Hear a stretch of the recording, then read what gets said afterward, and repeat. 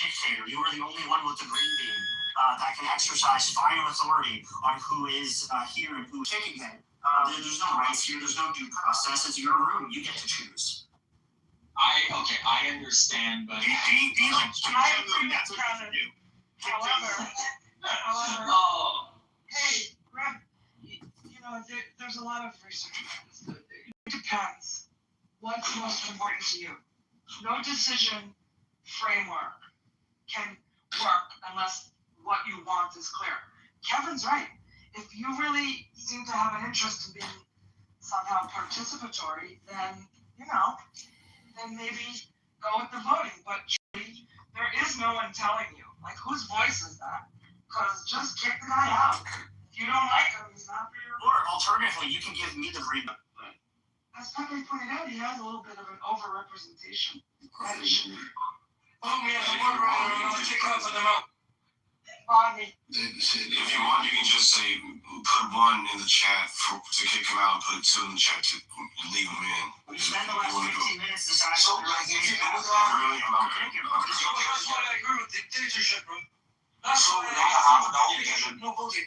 Just kick him out. could we reason this out and come to the best conclusion? And this is like a microcosm for a good way for society to run as well, wouldn't you say? Like, I guess I'm trying to combine a real situation and trying to talk about it also in a theoretical sense.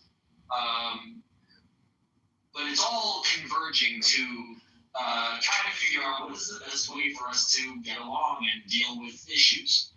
So right now, the best way is to do the root cause analysis, see the behavioral pattern, observe what's going on. Like Kevin had given a good description of what had been going on in this room, and the decision is in your hands. Since schools entered the room, do you think the quality of the discussion has increased or decreased?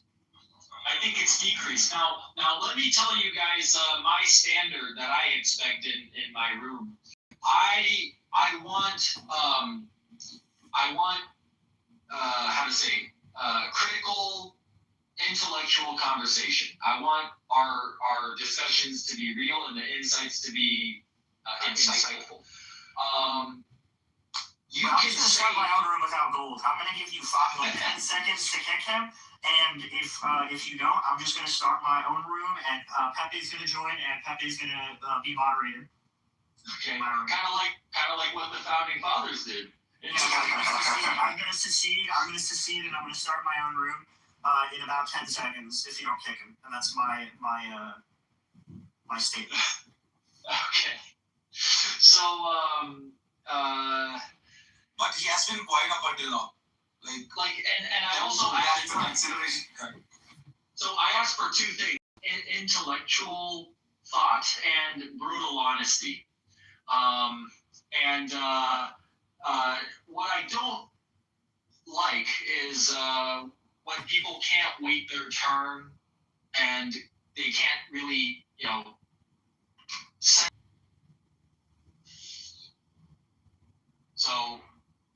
So how many people is it 4 profiles of his now? Yep. All right. Well,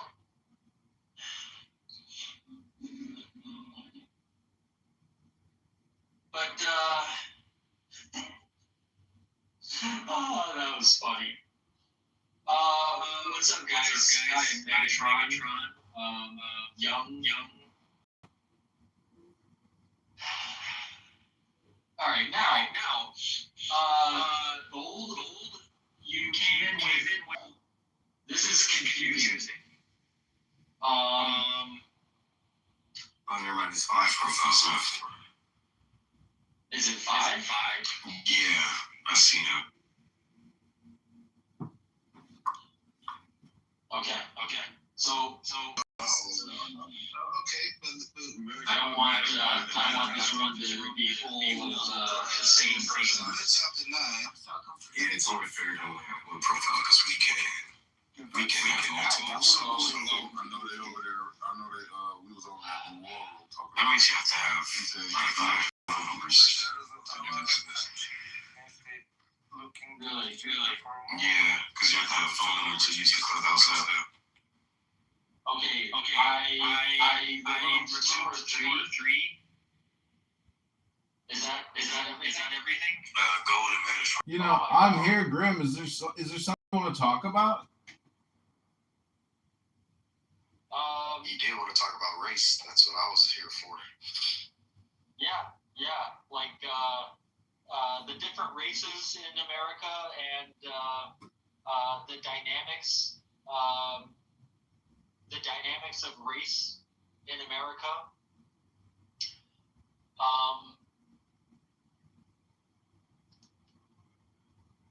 You know, mean, and what you guys think about it and what you guys want I really don't. out of the future of I think America. maybe the reason I have hesitation with the census Sorry, I gotta click on you. is he's willing to do something that On my most screen, it conservatives just find says great, no. and I don't want that to just call you no. is pass the Oh, laws like, that Green Sahara. So, if I may ask,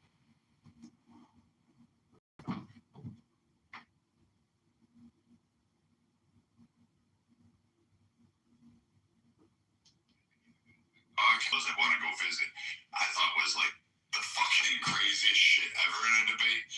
And Newsom, no matter what you say, you can say Newsom looks great, he looked polished, he looked calm. That shit map at the end, that's all anybody remembers from that debate. He owned it. DeSantis won that debate. So, but I don't know. I like what he's doing in Florida. Maybe they can find a role for him somewhere on something. But I don't know about president.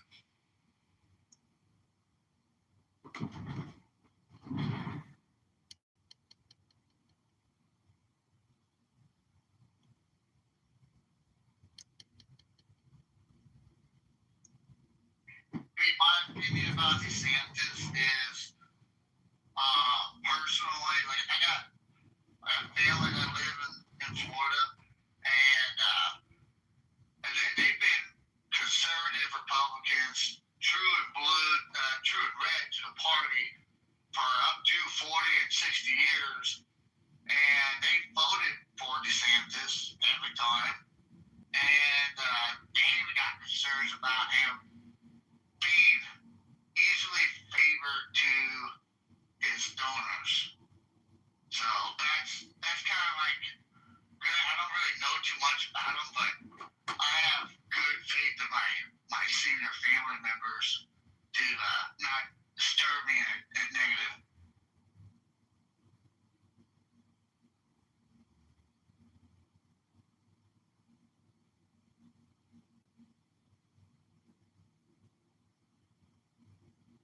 You know what I love most?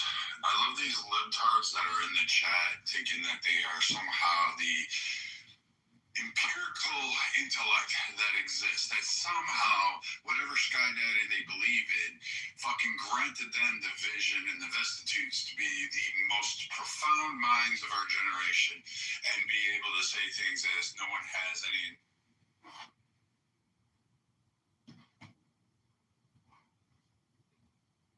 He said thinking again.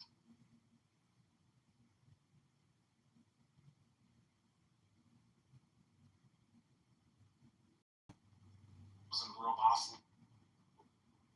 And in fact, I'm glad Israel has nukes because 6 fucking nations have tried to kill it throughout history multiple times.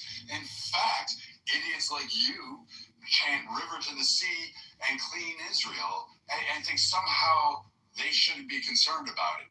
Kind of right, that you proved their point. Israel should have fucking nukes. And oh, by the way, it's not filled with just Jews. There's Christians and Muslims and a whole swath of people that live in Israel. But you cunts are too stupid, too retarded, too inbred, and too fucking full of fucking cum from whatever guy you blew in the subway corridor that to realize what that population is. You also don't know any of the policies that exist over in Israel. So you just take Twitter headlines off of fucking CNN and think somehow or another you're intelligent to speak on it because you read an article by fucking John Smith or some other fucking 22-year-old kid that graduated last week who now opines on the fate of the world, whatever was regurgitated by his fucking college professor. You don't.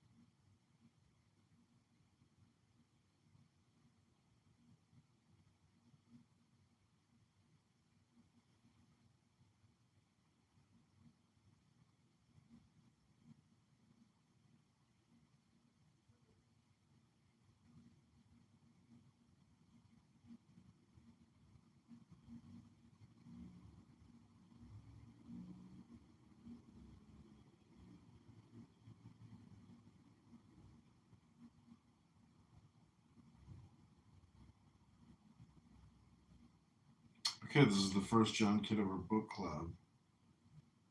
Thanks for being here.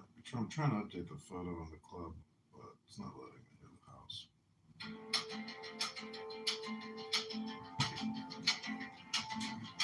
En la parada del bus, la señora con su cruz me pregunta, ¿y este tal John de verdad piensa en los blues? El chaval con su café, tres trabajos, poco pie, dice, quiero a alguien que al fin se parezca un poco a mí. Yo para de Chicago, para los botes, para el barrio, para las personas de los people que nunca salen en los libros. Yo para de Chicago, la voz del norte del lado sur, para la familia del lago que sueña un futuro azul.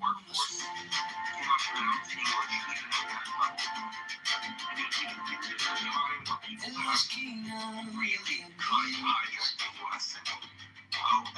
la abuelita haciendo también dice, quiero ver la luz en la escuela de mi país.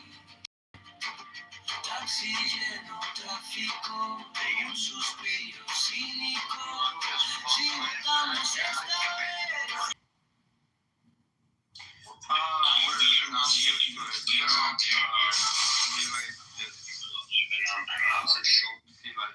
Tiny little bit of the whole reality when they like send you DMs and come to you. When they send us DMs, it's all like threats and like threats of death and rape. The language that they use. So like another guy would threaten to rape you? No, they're like, oh, you know what? I'm gonna rape your mom, your sister, this, that. It's pure bullshit, but it's like that. Their language is just so absurd. It's just like so ridiculous. So who are? Wait, you know where that rape thing comes from? I think I said this a few years ago, but I can tell you this. I did the math one day, and I said if anybody broke into my house and threatened my family, I might get less time on a rape charge than I do a full murder. So there's that. You know, it's a complicated thing because the Islamic regime has like a lot to do with these kind of behaviors. The way they have treated people, they're literally whatever they have done. They have like oppressed people. They have now people for a long time. The only weapon that they thought they had was just these like words and like swear words to like threaten people, but they're getting it wrong in a way that they're like now attacking other people who oppose the regime, not instead of like going to actually like fight the regime in an effective way. So, did you guys meet this guy? Did you guys meet Tejas yet? Sorry, who is that? I don't know who that is. No, he was in here earlier. He was in here. Tejas. Yeah, hello guys. Have you met some of these other Iranians? I was listening to Human. I think he's a good guy. Okay, let the fights begin. Go ahead. Wait. Why am I going to get into a fight? Chief, just listen, Chief, just listen. Go ahead, Tejas, Human. Zaran. Yeah, I'm not sure about the argument that you should fight. I don't have fights with anyone, but just wanted to say I couldn't speak more earlier today because I think at the time I appreciate you guys letting everyone speak. My main argument, I tried to say factually some of the arguments that were made that Iran betrayed their promises. Internationally, Iran has been a good player, I believe. And I believe it has its rights to have missiles, its rights to have Maybe you just fucking lied to me. You know that, right? I believe, yeah, we can discuss. We can. So you're telling me. You're telling me Iran has been a good player for the last 50 years with the world. That's your starting salvo, right? That's your cross the bow. Iran was in the middle of negotiations when U.S. attacked us twice. U.S. attacked you twice. Yeah.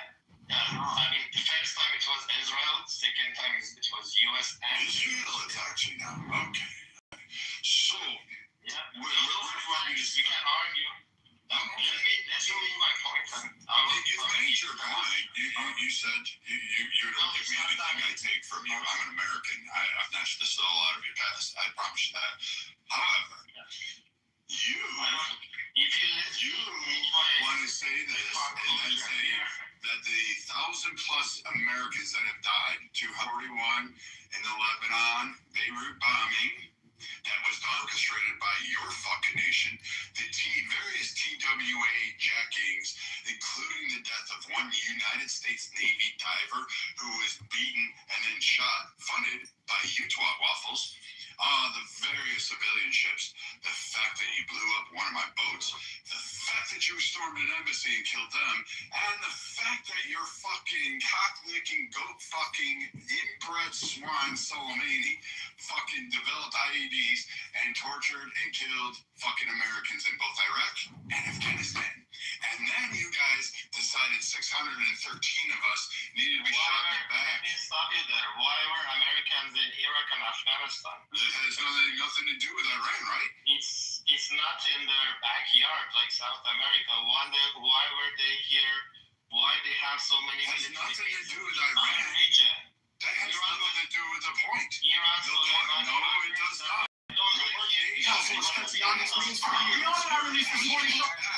Fucking cocks. Why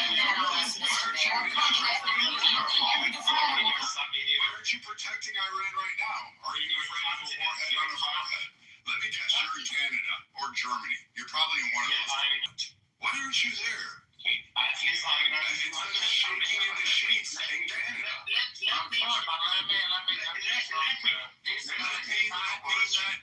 better beg. Say please. No. Say please. Say please. No. Then why should I let you? Because I'm American. John, I don't acknowledge that, but you just heard that. Jones, you are the moderator. No, I don't care. If you want me to go down, I'll go down and fucking fight you one-on-one. It doesn't fucking matter to me. I'm not silencing you. I just said you need to ask me, please. You need to ask me nicely. No, I'm telling you, you better ask me nicely. Let people speak. We're not. No, you ask me nicely. You have to ask me nicely. You will put some respect on it. You will fucking extend that fucking courtesy before I extend my foot up your ass and turn you into a gentleman. I will show you what a scud look like.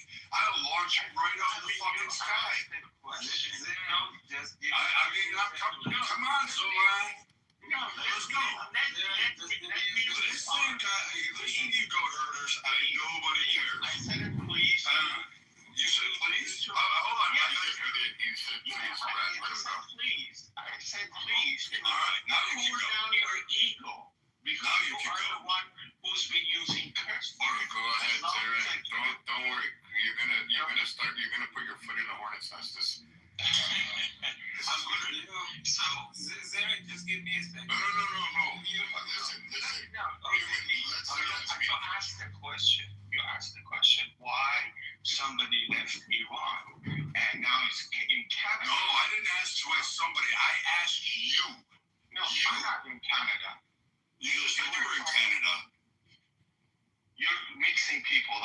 Then someone needs to stop thinking, where are you located at? Are you in Germany or Canada? Yes, this is what you are. So let me, because you grew up watching TV, watching movie, and always told you good guys, bad guys. It's oversimplification. Obviously, Wait, BB, is this the guy? I get the Tayaz was the guy you were talking with. Oh, okay. So now this guy, the wannabe fucking jihadi fucking supreme here. no. Here, you know what? Let me help you. You come up in a minute. All right, go on, Tasmanian devil. Like, show me what you got. I'm not gonna kiss your ass. If you wanna. No, dude, but I am gonna bend you over and make you my bitch. You can't. Oh, I can. I can. I know you. You ran to Canada. You're a coward. The reason. Durka, you ran to Canada. I will tell you why I'm in Canada. You know what? You know what? There's a young girl that comes into this room. Let me tell you something here, son. There's a young girl that comes to this My room. logic, though. She fights harder for her people. She fights harder for her nation. She's willing to put her body on the fucking line. And she's all what, BB? 100 fucking pounds soaking wet? And she's like 4 feet tall? Like, what the fuck? And she's like going to protest. She's trying to raise money. She's writing people. She's doing all the fucking work as a woman. She's willing to put her ass on the line, put herself in danger. Why? Because fucktards like you are cowards running. You know what I feel the most shame about for her? The worst part is that you are going to go and try to stop her. You're going to do some fucking shit and you're going to harm her. And I promise you, there's going to be a guy like me there that's going to sit there and choke you down and make sure that the last thing you see before you go meet whatever fucking bullshit prophet you believe in, before you go see him, the last thing you'll see is that guy squeezing the life out of you, and you'll know exactly that you lived a life of cowardice, that you are fake, you're feckless and weak, because you're ready to Canada instead of fighting for your, quote, great Iran. May I talk now? I'm an atheist. I don't believe in God at all. I don't believe in God at all. I've been here because my family immigrated here for me to study. I have my legitimate reasons why I'm here. It doesn't matter because my logic is as strong and your logic is weak. It doesn't matter if you physically can bend me over or you have the privilege of being a moderator here. You can mute me anytime, but you cannot. I didn't mute you at all. I haven't done shit. I just removed the other fucking guy that you were going to hide behind because you're a coward. So you allowed another man to go out there and fight for you. So you can't fight. I'm not a friend of yours, but I'm a No, you're not. person. No, you're not. You ain't a friend of anybody's. I don't befriend cowards. I don't befriend people who want wholesale slaughter against people for being Jews. I don't want fucking friends that are. I don't have any beef. They want to pummel people for fucking licking dick. I don't want you anywhere in my fucking nation. And in fact, if you do try to go over, I hope that it's going to be an ICE officer that puts 2 in your chest and 1 in your head and making sure you can't get up. You know what, guys? You are fighting against. Just give me a second. You do your gaslighting whatever you want, but put an end to it. I'm gaslighting. Here's my gaslighting for you. For you fucking Durka twins there. So one now, my nation is paying $300 billion a fucking year to protect all of that fucking area around there. You know what we have to spend to help Israel defend themselves against you fucking idiots? Because you guys hate the fucking Jews. Our competitive, I don't give a fuck what you have to say. No, I haven't selling their you wanted to know my fucking stance. I went over there and fought you guys. I chased your fucking Navy into the ports and where they hid like cowards, or I sank them down. I went there and fucking murdered you.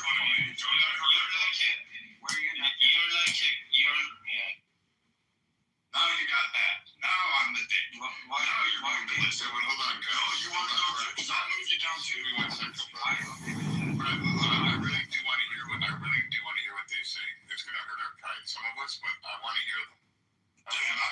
BB, you know what? You can bring them all up. I'm just sorry. I don't know. No need to apologize. I understand they're virgin fucking, like 75 virgins got to fuck them in the ass, or what do they fucking believe in? God, I fucking hate you Islamic fucking IRGC wannabe carrying motherfuckers. You guys are the worst. I fucking can't. I thought I hated fucking left-hard Canadians, but you motherfuckers that have come to the stage for weeks, I can't fucking stand. You're below dirt. You're not even worth the time it takes for me to wipe shit off my shoes. You're lower than dog shit. Go ahead. He told he's not atheist, but he's not atheist. I'm Iranian. Shut up, man. I saw his X profile. You're just a dickhead. Okay, human, let him speak. Could nobody interrupt anybody right now? Now, okay? Now, hold on. Let Red speak, then human, and then if you want, chaos. Just don't interrupt me too. Like, I can do it. Listen, I'm not gonna do the pissing content. I'm not gonna do the dick waving content shit because I really do want to hear you guys, but I want to make a deal. I want you guys to go in right now and invite as many people. He's gonna come off mic and he's gonna attack the shit out of you and find you. He's gonna find you tonight, bend you over. Dude, I'm gonna fucking do it to you on borrowed time. I mean, this dirty pork chewing roach is lucky that we're even allowing him to speak. So I mean, can we limit it to for 1 minute? Go ahead. We're gonna start with Red, then human, then where's and BB? I don't have Tourette's. I just have a temper. Sorry, tick. A violent tick. It sounds more like shots. Fuck. God, I wish we could stop you motherfuckers. Well, you can't. Rebel, the mic's on you. You have a minute. Go ahead. I don't have. Okay, human, then chaos. Not the smoke detector beep. Fuck. So, Donald Trump once was being interviewed by someone. I don't remember the exact news agency or whatever. It was, and he was told by a guy, Iranians, other nations, they're terrible people. They kill people, Russians. And then what was his response to that? I'm sure all of you have seen that footage. So he said that, well, we are the bad guys. We have bad guys too. We have done shit too. So you can't approach it in a one-sided sort of manner. To say, okay, these guys did this to us, to our nations, and then just forget about everything wrong that your government has done to those nations. They can fight back. They have the right to fight back. I don't support them, but you can't just see a part, cherry pick the part that you want, and then not see the other parts. So you have to be fair. You don't have to be fair. You can be a dick. You can be whatever you want, but that's not going to be the reality. I like that subliminal not to say. I like to swallow that. Well, yeah, you can take whatever fuck you want. Human, Monica mentioned this is speed debating, right? So everybody has a minute. Don't leave because then you can have another minute. So we're gonna pass the mic now to Chaos. Can I talk to you after? Yeah, you're after Chaos. Thank you. Yeah, I wanted to say something about the bigger picture of what I see. You might not like it. You might say, okay, he has a point. I wanted to say this war wasn't, not only can look at this war from Iranians' perspective. There is a diverse community in Iran, outside Iran. But I want to talk to you guys because you guys are American. I want to talk to you guys about something that you might feel connected to. This war is not Iran's war. This is not what most Iranians ask for. There are some Iranians in diaspora here and there. They're desperate. There are some people who are out of their minds. I understand that.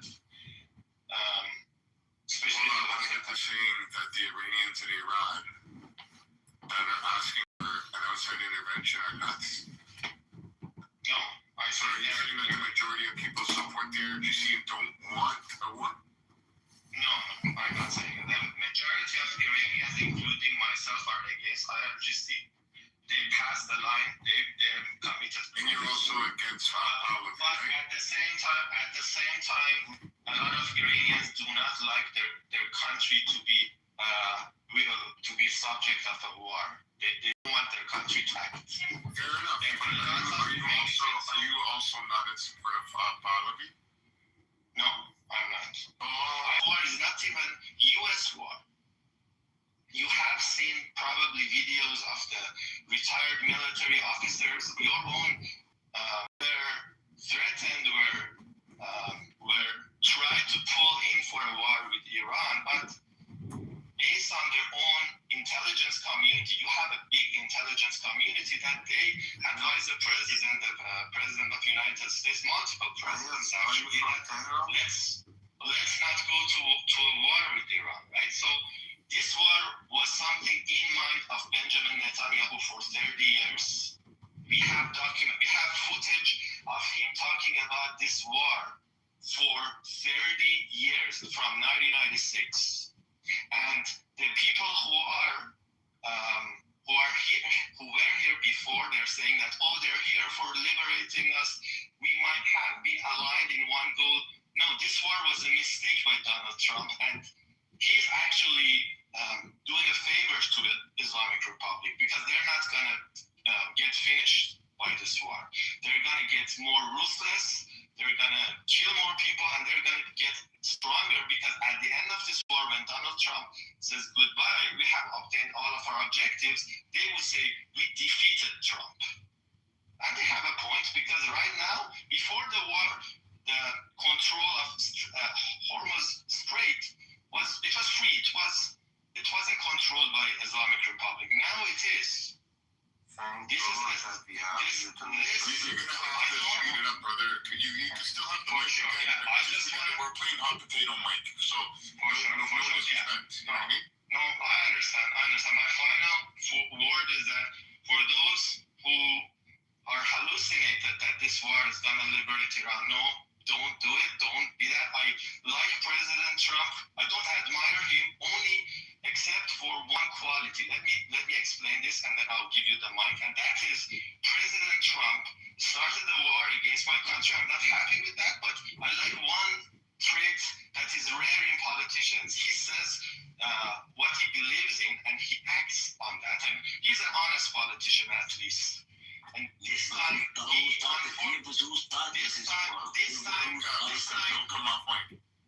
he got deceived by a very cunning politician named Netanyahu that was dreaming for this war for 30 years. That's it. Thank you. This is the bigger picture. I hope you can see it from my view. But they don't care. There's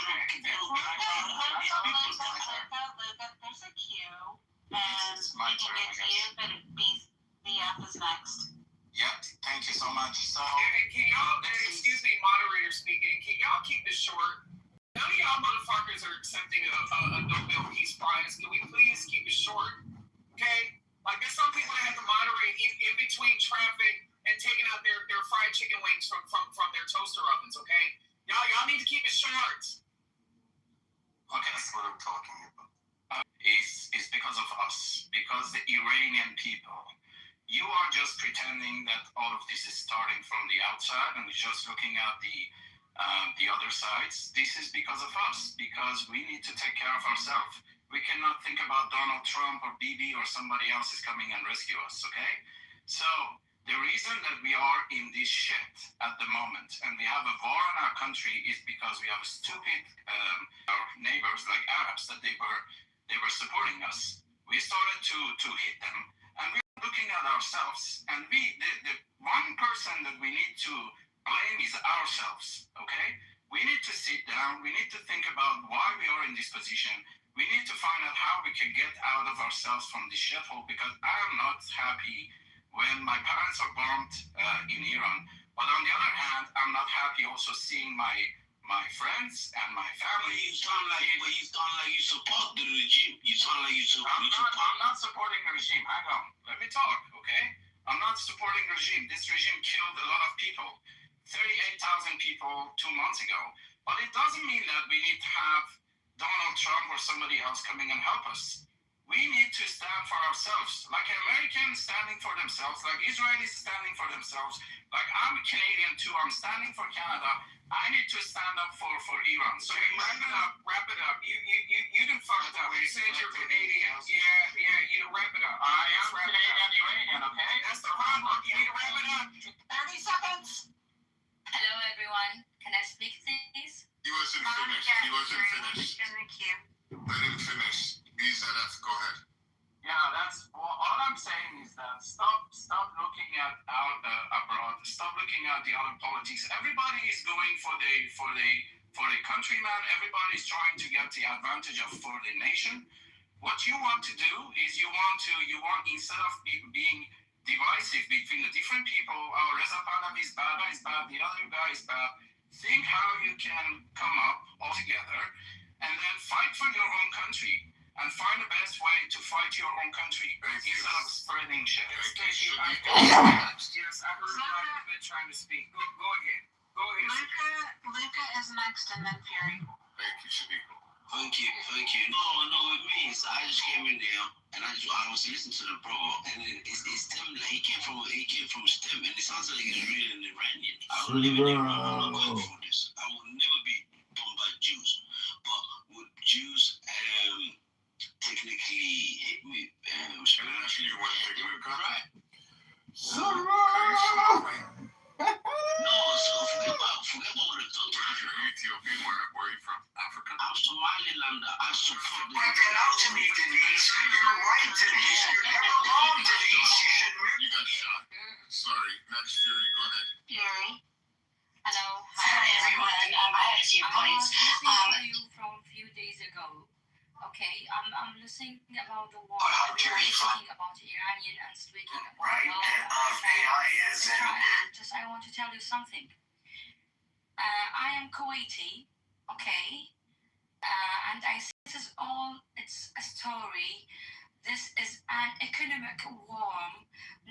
Don't stop lying for the people. This is not liberating the Muslims, okay. This is what I want to say. Yeah. This is not our I problem. don't think the plan is to liberate the Muslims there. No, I think so, and I. Who initiated that plan? About I asked you a question. Okay. Where did they say that in the line that they want to liberate the Muslims around the world? I see that they say it's like this for all Iranian, that they will kill people, okay, and they kill really people, bad people. We are with them. Just now they're moving another step. We're hearing now all the news about Hermes. Okay, what's mean by Hermes? What do you mean about Hermes? What's the problem? It's a brand. It is economic. It is economic. Stop lying for the people and say this is a war about people. No, it's just They don't care. No one care about the people. No one care about human being. Why Iran attacked us all?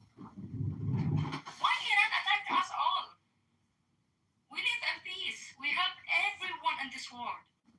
Why did Iran attacked you because it looks Stop cutting her off. Andrew, don't interrupt. Fury, Why they wait for you. attacked all the Gulf? Why you attacked us in Kuwait?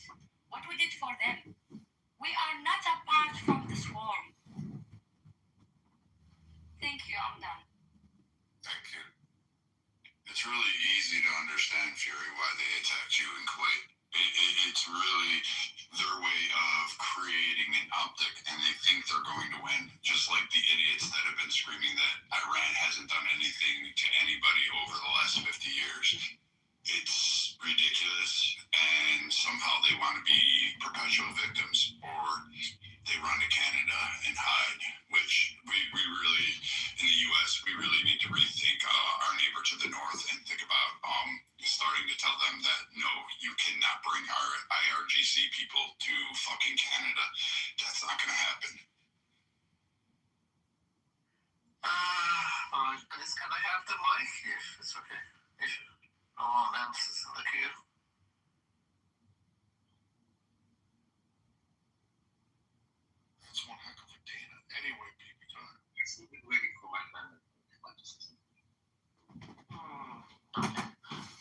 it's okay, now go. Guys, actually think of these guys, mostly are either IRGC pro or regime pro or some of them are lefties as well. They come to the rooms, they said, oh, no to war, no to the uprising, why people are killed during the... You sound like Moshtaba. You sound like Moshtaba Khamenei. Get to the point. You sound like you're about to get shot up. You just did that. Okay, and no to Pahlavi, no to everything. They just say no to everything. And when it comes to, okay, so what is your solution? They just say, oh, we don't have a solution. They just sit on the walls, criticize. I got a question for Andrew. Don't shoot him yet. Dana, I got a question for Andrew. Please, Bibi. Yeah, they just sit on their balls, criticize everything and everyone.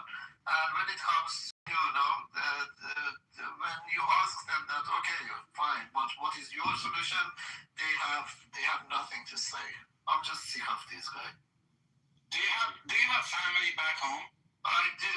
My parents. Okay, are you not afraid that they're gonna bomb on their? If someone drop a bomb on your family, I was in the streets. I got shot. My brother got shot on January in the leg. He still can't walk. So yeah, I don't fucking mind. Yeah, let me help you, my guy. To all the IRGC members who deny it, how's it feel when you guys see that prime military that you guys have been telling everybody is so great, and 5 weeks, Donald Trump, Netanyahu, and the Air Force and Navy have made it look like nothing, fell to ass. Yeah, forget about the Yahoos. Yeah, forget about the Yahoos and the accounts. We're dealing with Iran. We can't. How's it feel to watch the IRGC, who's been lying to the Iranian people how mighty it is, get kicked down like a little... What about it? We can deal with them one by one. Hold on. We need to address some matters of housekeeping. Whoever that just spoke, we have a very strict rule. You need to speak in English. So if you're speaking in English, maybe you need to enunciate better because you may get dropped. You don't know what the fuck you're saying. So can we maybe just speak one at a time, because you have a few people on this stage that speak broken English that might get dropped. Okay? So we want to be able to have a conversation everybody can understand, okay? Forgive him. He's Iran before Iran. Forgive him. He was talking about you. I think he was talking about you, you fucking idiot. Yeah, that's what I'm talking about. The IRGC getting that big old Donald Trump spanked across the ass, kicked your guys' military down. How's it feel? You guys come on here and then you badger women who got more fucking balls than the Iranian men do. I'm just saying, they got that's only don't put the other person. It's just a capital. I'm just putting it out there. It's like New York, Iranian supporters. Hey, I've heard a lot of Iranian women come on here and they're ready to put built the fucking ass. Exactly. A guy like Tayaz, a guy like B2F, probably Loca, Andrew.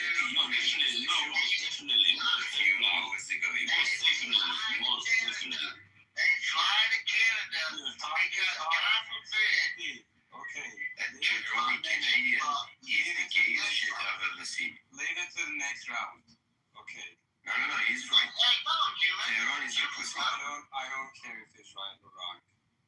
I did it is. Don't care about it. Listen, Brad has right to rant because he has to do it. They're fighting the agenda. They're fighting the regime. Yeah. So please, brother, please. People tell me, hey, wrap it up. Until I hear from the moderator say, hey, wrap it up, step in. All right, please. No, there's the audience. The audience is telling you, please. IRGC sympathizers. IRGC sympathizers. You have don't want to keep listening. Positions. I don't care. You guys, the next one that comes off mic and interrupts him, you'll go down. You can enjoy it from the go. You'll bake me a sandwich. In this position because the IRGC decided that they are going to continue to direct aggression toward Gulf nations, European nations, American and Israel nations, and project bullshit. And you guys don't like that, so now you guys gotta put the sob story of the Iranian people are paying the price. Why do you give a fuck about the Iranian people when fucking warheads come down on your country, or mostly on IRGC? No, they're asking you who's tired of transhuman. Dude, Locust, quiet, please. But alright, I'll yield so I can listen to bullshit. BB, or whoever, put the person up on the queue then.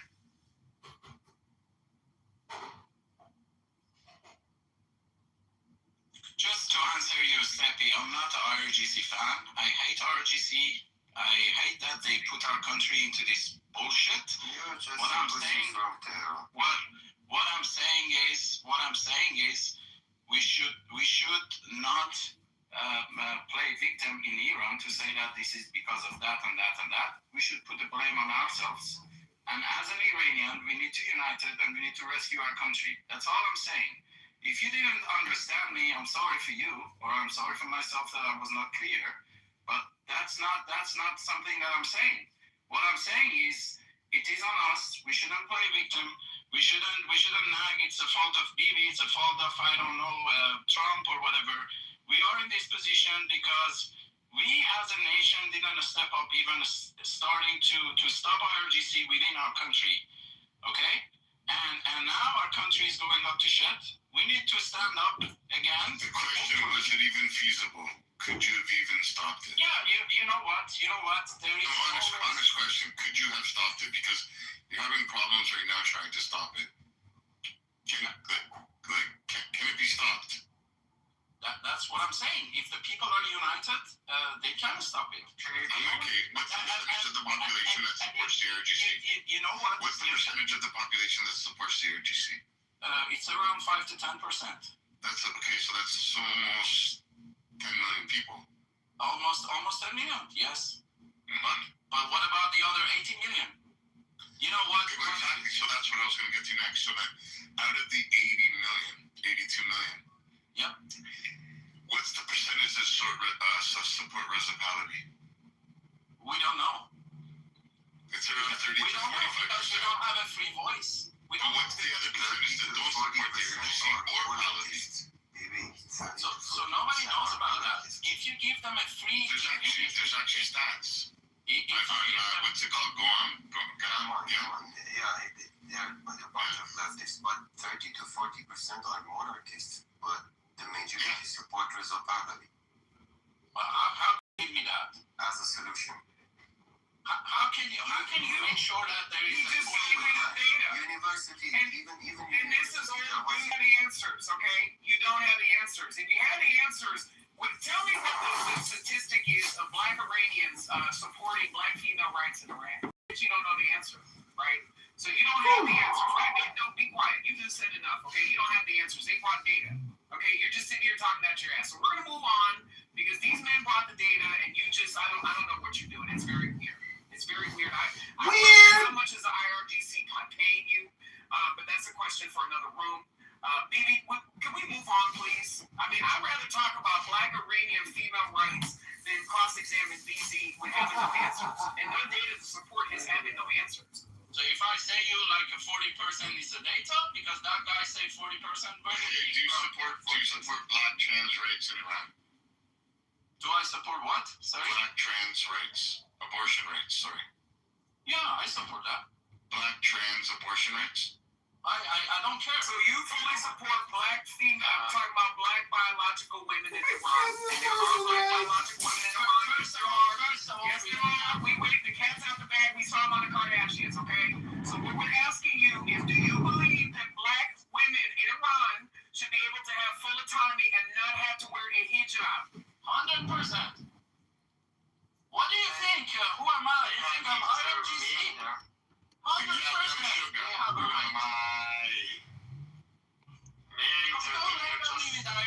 man. I'm in fight with IRGC on entire my life. So then why are you fighting with us?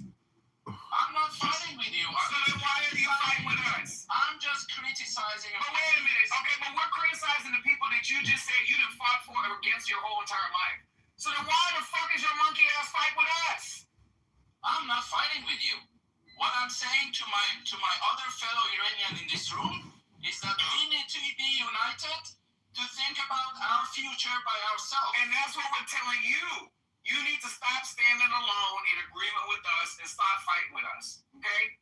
You need to stop fighting with us. Because if we're saying the same thing and we're criticizing the same people that you have fought against your whole entire life, then anything that we say should not be an issue for you. Thank you. May I just intervene to correct the fact about statistics? Is it okay? So, just statistically, we don't have a big population of black Iranians. Just for you to know, it's maybe less than 0.1%. Prove it. Yeah, because That's not true. We do have. We don't have the rights. You see they're trying to erase black women in Iran. You see what's happening, y'all? Like, this is crazy. You can't make it. That's the problem with Dr. Adams. It starts with one room like this, and then that's it. They want to erase all of history in Iran. No, there is no document in Iran to just classify. My name is Shay. I'm not a black Iranian, but I just wanted to. I am Iranian though, and I wanted to recommend. Are you sure you're not black? On the history and erasure of black people in Iran. It's a rather recent book. It's called The Color Black, and it might answer a lot of questions that people have, or a lot of, I guess, biases that they hold. Or a lot of misinformation that Iran doesn't have any black people, or has a very, very, very small population of black people. It first of all answers why that is the case, and where are the black people, where did they come from, and it also confirms that despite common understanding, Iran did have a history of slavery as well. So I just wanted to add that to the conversation. Thank you. And as a black person, I would like to dub you an honorary black Iranian woman.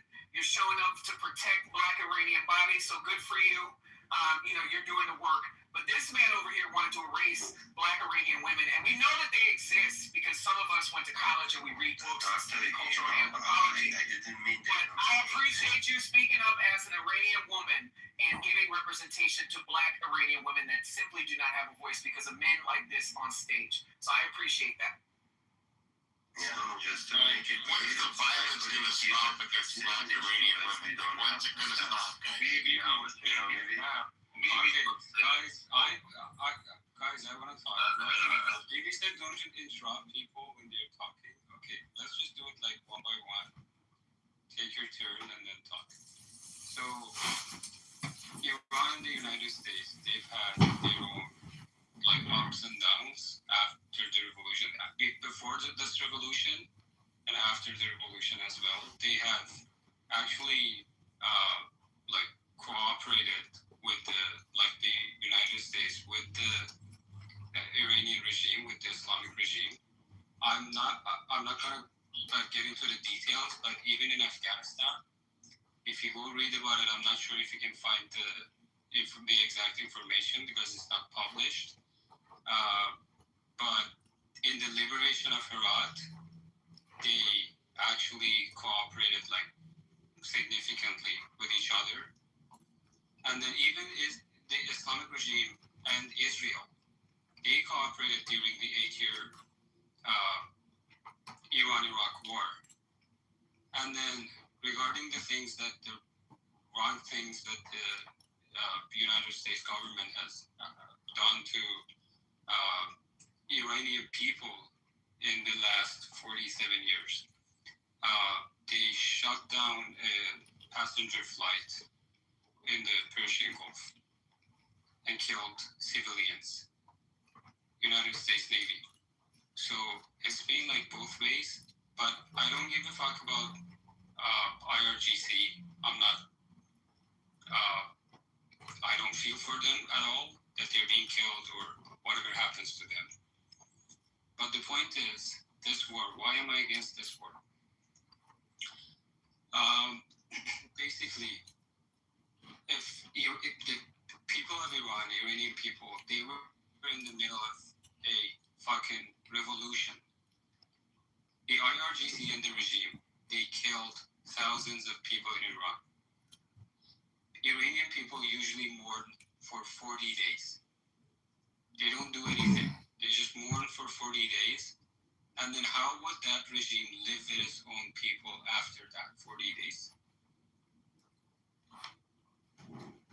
So that was going to get somewhere with the revolution. They wouldn't be able to deal with their own people after killing thousands of them on the streets. Khomeini would fall. The regime would fall. But with this war, you ended the revolution. Now, my problem with that is, if I knew that this war would result in the removal of the Islamic Republic, I wouldn't oppose it. I would say, okay, I don't care. I'm happy Khomeini is dead. But I don't think that's going to happen because the United States is not going to send in their troops on the ground. And if they don't do that, how is this regime going to fall? It's not going to fall by dropping bombs on bases. So if that doesn't happen and Donald Trump makes a deal with them, that's going to be the worst outcome for the people because you ruined their revolution, you made a deal with them, and you left. That's why. So not everybody opposing this war supporter of the Islamic Republic or IRGC or hates America or hates Israel. No, they're not. No, I don't. Listen, you're making a lot of sense, but I do want to pass it around, and I do understand what you're saying. No, actually, it's not making a lot of sense. No, for himself. Sorry, may I ask one question? Do you have any pure American here in this room? Do we have any what? Americans? Pure American in this room? Not Iranian American or belong for any country? What do you mean? Pure American. Pure American. Native There's no such thing as a pure American. How many person in this room pure American? Oh, there's one right here. Her name's Seren.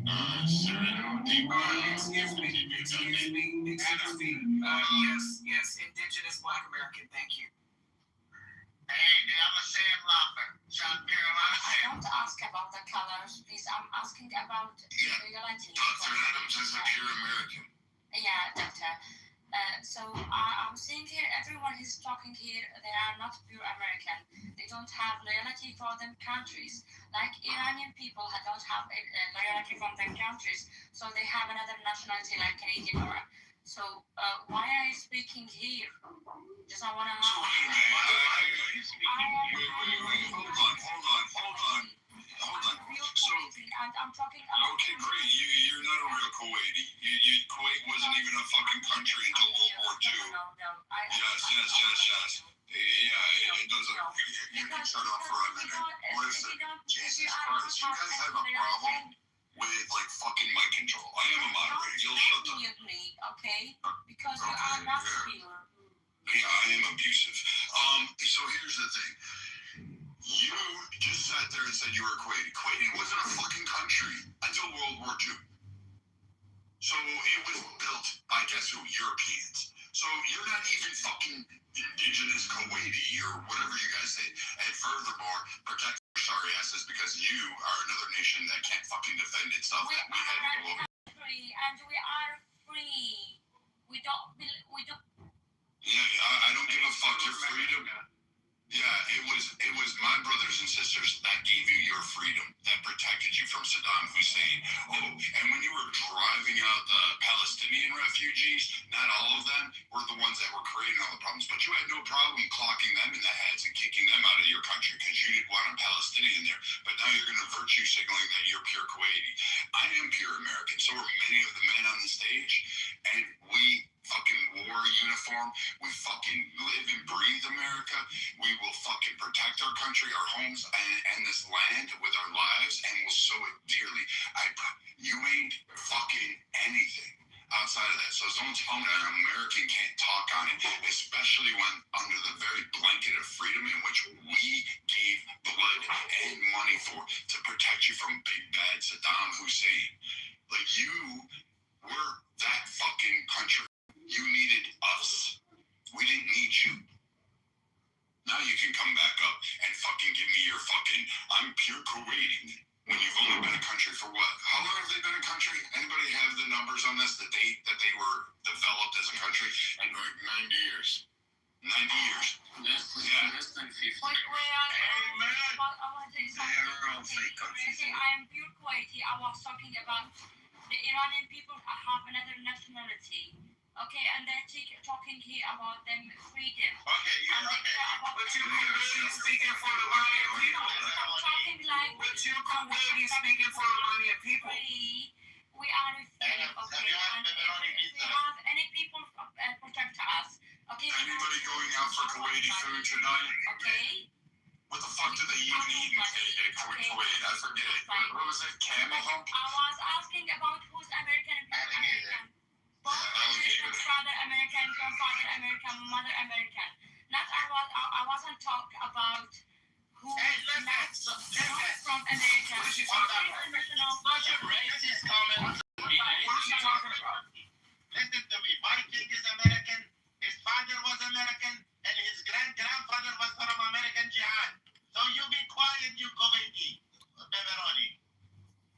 Okay, be honest, I've never seen a racist Kuwaiti in my life. Go back to Tehran if you want to live in London. That was a part of the. By the way, Mikey, guys, please, hold on. Human, I heard what you said, which you didn't make a lot of sense at all. First of all, you cannot guarantee that there could be a revolution after January 1918. There is no way you can guarantee that, because they have killed their people for decades, and our people couldn't do it themselves, at least until right now they couldn't do it, right? So you cannot guarantee. check the back page. You cannot guarantee it, and you cannot say with this war, U.S. and Israel killed the revolution. You can't even say that, okay? Well, I can So, I understand your frustration and you are being worried, but you gotta make sense. And what you said was not making sense at all, to be honest with you. So who's next? Women's argument by saying that at least it's worse now after the war, because more ruthless IRGC killers are in power, and probably United States won't stay there forever, right? They're saying that it's only a week, 4 weeks, 5 weeks. That's the range they're discussing. I want to ask, for the sake of argument, the idea of basically asking about Tucker Carlson's discourse or views. Do you like the idea of a small country in Middle East, like named Israel, taking the driver's seat and keep you guys in the back seat and take you forever? Do you like that idea? As an American, as a proud American that you are, you have served in your military. I respect that.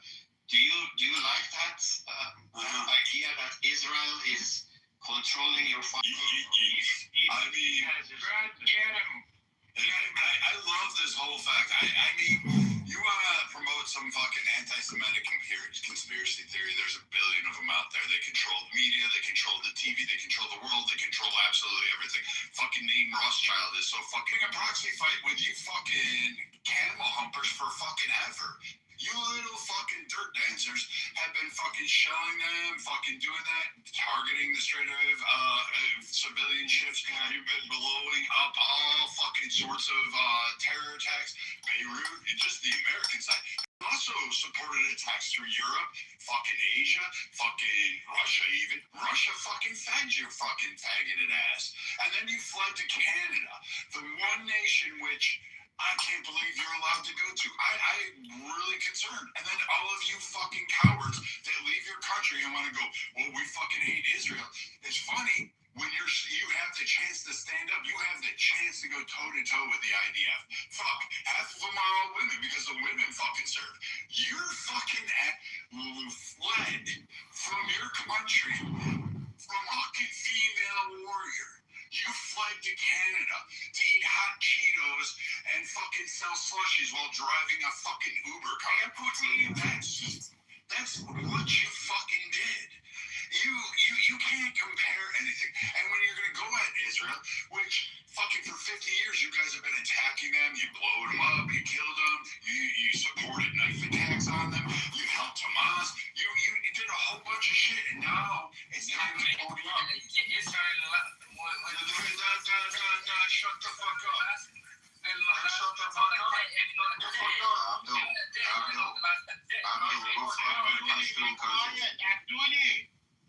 Abdullah, let that go a little bit more. I'll get to you next. So this whole thing from you dirt dancers that fucking want to say Israel and that, oh, you hate the IRGC, but you hate America and you hate the rest of the world, and you're perfectly fine for 50 years of terrorizing civilians. You're not attacking a military. You're not going after military assets. You weren't just fucking around. You fucking killed civilians because you couldn't be fucking man enough to go toe to toe with the military. And now the military's on your door. Where are you? In fucking Canada, licking maple syrup off your own fucking balls because nobody wants to fucking touch you, dirt dancers, because you're toxic. And the worst part is, again, I feel sorry for you Iranian women. You deserve better men because these guys, the only thing they know how to be is perpetual victims, cowards, and they fucking run. They have no morals, and the better place for them is fucking in the ground. You guys still believe in that suicide bombing? Because, like, what was it? 2 out of 3 of you blew yourselves up before you could even get to your target. You guys were so feckless of that. Yeah, I remember that. We shot a bunch of you. We shot a bunch of you fuckers. Right up your fucking Ayatollah's fucking ass, I would have dropped it. What did you do in Iraq? Killed 1 million people? What did you do? It was a good start. That's a good start. You mean you're the evil? This is not a leftist room. Nobody gives a shit. Man, it's like you don't want to fight. These leftists have all I hear is crying and excuses and fucking lies all the fucking time. Every time. And you guys do it from Canada. You do it from fucking Canada. Yeah, like, it's already going on. You don't think it's happening right now, but Rubio's had talks. Our ambassadors have talks. Militaries talk. We train. The Canadian military don't like you. The Canadian government don't like you bastards. So they're going to start coming on you real quick, and they're going to be dragging their balls over you. So you know what, Durka? You should go back to the sandbox, and you should stand toe-to-toe against the enemy you hate, Israel, and see if you can take them out. Because I remember when 6 of you fucking nations took a starving, disease-ridden, fucking impoverished, weak fucking group of people, attacked them and thought you were gonna own them, and you know what? They whooped your fucking ass. They mollywopped you all the way back. You are no Salahuddin. You have never been. You're just a fucking ragtag dirt dancer who's screaming about oppressing women, because the only way you can actually get a woman is either by enslavement or fucking violent abuse or oppression, and that's the only way your fucking line has been able to breed this long. Yeah, Mikey, can I ask you, what's your issue with Canada? I mean, it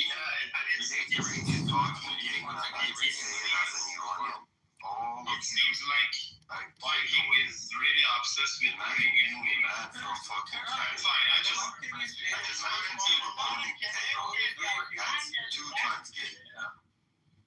wanted to raise a point regarding his comments, because I asked the question. You remember in the morning Viking mentioned something. I don't mind him actually mentally masturbating over some non-factor lies. I am Iranian. I know you are a just being Canadian is me. Imagine you were born trying to see a leftist. Speaking like that's 3 times. I don't mind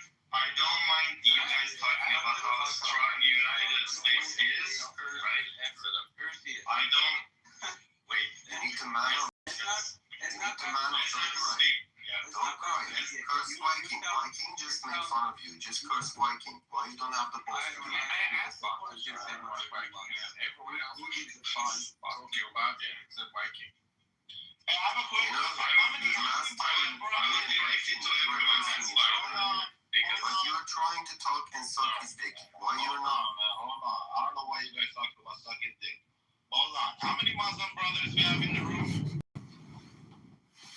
Is there any Muslim brothers? I am Muslim. Who's Muslim? I am Muhammad ya bin Zuna. La la la. Look at you. What do you say? What's the point you're making? Trolling people for no reason? Abduli. Whose turn was it?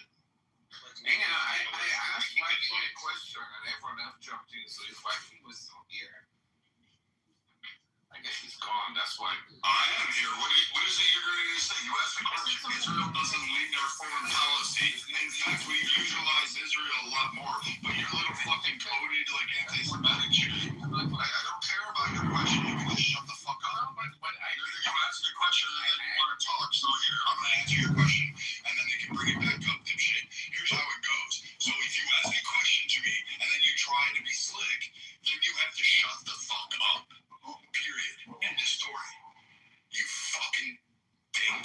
Like, this is a whole fucking shit show. Like, you skinnies can't fucking figure it out yet. You're not on top. You're not in a position of power. No one gives a shit about you. No one fucking cares. You know why? Because for 50 years, you oppressed women, you beat children, you fucking bombed fucking neighboring countries. Like the girl about Kuwait, she was right. You bombed her. So what are you doing in Cuba, Canalista? You're a fucking Afghan, man. Don't comment as an Iranian. So, again, this whole point, shut up, all of you. This whole Israel thing doesn't fucking matter to any of you because you guys are just fucking dumb. You're too stupid. You attacked everybody in the world. No nation is standing up for you. No nation is sending you aid. No one's dropping off shit. And your little missiles, 1 out of fucking 20, they make their mark. And it's barely there. You have nothing to offer. And if we do a ground invasion, which right now after this room, I'm kind of hoping the 31st gets to have their rocks off because you ain't ever seen it. You want to talk about being a victim? Then I'll allow you to be a victim.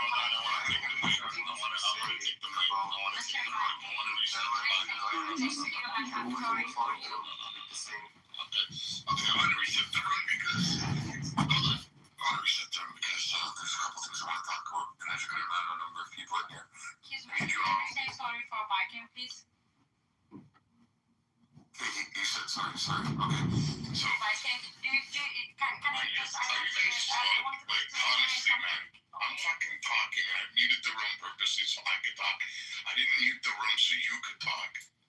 So, King baby! please, whoever is not part of the house, go to the top of the room, see President Trump, join the house. When you hand in your red ticket, you see how there's a red ticket in your profile? There's going to be a little Mexican ninja back there. He's going to give you a green ticket. That means you can buy a drink for free on us. Enjoy your time in the room, in the house, in the room today. Please share the link and invite people to the room. I'm looking for numbers, okay? Now we have a variety of people and a variety of opinions, so it's not boring. I also want to talk about the IRGC is prepping for a new war. And it's not with Israel or the United States of America. It's with the Iranian people. I want to know what the Iranian people are going to do in the diaspora and in Iran to prevent this from getting even worse. Because they're prepping to murder, slaughter Iranian civilians.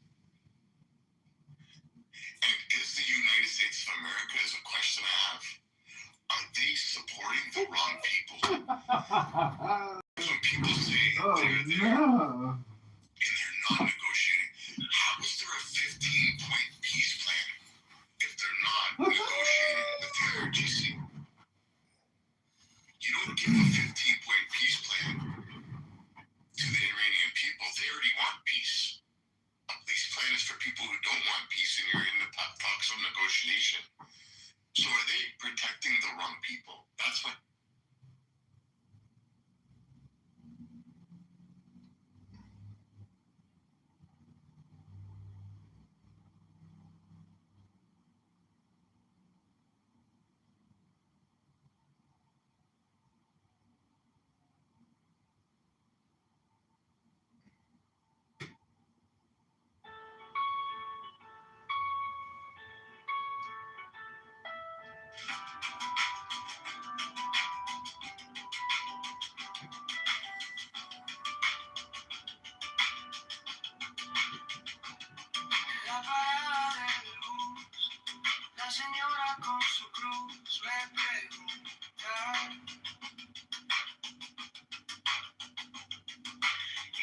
tal yo? ¿De verdad piensan los blues? El chaval con su café, 3 trabajos, poco pie, dice: quiero a alguien que al fin se parezca un poco a mí. Yo para el mayor de Chicago, para los botes, para el barrio, para las personas de las peoples que nunca salen de los libros. Yo para el mayor de Chicago, la voz del norte y del lado sur, para la familia en el lago que sueña un futuro azul.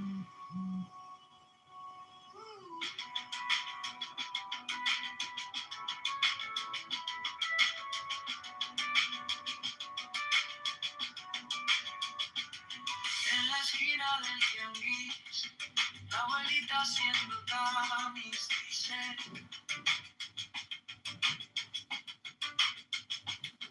quiero ver la luz en la escuela de mi Luis.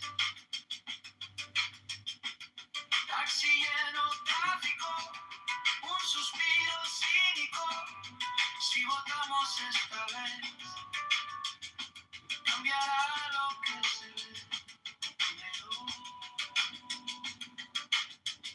Yo para de Chicago, para los botes, para el barrio, para las personas de las peoples, pagando cuentas con sus ritmos. Yo para el mayor de Chicago, la voz del norte y del lado sur, para la familia en el lago que sueña un futuro azul.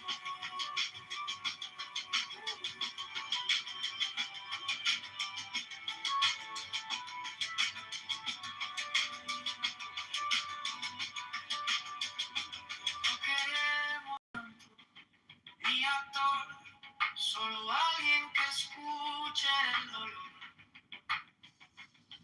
del techo que gotea en invierno, del miedo a perder el empleo.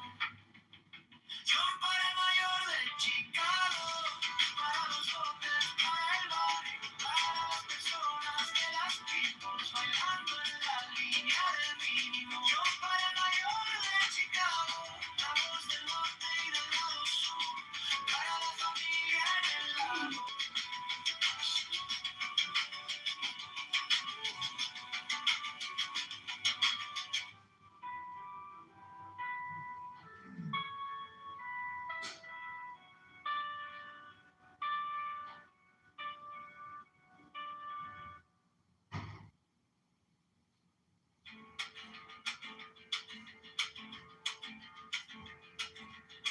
En la parada de luz, la señora con su cruz me pregunta: ¿y este tal John de verdad piensa en los blues? El chaval con su café, 3 trabajos, poco pie, dice: quiero a alguien que al fin se parezca un poco a mí. Yo para el mayor de Chicago, para los botes, para el barrio, para las personas de las peoples que nunca salen en los libros. Yo para el mayor de Chicago, la voz del norte y del lado sur, para la familia del lago que sueña un futuro azul.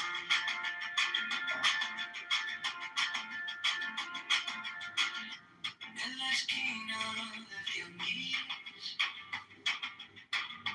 la abuelita haciendo tamiz dice: quiero ver la luz en la escuela de mi Luis. Taxi lleno, tráfico, un suspiro cínico. Si votamos esta vez, cambiará lo que se ve. Dímelo. Yo para el mayor de Chicago, para los botes, para el barrio, para las personas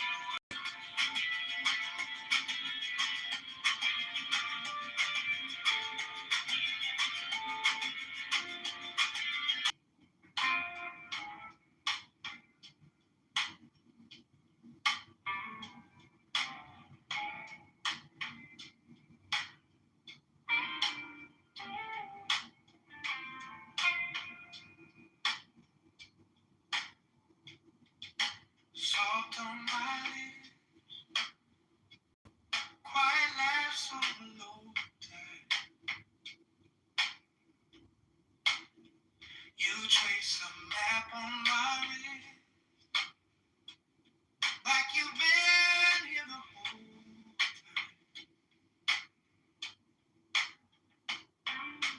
night. To sway slow, your hair caught a little sunlight from somebody's window glow in the middle of the night. Under this moon, in our hidden cold, breathing you in like a secret told. Every small touch feels like a spell. Right here, right now, where the warm waves swell. Under this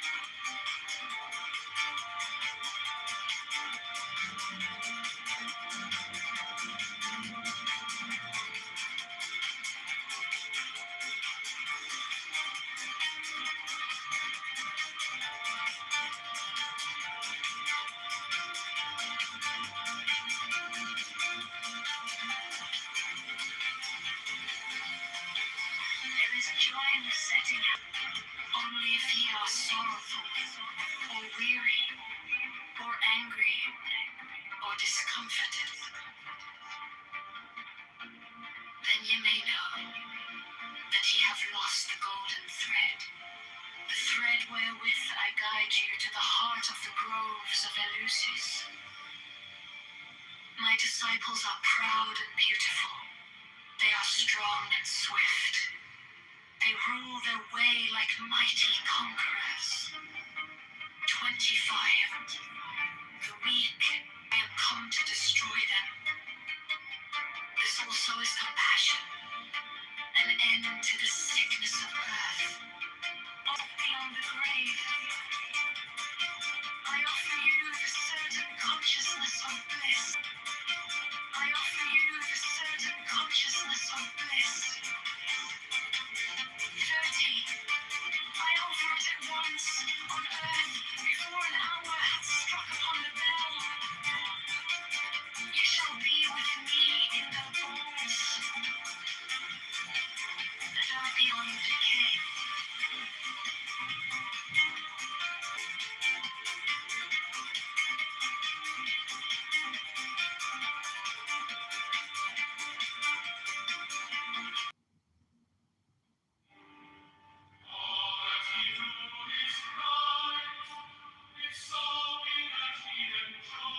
Against them that seek to enslave you.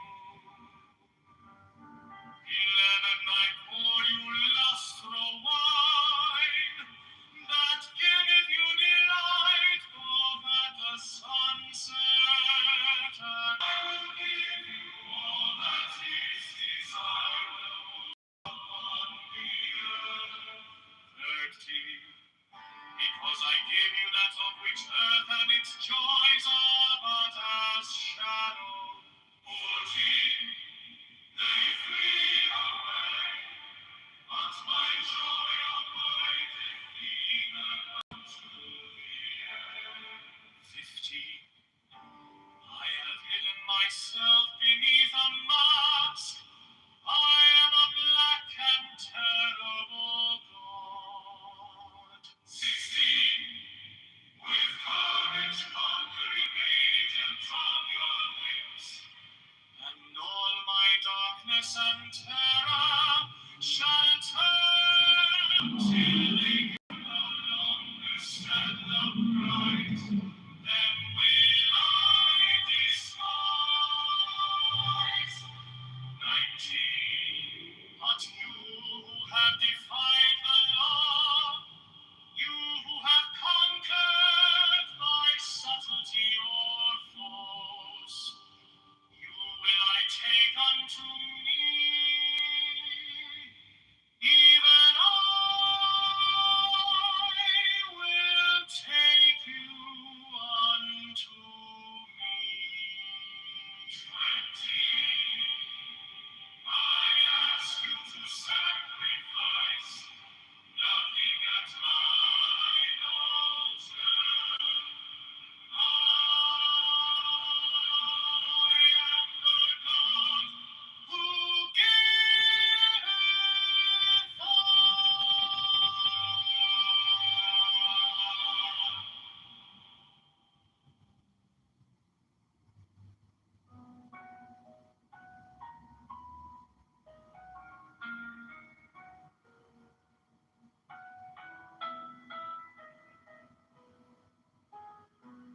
In the name of the Lord of Initiation. Amen.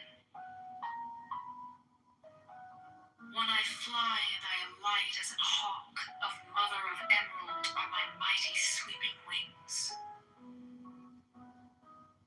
2. I swoop down upon the black earth, and it gladdens into green at my coming. 3 children of earth, rejoice! Rejoice exceedingly, for your salvation is at hand. The end of sorrow is come. I will ravish you away into mine unutterable joy. I will kiss you and bring you to the bridal. I will spread a feast before you in the house of happiness. 6. I am not come to rebuke you or to enslave you. 7. I bid you not turn from your voluptuous ways, from your idleness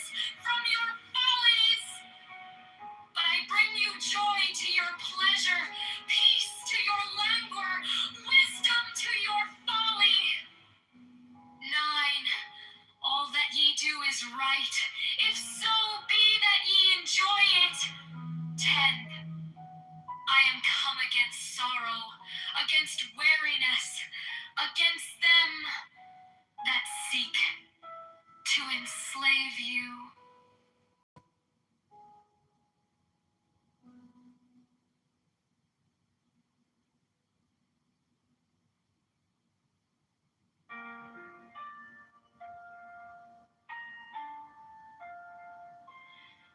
In the name of the Lord of initiation, Amen.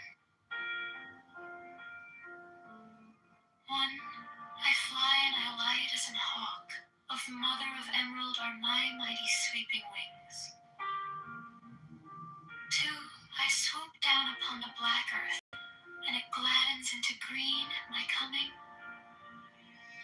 3. Children of earth, rejoice! Rejoice exceedingly! For your salvation is at hand. The end of sorrow is come. I will ravish you away into mine unutterable joy.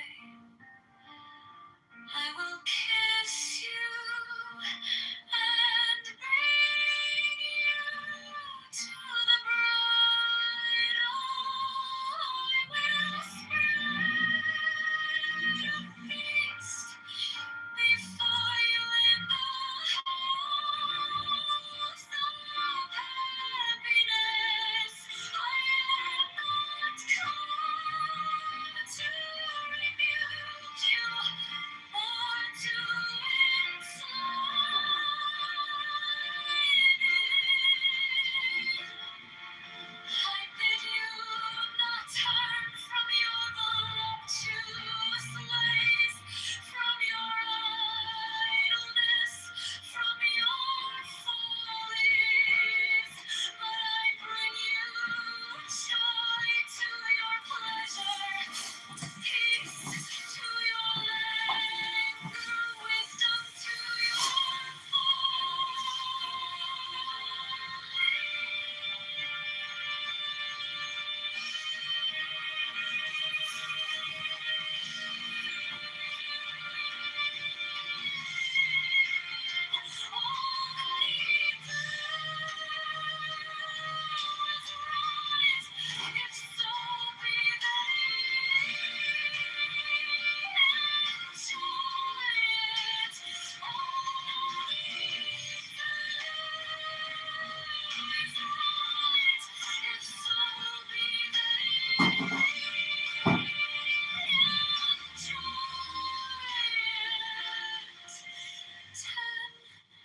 I'm come against sorrow, against weariness, against them that seek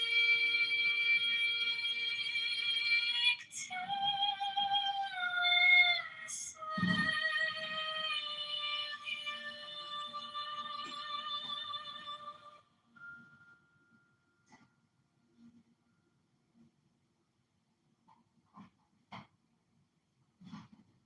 Be thou therefore prompt and active as the sylphs, but avoid frivolity and caprice. Be imitated and strong like the salamanders,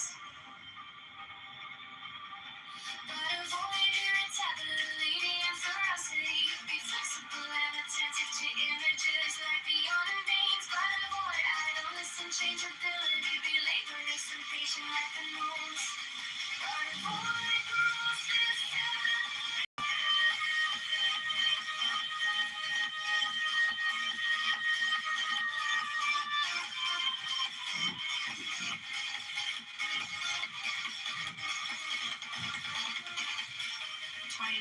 So shalt thou gradually develop the powers of thy soul, and fit thyself to command the spirits of the elements. For wert thou to summon the gnomes to pander to thine avarice, thou wouldst no longer command them, they would command thee. Wouldst thou abuse the pure beings of the woods and mountains to fill thy coffers, satisfy thy hunger of gold? Wouldst thou debase the spirits of the finest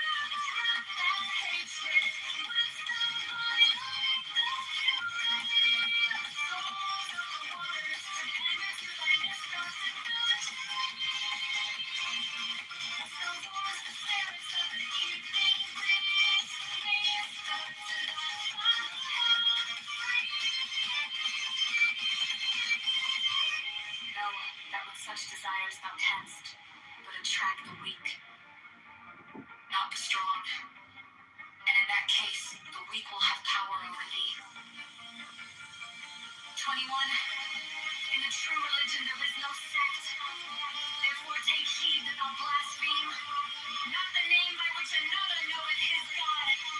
For if thou do this thing in Jupiter, thou wilt blaspheme.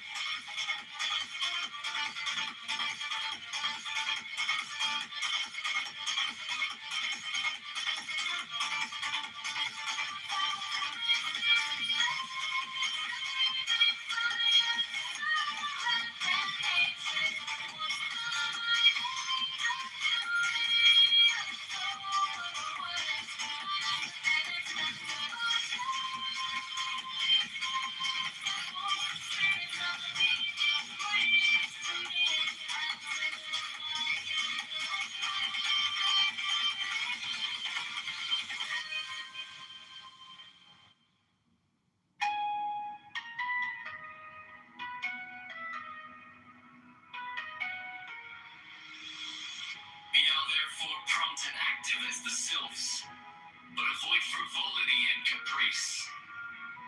Be energetic and strong like the salamanders, but avoid irritability and ferocity. Be flexible and attentive to images like the undines, but avoid idleness and changeability. Be laborious and patient like the gnomes, but avoid grossness and avarice. 20.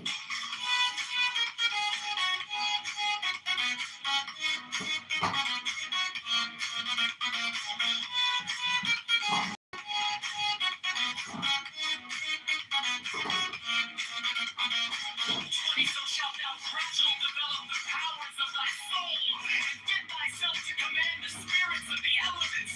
For wert thou to summon the gnomes to pander to thine avarice, thou wouldst no longer of gold, wouldst thou debase the spirits of living fire to serve thy fire.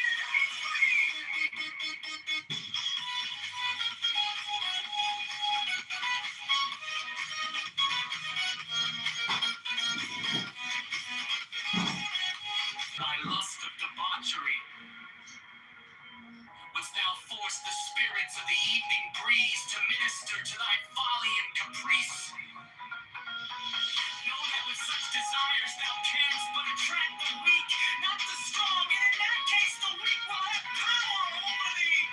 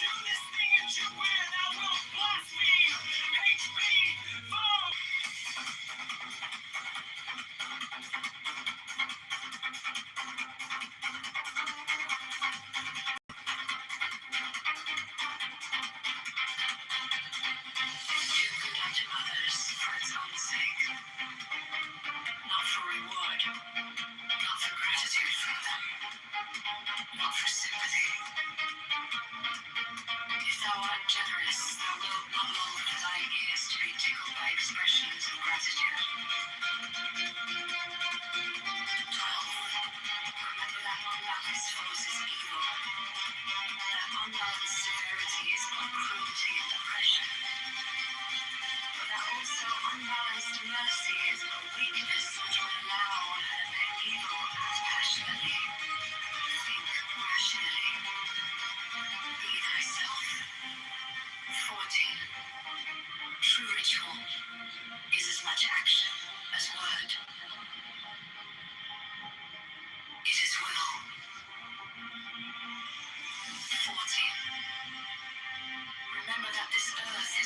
atom in the universe, and that thou thyself art but an atom thereon, and that even couldst thou become the god of this earth, whereon thou crawlest and grovellest, that thou wouldest even then be but an atom, and one amongst many.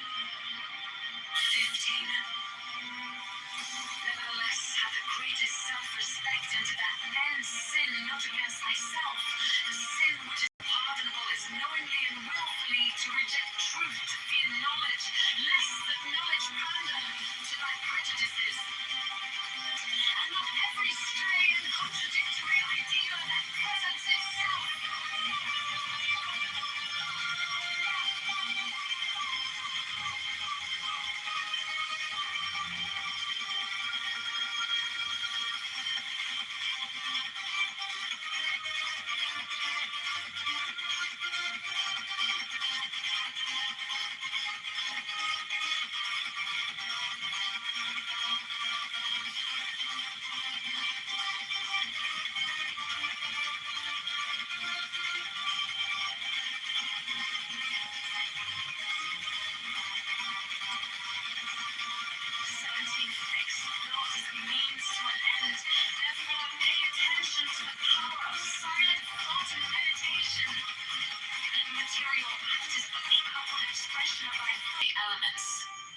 From whose center the creative word issued in the birth of the dawning universe. 19.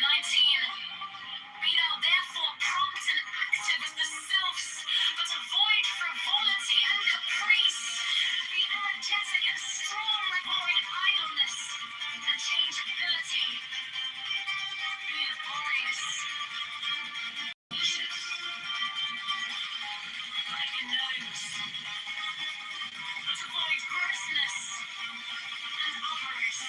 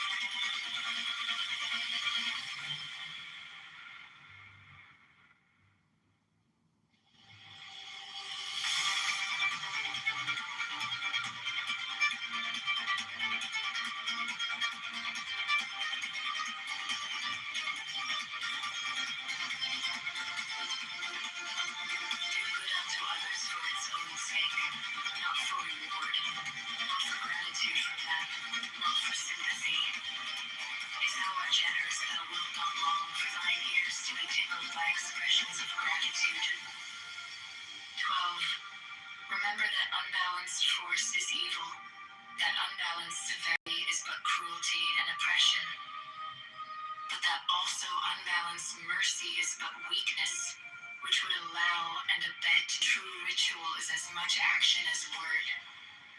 It is will. This earth is but an atom in the universe, and that thou thyself art but an atom thereon, and that even couldst thou become the god of this earth, sin which is unpardonable is knowingly and willfully to reject truth. Sin which is unpardonable is knowingly and willfully to reject truth, to fear knowledge lest that knowledge pander not to thy prejudice. The material act is but the outward expression of thy thought. Material act is but the outward expression of thy thought, and therefore hath it been said that the thought of foolishness is sin. Thought is the commencement of action, and if a chance thought can produce much effect, what can a fixed thought do? The cross of the elements, the cross whose center the creative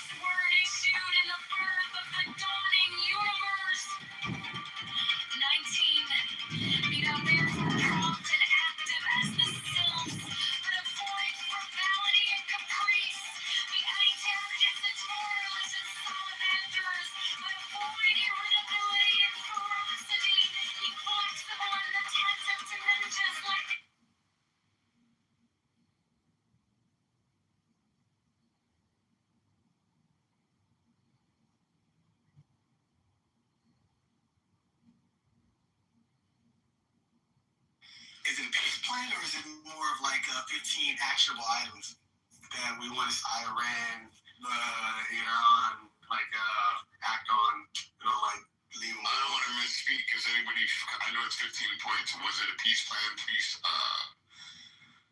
Well, what Sean just described would be a peace plan. An action plan for the IRGC. Or it could be an action plan, he's right. Yeah, then they're probably, they're saying it's a peace plan in order for us to leave. Is it a peace plan, bro?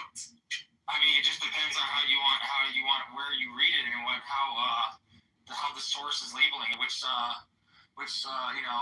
where if you're reading on Fox, are they going to call it a peace plan? If you're reading on CNN, are they going to call it a peace plan? At the end of the day, what it is, it's pretty much just a ceasefire agreement where they're going to give them stipulations and say, hey, you need to meet these 15 points. If you don't, then we're going to keep the military aggression that we're doing right now. So until we can come to this, conclusion of meeting all these points in this plan, It's called a war. Yeah, it's not really a peace plan. Maybe it's not a peace plan. That is a peace plan. If you're giving them 15 days. No, it's a ceasefire. It's basically bend the knee plan. It's just a little Peace plan, it's just like you gotta bend the knee, and if we're gonna tell you what to do, you're gonna do it, and we're gonna give you this type of benefits. Like we're gonna live. There's no benefits. We're just gonna not attack you with our military force and military. No. They're gonna make sanctions. They're gonna release. They want to get rid of the missile program completely, 100%. That's one of and also the influence with their religion. So tell me this. Conditions, right?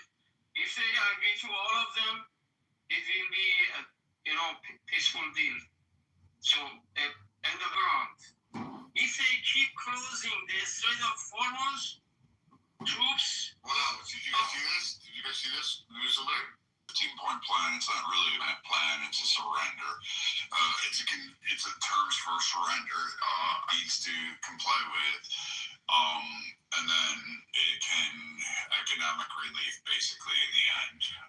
because So it's not a proposal for peace where two sides are going to say, hey, we're just going to call it quits. Trump is apparently this 15-point plan is more of to allow under strict monitoring by the U.S. Nuclear energy to be allowed in the. I didn't see. I still haven't. That makes sense. I haven't heard anything about the 15 points of peace or whatnot. 15 peace plan points, but it does seem like it's actual items because. And I don't know if you guys have talked about this. You guys seen that the United States is going insuring all of the ships that go through the strait. So they're thinking about it. Nobody said they're going to do it. Okay, well, if they are, it would make sense that, if they are going to insure it, basically, hey, you can go through or you can't go through, they're going to have their foothold on it. It would make sense. How much money will lose? I think initially it'll be an outlay up front, right? A big outlay up front of cash, right? But if you think about it, that gives them, I don't want to say a direct foothold on, all of the oil going to the Gulf, but it gives them a pretty strong indirect, kind of foothold. Well, if it was such a great idea, a lot of these insurance companies wouldn't be backing us. So it's not an insurance plan. People should have read the fine print. And not to call you out, Sean, because you probably aren't aware of how this works. What Trump is doing is placing an excess layer of risk. So basically most private insurers, carriers, particularly for P&C, can't insure beyond a certain amount. Like they don't have the money. So what Trump is doing is adding another reinsurance layer, which is an insurance coverage beyond your traditional insurer that comes in, or it may be insurance that if it breaks a certain aggregate layer or spec deductible, or a specific deductible, go ahead and balance that. So in order to improve the shipping and to protect the risks and assets to ensure that these companies are able to transport those goods, Trump is offering, I think it's under DFS, they're considering offering a reinsurance layer to help support those risks. More importantly, you need to ask the question as who's the underwriter? Who's going to back up the insurance? Is it Israel or is it Britain? Well, Viking, didn't mean to cut you off, BB. Viking, to what you said, I agree, right? My thing is, do you believe that it'll give the United States kind of like more say on what goes through the Gulf, and like if they are offering that additional layer of protection, like hey, you can go or you can't go? And I'm just being general. Like I know that it's probably it is more specific, but don't you think that'll give them a little bit more say so in kind of what goes on through the Gulf? Probably. It'll probably give them, because they already have military control, so they'll probably have a little bit more say in that. But I think Trump's viewpoint, or well, at least the administration's viewpoint, is to help those nations that really can't afford to have these catastrophic risks. Like we always talk about rich nations like England being through, like BB mentioned, but you have like things like, Indonesia, like they don't have the capabilities to back up an impact of trade on that level. And if they do lose a ship full of goods, full of like millions of dollars, they're kind of SOL. So in reality, I know the left is going to try to spin this in some fashion, but in reality, it's not a bad idea. It's kind of saying, hey, we're not only militarily protecting you, but we're going to economically protect you through the strait. So please continue shipping. Please continue trade. Your assets are covered, and we're going to do the best we can to ensure that you're not going to go bankrupt by sending out your goods across through the strait. Got it. Okay. Then yeah, that makes a lot more sense with the 15 points of peace plan as well. So they've already rejected it, but I want to welcome again Edward and Allfather to the stage. See if they want to also touch it on the subject. Hello, everyone. Viking, that was a very good explanation. I really appreciate that. That's very, very clear. Understood.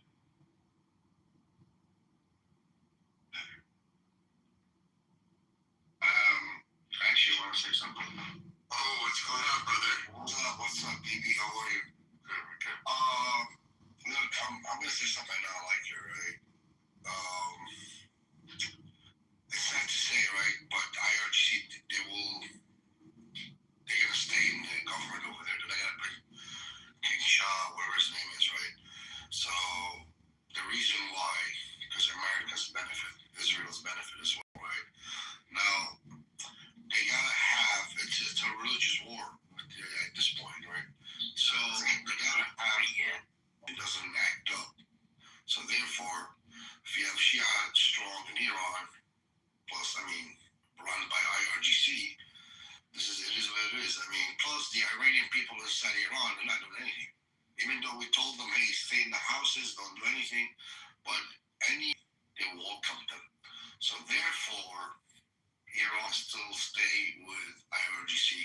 It's sad to say, as much as I hate it, I hate the IRGC, I don't support them, but it benefits the U.S. and Israel, believe it or not. I think a lot of people mistook this. I don't like the IRGC. In fact, I just ran right now. And I do want my pound of flesh, but I'm more of a type. But in reality, a lot of people thought that, like you hear it on the stage, Trump is going to free the Iranian people. He gave the chance. He literally set it out there. He bombed them. He blew up. He destroyed most of their military. And there was no action taken on the ground. And honestly, from Trump's standpoint, I'm kind of pissed. I would rather see the IRGC obliterated. But in the end, I don't know if his thinking is more along the lines that if we destroy completely the IRGC and if they capitulate and go into the fold, what do I give a shit who runs that country? But if I destroy all of it, how many various sects amongst Iran are going to start fighting, and how bad will it actually spill over into other neighboring ones? And I wonder if it's not necessarily Israel, but more of the Middle East countries like Jordan, Egypt, Saudi Arabia that are on the phone saying, hey, just to let you know, this could spill into a really massive, ugly war, in which case we're going to be spending the next 50 years trying to find out if these people can actually do anything, because they're nervous about whether or not these people are going to kill or multiply, basically do the same stuff they're doing, but just in their regions. So maybe Trump is trying to say, if you're not willing to take back your country, you guys stay with what you got. I'm not. I don't know. It's really kind of weird now. If this regime remains in power, the structure of the regime remains the same, definitely they are going to do the same thing they have done in 47 years ago. So the same problem repeats and the other president has to deal with it. So they have to finish. I'm not saying the regime change, but the structure of the regime has to be changed. But you know that if the regime stays there after this war, the regime is not going to you're literally just a humiliated nation. Hold on one second, Farage. If they make this deal, the 15-point what the fuck ever deal, you know what that means, right? That means the ideology and structure of the regime is gone. Because if you look at every fucking demand the U.S. has, right, they have to stop doing what the fuck ever they're doing with their militias. That's one. 15 of them, 14 of them, basically. So that means the regime is not going to be the same with the same ideology because guess what? U.S. going to basically see everything and check everything, and they cannot do any of those things that they were doing for the past 47 years. You get what I'm saying? So I agree. So in that case, long 6 months, then our people can basically go on the street and in an easier way get rid of them. Exactly. But in a case, I have a question for you, Ocean. yeah, hold on. But in a case, they start killing people, then they're basically acting the same.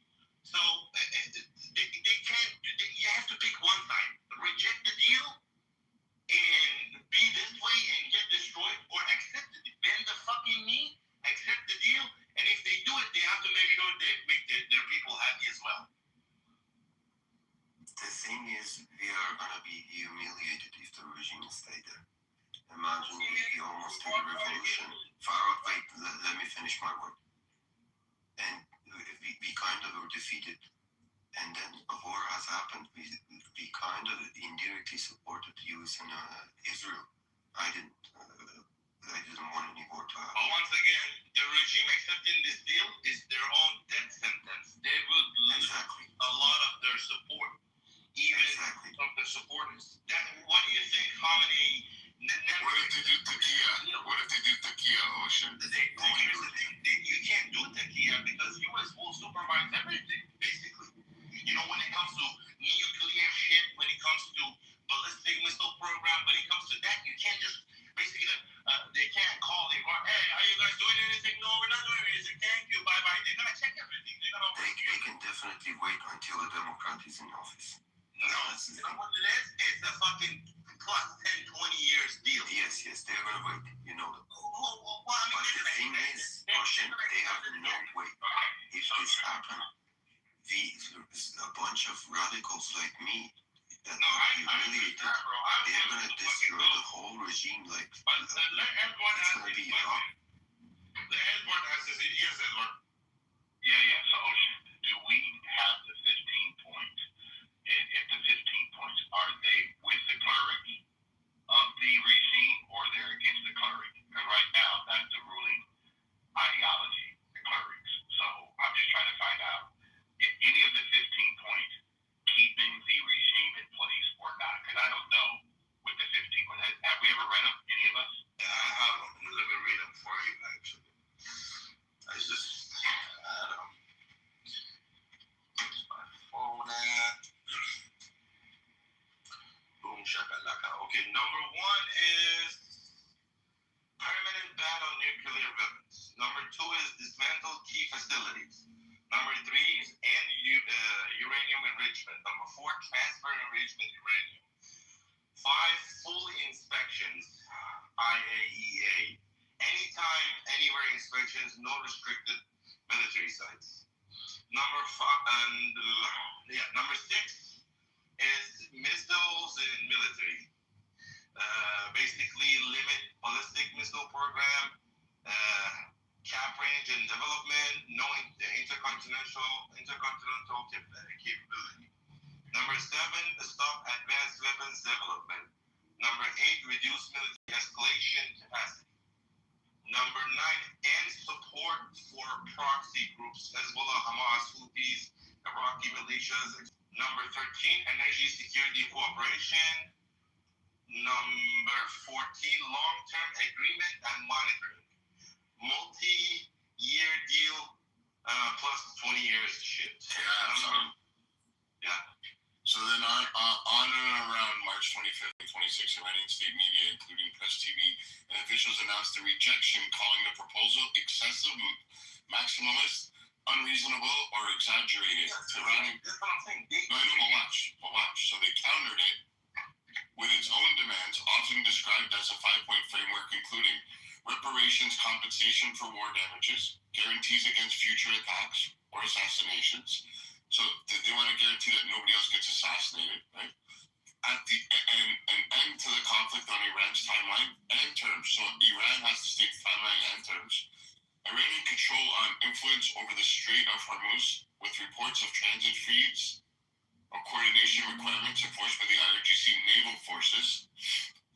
Broader concessions such as the U.S. closing bases in the Gulf. They're fucking on crack. Nobody will agree to that. What do you think, Ocean?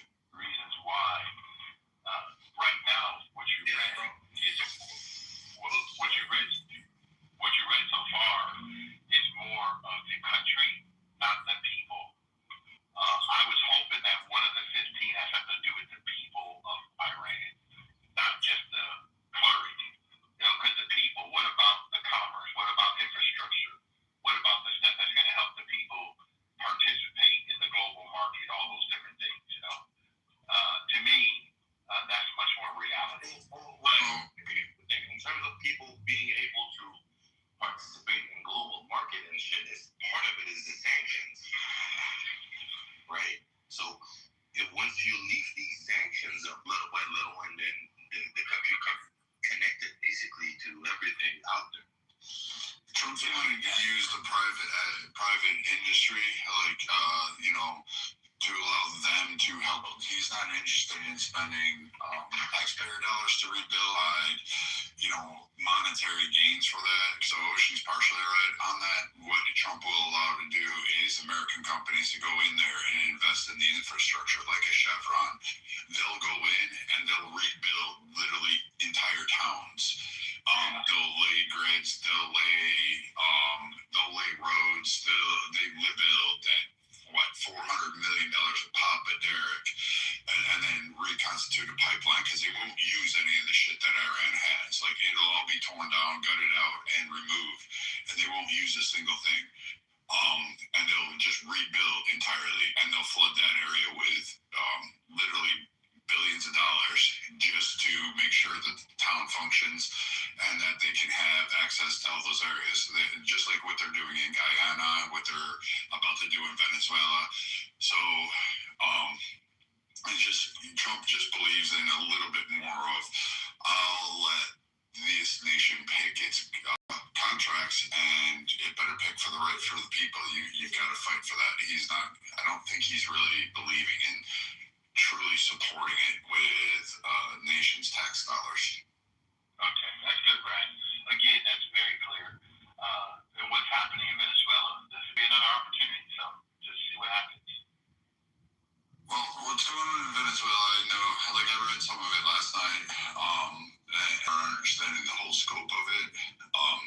But in Venezuela, I know right now, I can say this, that is in Venezuela, and they're going to pay for a lot of the infrastructure around that area because they want to ensure that their workers have a good support that and accept those deals, look at what the terms are going to be, and invest on behalf of their people.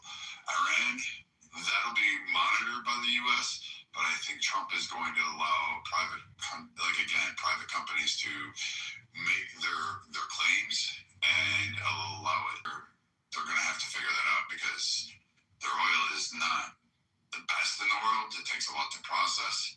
So, they're going to have to figure out a way to work with private companies at some point, particularly from the U.S., because, again, we're probably going to take a big chunk of the pie.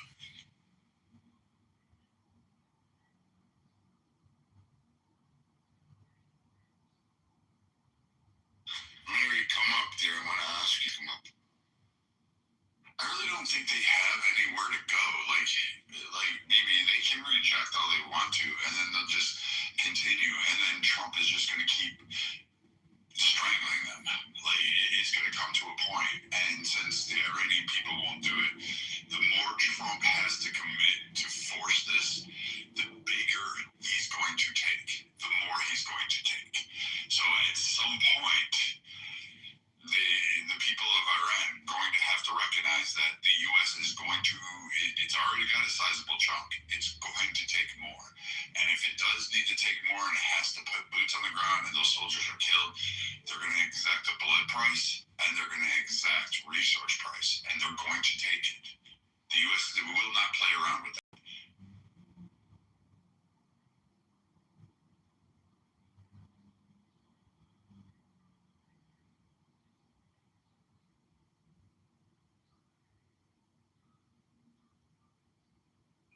As long as the people who are in charge of IRGC share the same ideology as this one's work, then there won't be any deal. And I don't know what's going to happen after that, but they're not going to make a deal. Mary, what do you think? I know it's late in Germany. What do you think there? Mary. To others, like I think I feel kind of out of the loop, so I'm trying to understand the topic. What is the question or topic? About the RGC rejecting the 15-point plan, and then they need their whole, pictures, or I don't know, their whole face is based on their ideology, and all these 47 years of lying and pretending in front of their fans has finally backfired and came back to bite them in the ass. And I think one of the biggest reasons is that. And yeah, it was, we kind of expected that. So it's not a real big surprise. I mean, I know in America everything goes by the book, but if you look at the situation in Iran, nothing goes by the book. So yeah, we're not surprised. And then what about, so I have a good friend here that's, Did you hear me, Dean? go ahead. I'm sorry. No, I just want to ask Mary. Mary, what do you think about the fact that because oil is their primary resource, 80% of their oil go to China? You think about America doing that? It's very likely because China has been helping RGC indirectly, like Russia. So I think both parties are kind of not very trustful of each other. So, and all the deals are based on kind of trust or on desperation, I would say. And I don't think America is desperate at the moment.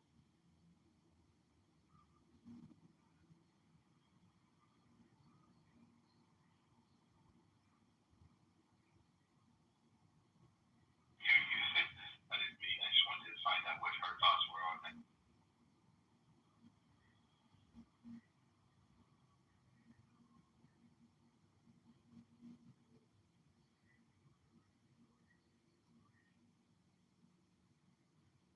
I got a question. I got a feeling. My question is, what if the new government, potentially, becomes the army of the country for the new president, and it's paid through the new leadership to protect the people instead of hurt the people, and the goal is to protect them from other nations, or protect their territories legitimately, and have still a military force of some sort for the government, the new leadership. Like a coup. They basically do a coup and then they take over and they make the deal. Well, I mean, they help with the new president, they help with the new government, and in a way they get, like our military, our Army, Navy, Air Force, do they become that kind of thing that protects the people in a situation like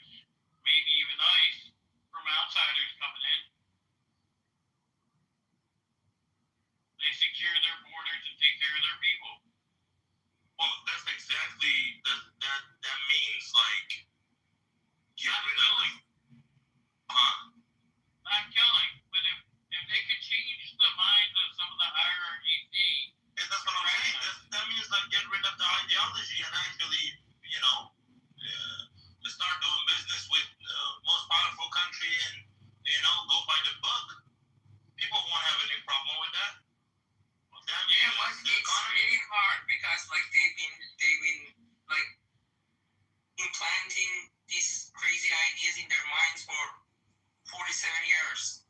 The people are in IRGC today are people that been pipelined from high school, like Iranians in this group. I think they know like the message. So basically, they are handpicked from when they were young, and then they are lunatics with like brainwashed like crazy, and then their filter is so strong that there is no. I guess there are none of the IRGC are not lunatics. All of them are lunatics. Well, what you're saying is to get rid of that ideology. How to we should kill all of them. We should kill every single of the IRGC. No, but you know, like you say, what if you say we're gonna pay you to protect the government, the new leadership? They don't care, man. Like Iran is like 90 million people. Like it has like 90 million population, and the one thing that they could achieve is that like they handpick all of the psychopaths from that 90 million. Like I think there are like 100,000 hardcore people, and you cannot do anything with them. They don't understand logic. They don't understand business. They don't understand economics. They are just lunatics. Natural selection is about to work. Yeah, I mean, like they are like Joker from Batman. You know, like they just want to. At least some dignity. These guys are. No, I'm really Even serious. ISIS has dignity. They don't have it. Yeah, and these are like you cannot reason with these people. Like I've seen these people for first hand, and then because the ideology has been implemented in their mind, as I said, from like high school. Yeah, but if you can change someone's mind financially. No, you can't. If that person. If I gave someone who's $50,000, if I gave them $50,000 over there, I'm pretty sure they would change their mind and stop killing people. Each one of them got $50,000. You're talking nonsense. Not every single one of them share the same ideology. A lot of them are there for the corrupt government and the fact that they make money out of it. When you share that ideology, those are oligarchs. Yeah, there are something like they have some oligarchs. You're saying all of them. You're saying all of them, and who's supports them all the same way? I'm saying about 100,000 people. These are crazy. 100,000 out of 90 million. It's a small percentage of our psychopaths. I really don't think they are 100,000. Even after the situation happened. You came and killed their leader, and he's stinking right now. They haven't even buried him yet. Yeah, maybe I'm You're at the interested. end of that ideology. Imagine what that Yeah, has happened to them. they are part of a corrupt system, and they kill people because they were in prison. They release them. They get them go and kill. I think people like you want them to get someone. what happened in the past 3 months. How many smells like Their shit right now? ideology. Give me a few seconds, okay? Their ideology is not as strong as the communists. When the Soviet Union collapsed, all the communists they just changed their sides. There were no ideology anymore. Because the main thing was money. The main thing they were after. The main thing is money. That's it. And the system works in the corruption system, corrupt systems. So when the system collapses, basically their ideology changes. I hope you want ideology. I mean, not all of them. IDF people, and you want us to go kill all the IRGCs, all these people associated with them. I would destroy 60, 75% of the population. You want me to do that mass slaughter because they didn't? Wait, stop talking. I'm not done.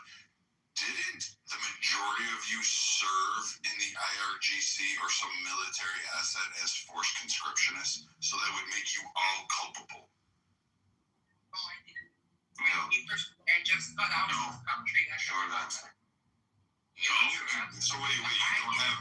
You don't have forced conscription of men 18 to what is it, 25? Yes, I have it, but there is an army, there is cash, there is the border security, there is no police. So that you serve the IRGC. Did you not? No. I wasn't talking to you. Shut up, woman. So you What you served. have to understand, there are two armies. I don't care about two armies. You have two armies. Great. Fantastic. You still serve the Israeli government. They either have the choice to do the normal army, or they can do it in an easier way. He's talking about something else, Mary. So you served the IRGC, correct? No. Oh, you did it. So there's a resistance group there. You have a whole thing. You have a wait, hold on. You have. It's all independent, so they don't have governing control over the entire nation. You can say that anyone who goes to this. Wait. So you're telling me that this. Wait. So there's another army that's competing with the IRGC. What is your That's the army of Shaw. No, Perseus. Perseus never saw it. Hold on. Brad, what's your question? Ask your question and answer. So Ocean, my question is that serve that are currently, well, the ones that didn't flee, that came on stage, but the Canarans, didn't most of those Iranians that are there right now serve in the military? Didn't they have to go through conscription? It's a random thing, right? You can either serve it, you cannot choose it, right? It's absolutely random. So you can either serve in military, or in IRGC, or in like police force, or border control, shit like that, which is all random. Like you. Okay, but that would still serve the IRGC ultimately, right?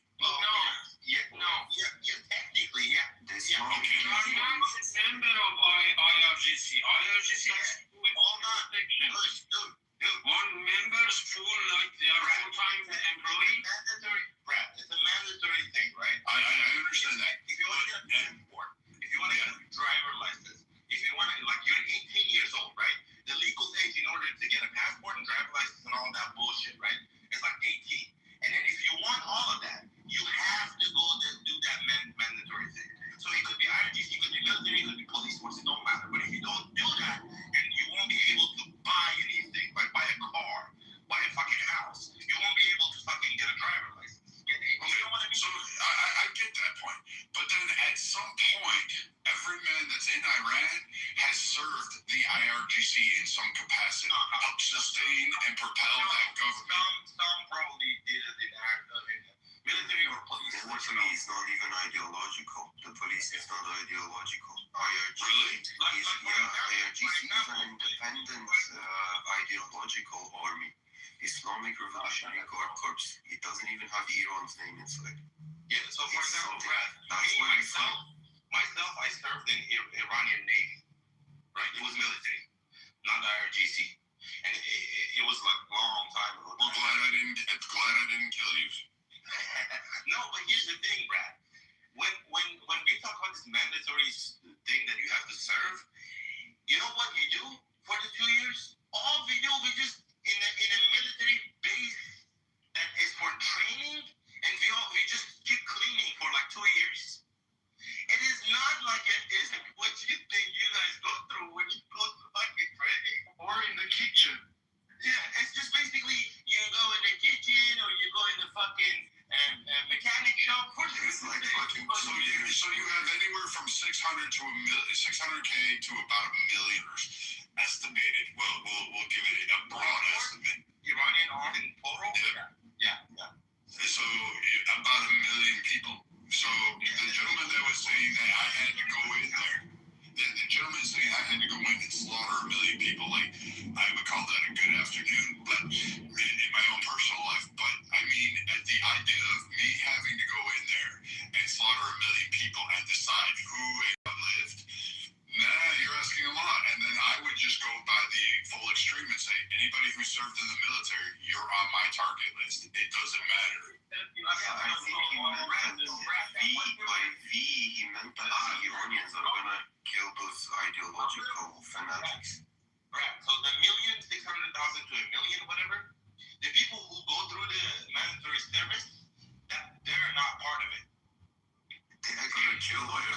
if they have the opportunity. They don't consider it armed force at all because they only will hold the gun a couple of times during that 2 years and fire with it. One of my friends was beaten really bad in 2022 protests. Now he's in the army.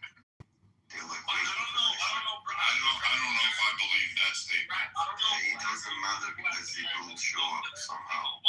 Right. But that's not American job, basically. Our people gonna do it themselves, however they can, if they want it so bad, They have this opportunity. This is the first time in the past 47 years they have this big opportunity. If they do it, good, amazing. We're all gonna be happy. I'm sure.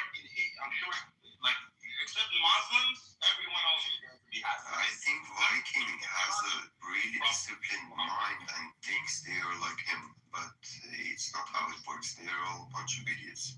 Hey, can I ask you a question really quick? What does that look like? The Iranian people are that country starting like their own thing outside of the IRGC.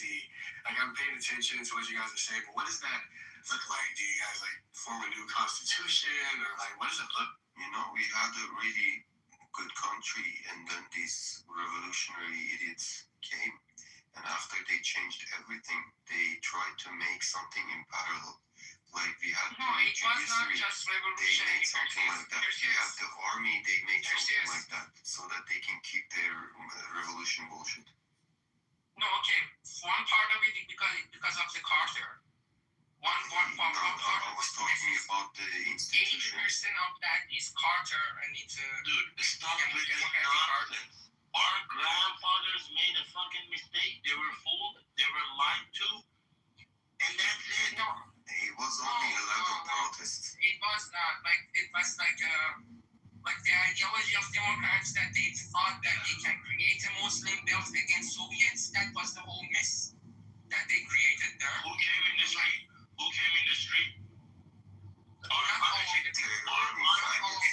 Are uneducated people. No. It was educated motherfucking people of terror. No. Don't. The leaders were educated, you moron. No, mostly were educated, mostly were leftist socialists. Oh my God. Faggots with terror. Stop with the excuses. Stop. Yes. Stop with the excuses. Of America at the time of Carter was kind of, I'm sorry to say that, but it was ridiculous. Because one of the main, close allies of America in the Middle East, you know what they did with them? He couldn't even go to America. He was very sick. And the Carter administration, this is very important. Carter administration was negotiating with the mullahs. That's okay. You transfer the hostages from the students to the government of Iran, and then we return Shah to Iran. This was the most ridiculous thing I've ever seen. That was Carter. That was America. Don't forget about that. Yeah. Now, there is confusion here also. There is confusion. Because people keep saying that, America is helping Iranian people. No, you are not. I'm so sorry. Obama loaded a Hold on. Are you saying America is good? Stop, let me finish it. America is doing this to help the Iranian people. No one thinks that. If anyone thinks that, they can go fuck themselves. You're insulting us by saying, why do you guys think America is helping Iranians, or don't say, what the fuck is that? It's an insult. And you can't blame nobody else. Our fathers and our grandfathers made a mistake. They were lied to. They were lied to. I'm saying the other side of this. Grandparents were the I know that conquerors what of the the Iranians world. My family. They were the ones who did the constitutional revolution. I don't belong to that They bullshit. made several big mistakes. Oh, wait, are we in a crash? Of Iran. Glad I said that. They gave government of Iraq to the mullahs of Iran. How stupid was that? It's already sometime, I guess. Farah, you realize America is a whole other nation, and they do what they want to do for their own benefit, right? Do you realize that? For their own good. President of America, load 2 airplanes, full cash, So get send them to the mullahs. So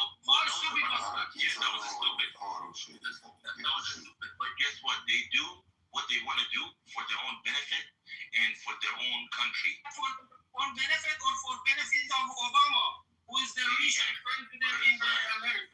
Wait, Obama's not the richest person in America. Like, I don't know where you get your news from. He is the richest president, man. No, he's not. He's not even close. He is. He's not. Obama? Yeah, Obama is not. Well, Obama is not even close. Obama did actually receive $500 million from Lolo Santoro, which was his stepfather from Indonesia, who ran Shell Indonesia. He also used to run Kill Squad in Indonesia. What about his son? Obama is one of the He left half a billion dollars to his mother, $500 million to him, and then $1 billion to his 2 Indonesian children. $2 billion total. Obama got rich after his presidency. No, he got $500 million, Ocean. That's what I'm trying to tell you. No, I know. But Inheritance from Lolo Santoro. Obama is one of the few presidents in America that who became really rich after his presidency. See, I heard all this from Judge Joe Brown. I heard Judge Joe Brown say it, and I said, this is just fucking Republican. Unless you guys can actually really provide me proof, I'm gonna go. I don't care. Hold on, I stop. I like, as far as I know, he's about $75 million. That's about all he's worth. So unless you guys can actually provide like I have to research it all again, yeah.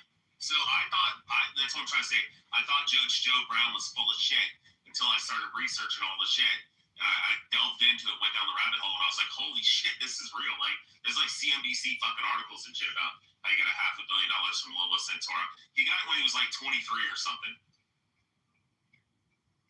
So did his mom. But his grandmother is the one that actually funded kill squads for the CIA in Honolulu. I'm still waiting on the proof from those. I'm still waiting for proof on those that actually. There's FOIA reports that it's true because it's all been. Okay, then put them in the chat. Like, we'll examine it. I'm not gonna go look them all up right now. If anybody wants to look them up, they can look them up. I've heard this rumor for about 4 years on Clubhouse, and I'm still waiting for the first person to actually post those documents. Okay, well, I guess I'm gonna have to go get them. Okay, the guy was a cop killer. He deserved it too. Did you know that? He was? Did you know that Obama sent cash to the mullahs? Yeah, well, he sent cash to Iran, and what you guys did with it, hold on, you got a plane load of cash, and instead of investing, and instead of coming back into the, dude, shut up, holy shit, dude. You guys, the one thing I have learned about you Iranian men is you are more catty than women. You have no social cues. It's amazing you're able to even get a girl pregnant. I can't imagine, like, being a woman stuck in a house with you and just saying, like, that combination must be fucking mind-numbing. I would gag you myself. I would literally pull your tongue out and cut it out with a knife. The idea that you got fucking relieved of sanctions, they tried to bribe and say, hey, welcome to the economic fold. Here's a plane load of cash. And what did you do? When we traced that money, you sent it to proxy groups and terror groups, and in particular to target Israel. Like, we could trace that money. We're not stupid. We're the best in the world. And we were able to trace that shit like it was like fucking Jack and Jill going into the woods like breadcrumbs. You guys, like, it was so sad. And so, blaming Obama for the IRGC in Iran, I can't fault you. You had 50 years to take your government. You had a time, even during the revolution, quote, whatever, when Carter fucked up. You could have even stopped him then. You could have done a whole lot of things. And instead, in 50 years, what? Where is this so-called newfound valor, honor, courage, and commitment that you're screaming that you possess, waiting for a guy who spent the last 30 years in Maryland ordering Starbucks? Where is this? I don't have faith in it. Give me faith. Why King? 300,000 Iranian men died in Iraq. We needed to wait generations so that another brave generation like mine come and make a revolution. That was the. But you're not fighting. Worst thing that happened. No, they are fighting. Wait. They're fighting? Where are they? Where are they fighting? Give me the time. Give me the grid coordinates. Everybody was saying that if we do protest and if we go peaceful and all this bullshit, we can win. We can make a revolution. January, we saw that it was all false hope. Like whenever I was. That's not the first protest in Iran.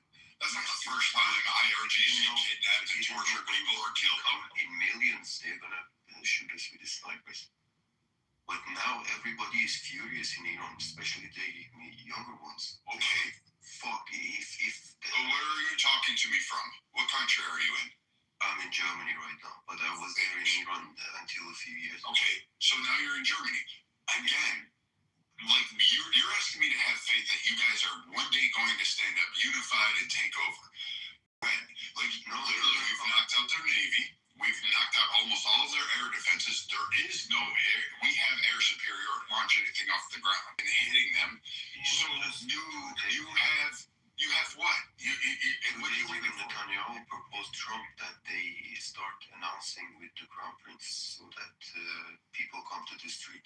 And Trump said that it's too early for that. They're going to kill them all. So you're waiting on Trump? Exactly. Why can you are accusing my people of not being brave? Yes. No, because we were doing everything peaceful. Okay, why can't go fuck yourself, you fucking redneck? Okay, go fuck yourself. But at least I was a fighter. At least I went out. Hey, listen. Before I get done fucking you. Listen, you're getting fucked by you're saying it for fuck you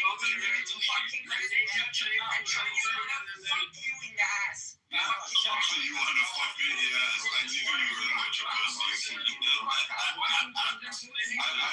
tell you what. I tell you what, so you're calling me from another country. You're on Clubhouse from another country, safe and sound. And you're probably in Canada too. Where you are from? Yeah, right now I'm in Texas. Come down. Come down. You come down. I'm down. This is the reason why Americans really don't want to help Iranians sometimes, because you are acting like ungrateful pieces of shit. When you come up here and say shit, if you want our help, this is how we thank you and kiss our God's ass, because it's almost Why do you take us so serious though? Why King comes here, disrespect us? You know, the whole masculinity shit. They literally tells us they give us a bunch of gay guys. You know, how can we just actually impregnate a woman? This guy say these kind of stuff. And when somebody says like, oh man, you shouldn't say like that, you shouldn't talk like that, you would like accuse us for being like not grateful. The fuck, bro? Yeah, just you know what? I mean, 100,000 times. you know what? Here's the thing. Are you just, or what? Or what? Or what? Should we look at history? Should we look at history? Should we really look at history? And look at how the Americans helped? And let's look at how the Iranian people did not help the Americans. So we had Americans kidnapped right after IRGC came in for over a fucking year, 446 days. What did the Iranian people do? They sat down, rolled over, let IRGC roll them, and made them a laughing stock of the entire globe. Right? So now you want us to be all, we gotta be touchy-feely because you expect us to do this, and now you're going to police us on how we say and what we think? Child, please.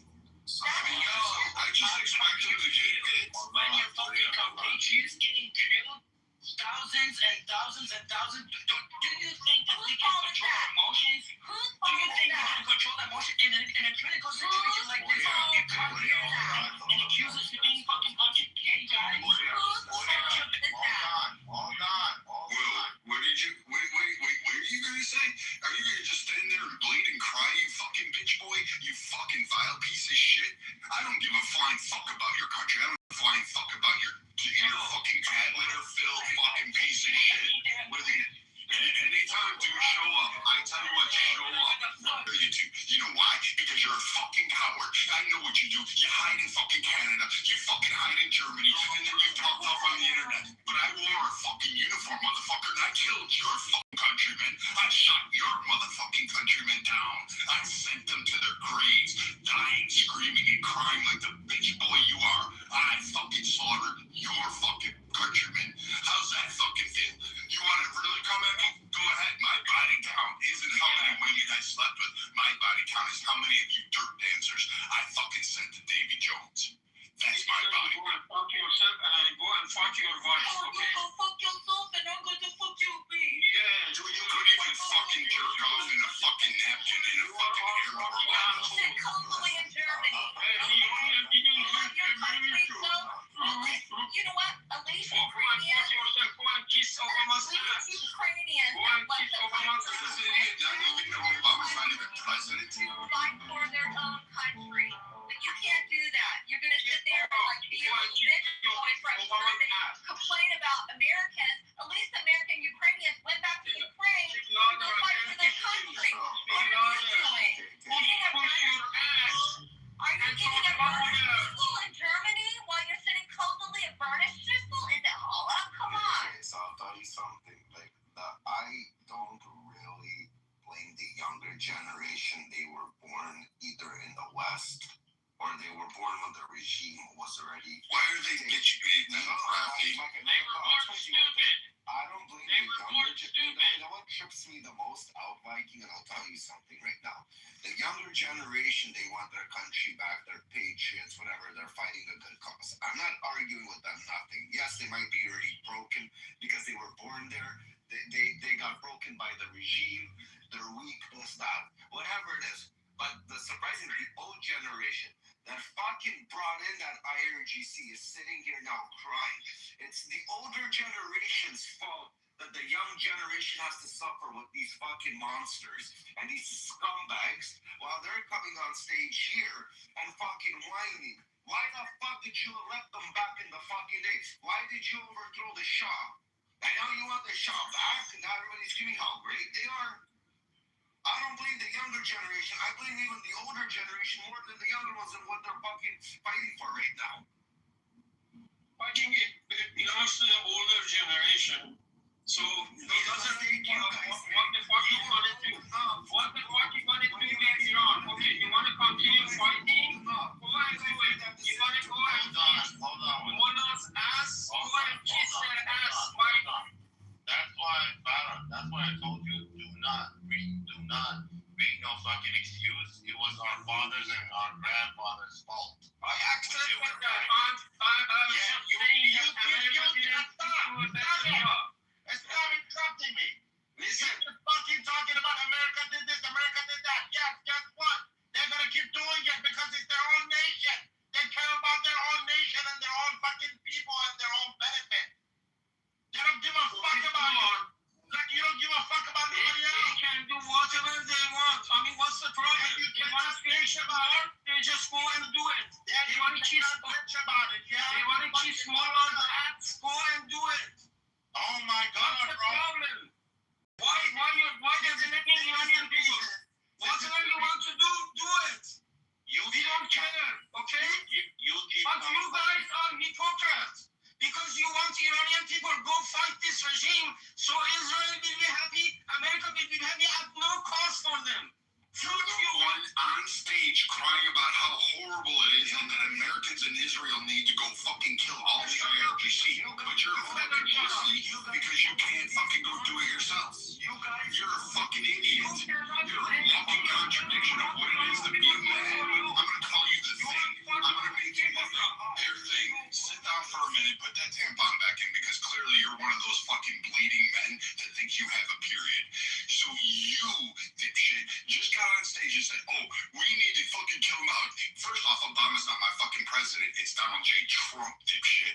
I have to listen about it, and I have to spend my American tax dollars to help bolster allies in the region. I'm tired of ships going in inflationary prices because you fucking twat waffles can't overthrow your government. You want everybody else to hand it to you on a silver platter, but you're fucking a coward. And then you call me.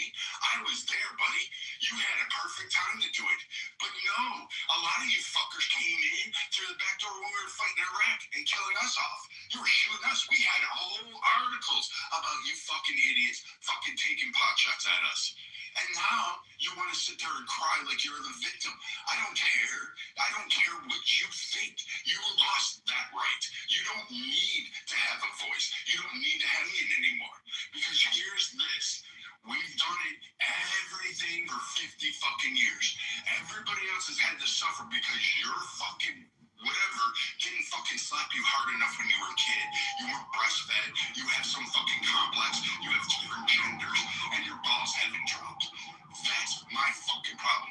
And now you're going, the guy in Maryland is going to come save us because he's Jesus Christ reincarnated, or some Allah or whatever God you want to fucking pray to. He's now going to come save you out that highly. And you now want to bring back the regime that murdered half the fucking country in the first fucking round. But okay, we'll see how that fucking works. And now you want to actually sit there and tell me that America's the bad one. We did all this wrong. We tried to help you out. Iran-Contra, you got weapons there. You had all these opportunities, multiple generations of men, and you did nothing. Nothing. You fled. You ran. That's all you do. Your type rants. Ocean, at least I respect because he owns it. He's a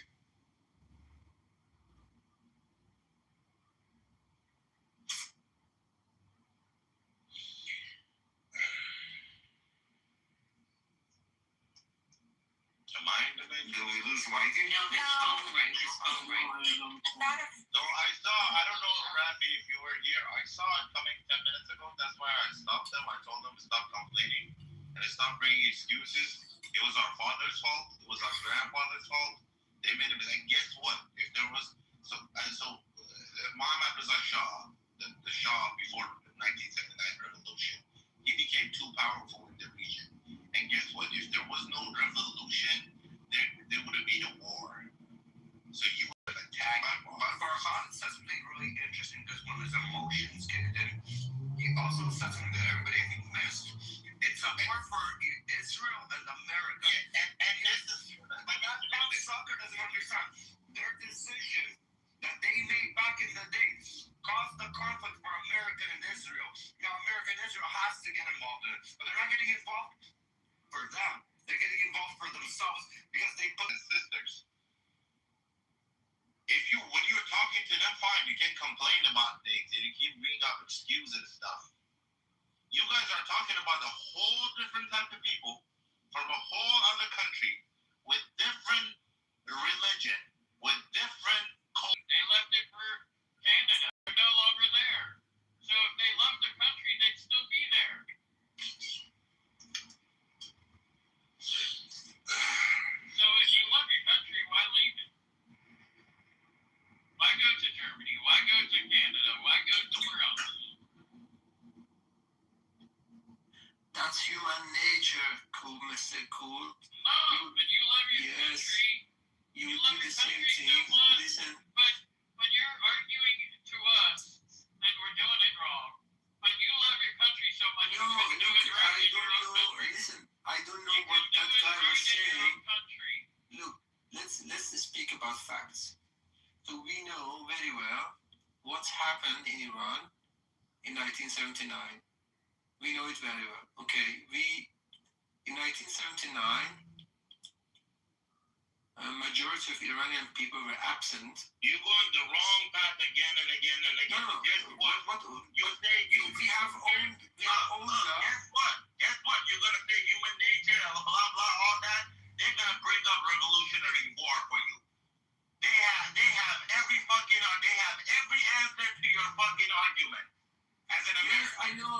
Look, that's what I'm trying to say. you're on the wrong path. And stop What it. I'm trying to say is we have owned up to our own mistakes, okay? Americans, British, French, they have to own up to their own mistakes, but they won't. They won't admit that this is the monster they have created and nurtured, they have enabled, that they have emboldened for the last 47 years. And now, Trump, wait. Trump, let me finish. Before you go there, in 1988, on Sally Jesse Raphael,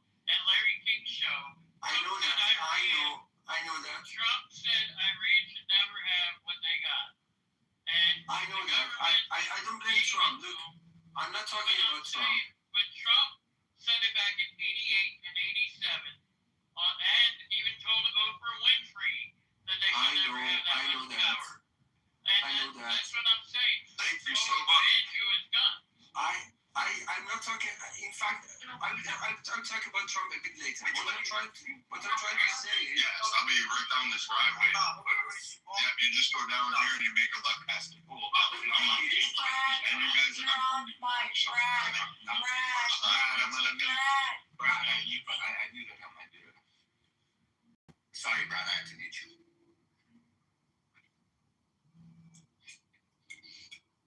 But yeah, Trump said this, and West, collective West, is responsible as much as we Iranians are responsible. Yes. For this regime. They would not think it would help. They knew exactly what they were going to do with this money. They knew it. They knew exactly what they were going to make with this money. Basically, they were cleaning the money. I'll give you an example. You can look it up to understand how Europeans help this regime. There are many examples of it. For what? For money. Always. It's always for money. For what's happening now is America's mess to clean up. But America is alone because Europeans, they don't have anything with it. Because guess what? It's against their own interests. That's how we see it in Iran. Look at France. Look at Britain. They're against this. You are aware they're helping us, right? Sorry? You are aware they've been helping us. The French helping America? Yes. When? Like, for weeks now.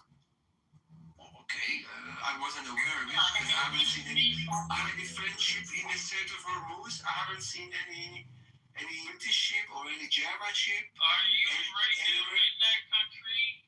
Right now there on the Strait of Hormuz? You live there? No, but it should be on the news. Where do you live? Where do you live?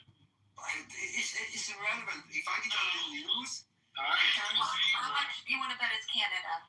no, I'm not in Canada. It's going to be Germany next. I would never be in Canada. Why Trump is talking about not so much helping and Exactly. That's what I'm trying to say. he just said it like yesterday as well. That complaining NATO they didn't participate in this war, and because of we never gonna forget that, and because of that we're not gonna help them anymore. We give them like hundreds of $millions every year. Blah blah blah. It's Trump saying that, not us. And by the way, have you heard German president saying? Have you ever heard Trump's book, The Art of the Business or whatever? So some of this stuff is said to confuse you. It's the art of the deal. When he does business. Let me explain to you. We have a satellite channel called Persian CBC. Okay, I had to just make sure I knew where the French fleet was. They're actually at the mouth of the strait. They have been there. They're actually putting support there. They're actually running air cover to ensure shipping lanes are protected, and they're escorting past the strait and ensuring that there's no direct attacks on those ships.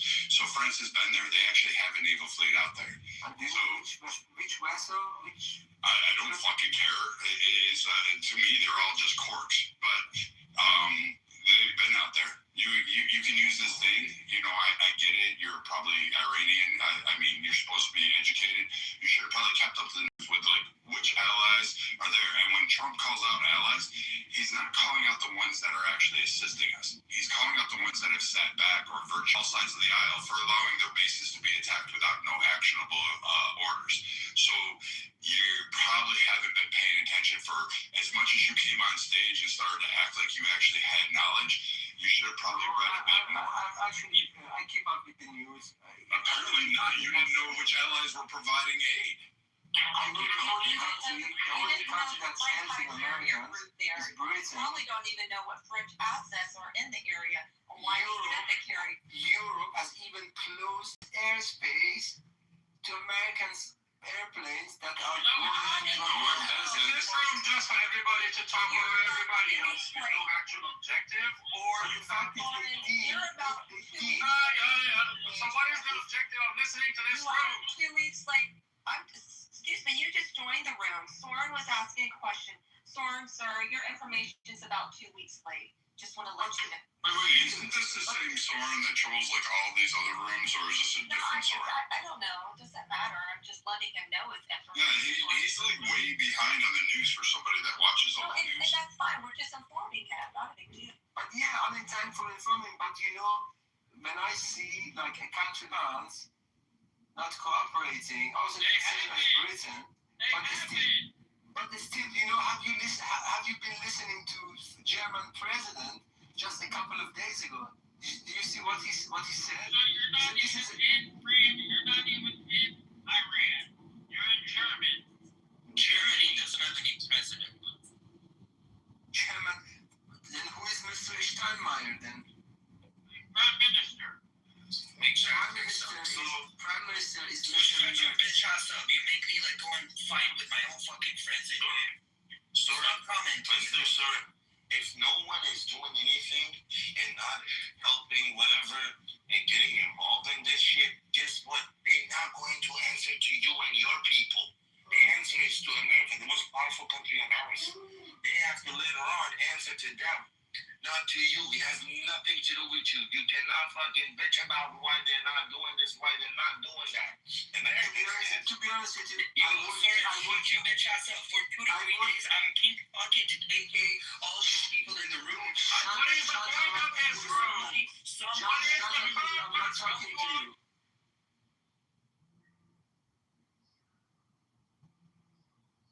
I don't know why you're muting. Anyways, Guy, Puri, I'm not talking to you. Please. Shut up. I'll move to I don't want you. Because look, any Iranian come here in this room and complain and bitch and fucking bring up excuse and blame shares or whatever, guess what? If I tell you, grab this gun, go kill that person, you did it yourself. It doesn't matter. You doing it yourself. They did it themselves, even if there was a push from other fucking foreign nations. So stop it with the excuses, because guess what? They might do that again and again and again for their own benefit. Which I'm sure you guys will also do the same thing in a smaller scale when it comes to business. I'm sure you guys also will do the same thing. So stop bitching. Stop complaining. That's it, man. Like, it's kind of embarrassing, honestly. It's kind of fucking embarrassing for me as an Iranian to fucking keep hearing this nonsense and just I can't be okay with it. I get frustrated when I hear all of this. Come on, man, just stop it.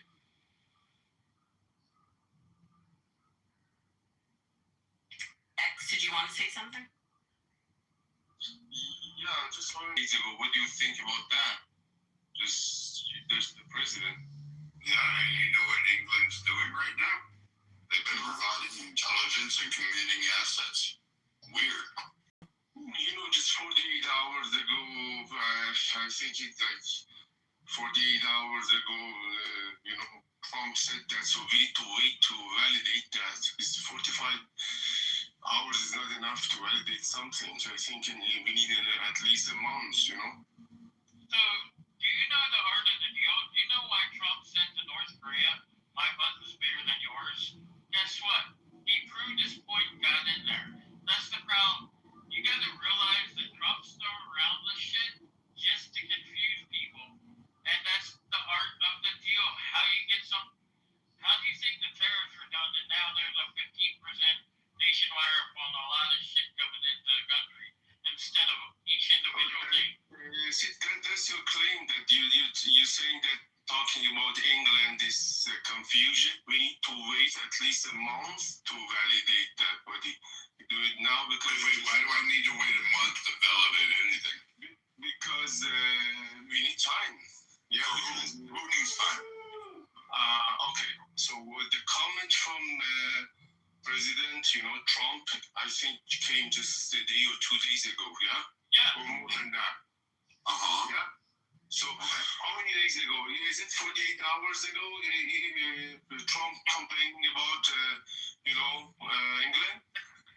So it's too soon to collect facts and evidence and to support this confusion or not? Today, Trump said that NATO nations will be punished, will be paid a price for not supporting us. I don't know what the hell this writing is talking about. You have no clue. Go and do some study and read the news. Oh, okay, so dipshits, you can Google this shit. You can actually use that thing, the $1,000 computer that you hacked off of somebody to get it in the palm of your head. So it's not hard to really look this up. But England is providing us intelligence and support services. And Trump calling out NATO, dude, if you interrupt me, you're going to the goo or you're getting out of the fucking room. Yeah, that's it. Dude, I don't give a fuck about you. I'll fucking kick you out of the room and go fuck your wife for the night so she can be with a real man. Fuck you, and fuck you, and fuck all your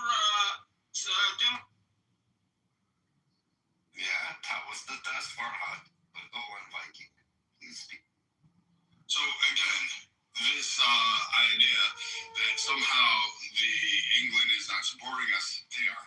And Trump calling out NATO, you forget that there's a lot of NATO nations over there, and Europe didn't close off their airspace. In fact, we have multiple bases all throughout Europe.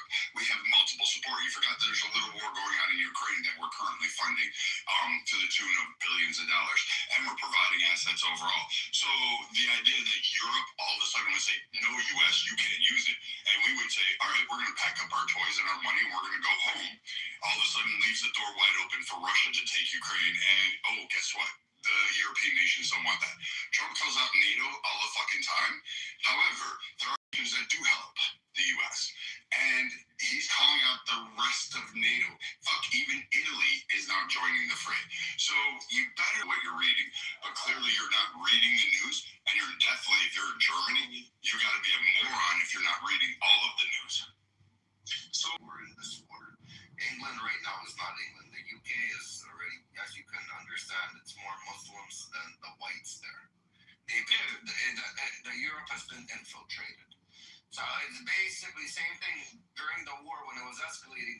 Saudis, because they can't just go against their people. Again, for them, it's not about people. It's about Islam.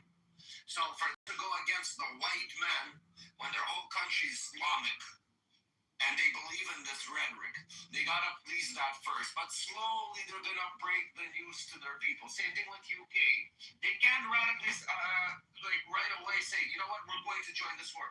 Exactly. There's so many fucking sleeper cells. Rafi, exactly. That's why. Rafi, can I say something? Because hold on, because they're cowards and they got their fucking tails between their legs.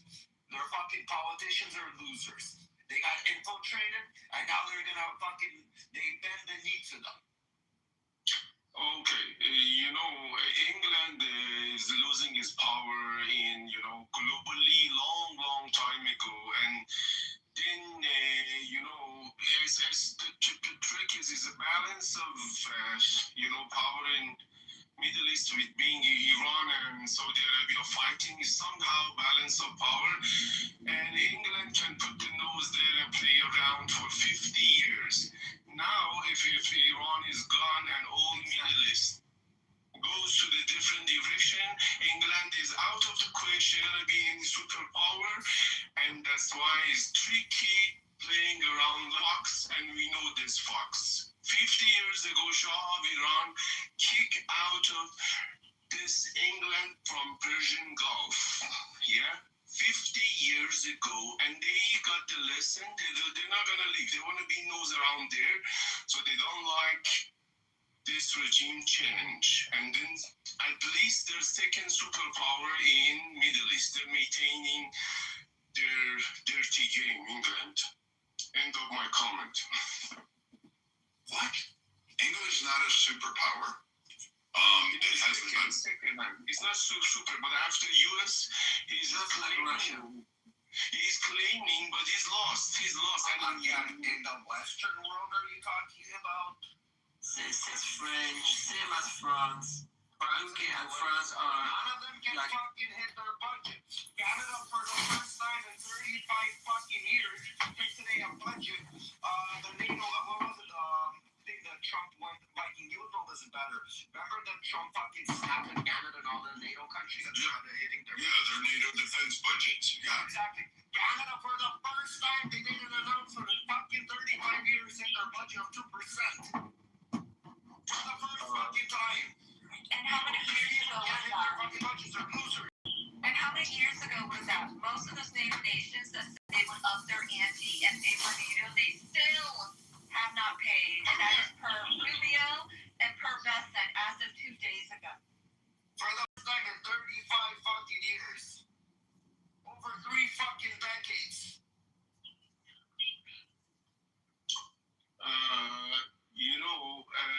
The last superpower, before America, what country was What that? year are we talking? Before Second World, yeah. It's over 100 years almost. England wasn't a superpower before the Second World War. Yeah, true. But my comment, what is that? England is struggling, is losing to America 100 years ago. We already know that they lost. 250 years ago. Yeah, beautiful, very good. So, but in some regions, playing around this shit, England. yes. And it's dominant. So one of the things that is dominant is in Middle East and mislead America that, hey, this region, we know them. Just follow my way in Middle East. Actually, Let me finish. But now Trump find them misleading the US and he's not going to listen to them because they're not that much powerful, they're claiming, and they are done. What do you mean? They're not and Trump knows about that. You want the US just to drop a fucking nuke on Iran and kill the civilians? Is that what you said? Then what the fuck are you screaming for Trump to freeze? Screaming Trump. No, I'm talking about England playing around. England and France, especially these two England, countries. France, and England and France really haven't played around in the Middle East since like what, 1960s? It's like 50s. Long time. Long time. They play around, and Mr. Trump spot them that they're misleading US in foreign policies of Middle East. He didn't fuck them. He exposed them. Expose them, yeah, good to expose them, and that's why we need the verification of time, minimum 1 month, 2 months. We'll see them how they play around. Are they gonna come real there? Support the Trump, and if the show is not in 48 hours. They are. No. Don't support them, buddy. Don't support them. They are supporting us. What are you talking about? No, your president said no. Your president He's saying all of NATO. It includes more than England and France. Do you know how many countries are in NATO? He's part of NATO too. Your president says that no. Hold on, Viking. I want to ask you. I don't think he's part of NATO. Are they helping in any on this? Yeah, we're flying over them. Oh, okay. They open up the airspace. Yeah. And they personally don't care about the FC or the Iranians because they're sitting there ready to kind of fucking take Syria and go ahead and take bomb territory on Iran. My fucking words. Hold on, that's Viking. My fucking words. Syria, Erdogan is the biggest fucking prostitute. This is gonna be next IRGC. You'll see. The next player to sponsor all this bullshit in the Middle East is gonna be all Turkey. Mock my fucking words. I know we have a problem with Turkey coming soon.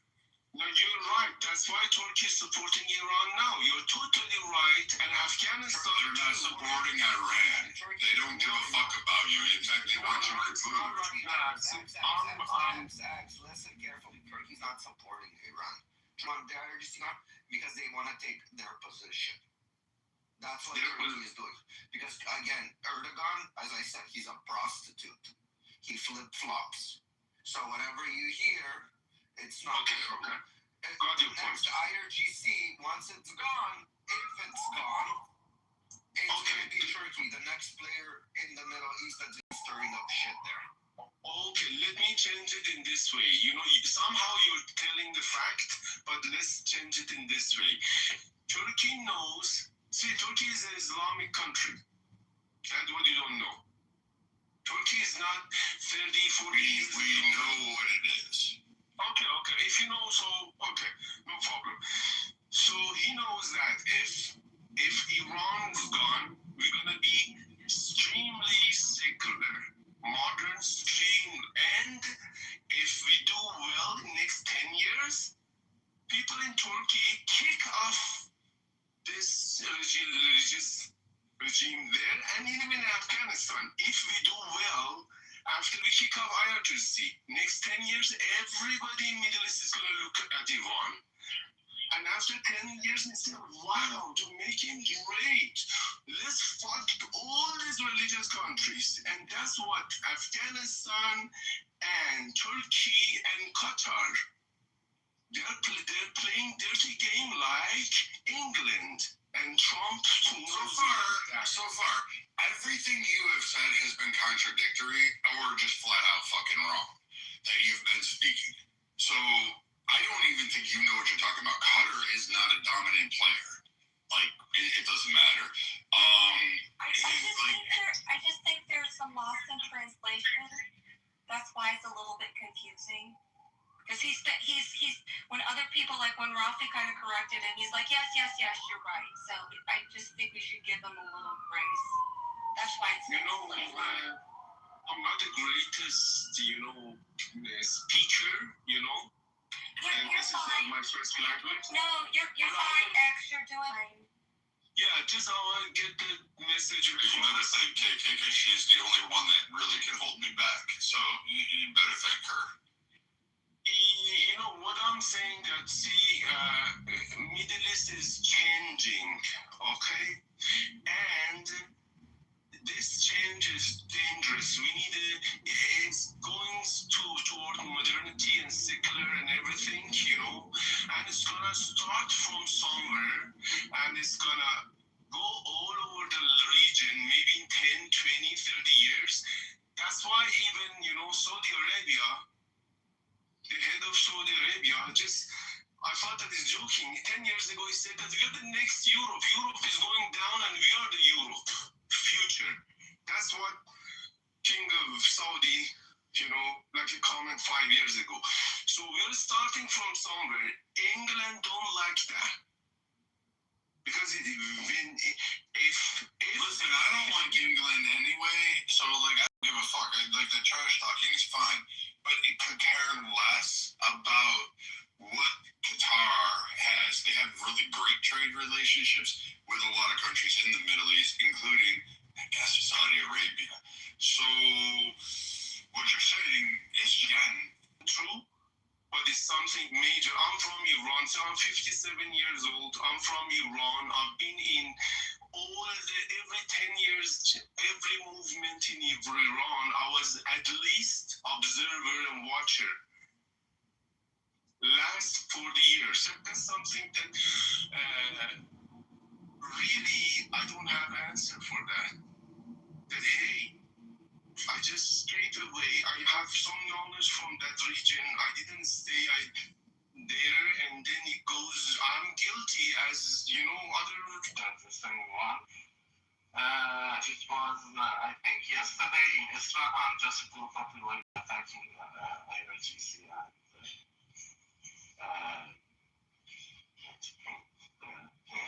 regime forces.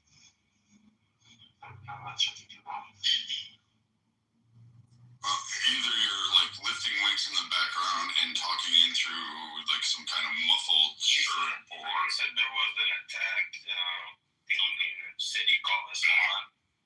People were attacking IRGC members, basically. That's what's a video on the wheelchair. Yeah, but it looks like it's Mexico, not lying. No, that's Iranian. That's in Iran. That's in Isfahan, actually.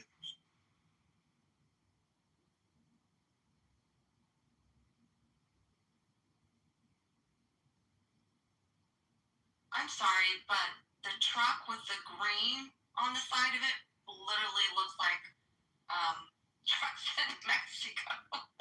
That's the Iranian regime security forces. Yeah, it's Iran. It's Iran, yeah. Father, can you look at the trucks and tell me it doesn't look like... It does look like Mexico. But here's the funny thing. Ocean, I'm gonna call bullshit right now. Because these guys, all fucking weeks, where's BB? Fuck, he left, but Harry can confirm this, and so can you. All for weeks that we've been doing these, you know what I've heard out of every guy? They said, we can't get any weapons and we can't fight, and it's been torturous, and they'll come and kill us, and that's why we won't fight, we won't rise up. But it's odd that there's this guy who gets out of a car with what appears to be, let me guess, that must be like the new mystical Star Wars gun. Oh wait, it's an AK-47. It's a knockoff.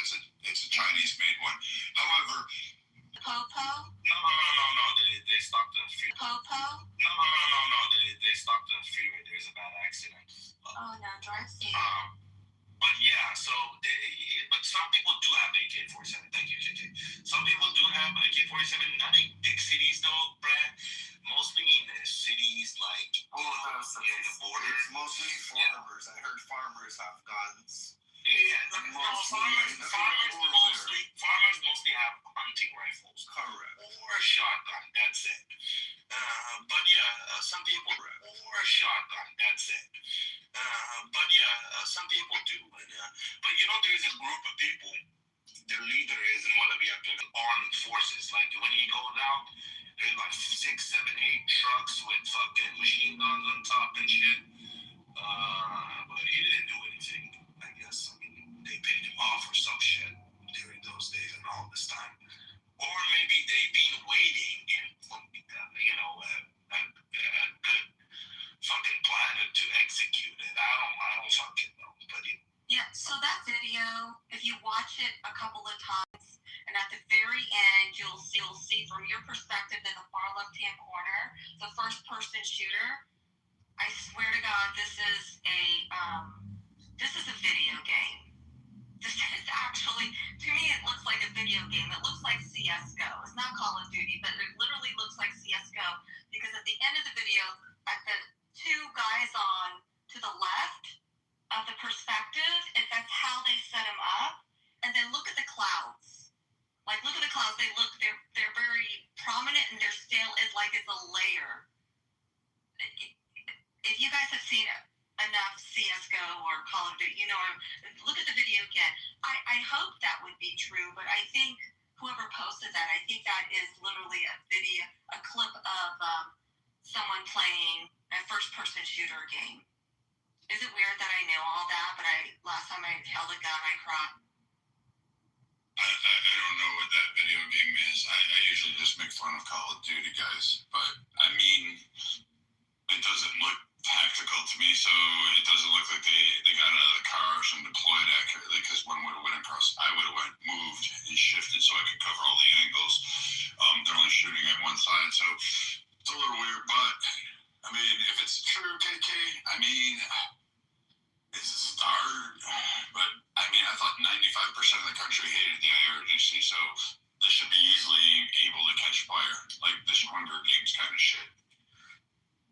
Well, I just want to remind you, Brad, which someone brought up a very good point the other day, and that's why I just usually like just to listen to the diaspora, like hearing all the different perspectives. But someone brought up the fact that the Iranians that still live there, they have lived there so long that most of them do not have arms or guns. Some do, like Ralphie mentioned, but most part, they don't even know how to handle a gun. Americans, we're like, okay, we're all going to go Revolutionary War style, stick a knife on the end of your rifle and go. Not part of what they say, like their historical norm, or it's kind of timed out, sort of like it's aged out, so they may not know exactly what to even do with those arms. I mean, I get it. there may be some complications with them understanding how firearms work. I'll get that. I know you cried when you held one, but I did. It was embarrassing. But the Ocean already confirmed that at least 50% of the men, I will say this, that go into the service have actually held a firearm at some point. So they know that, you know, the barrel is aimed at the bad guy and you squeeze the trigger. So, I mean, at some point, again, I'm looking for something more. Like, like I've heard on the stage so far today, please come up and go kill all the IRGCs. Okay, why aren't you doing that? Like, literally, why aren't you doing that? Why do I have to go do that? And they give me a plethora of excuses. The only one I'm going to give a pass to is Ocean so far, so that's it. Oh, and that other girl, Ella, and hopefully she stays safe this weekend. I don't know why. Don't be so white, Pat. It's That Whatever. that video, by the way, looks like I'm just saying the chorizo. I'm just saying ham. Say ham. You can do that. You want me to call her chorizo? All right, fine, chorizo. Oh my God. I don't think she'll like that. Father, what were you saying about the video looks like it was GTA 6. Yeah. They had to fight. I sent you something in the back channels. Okay.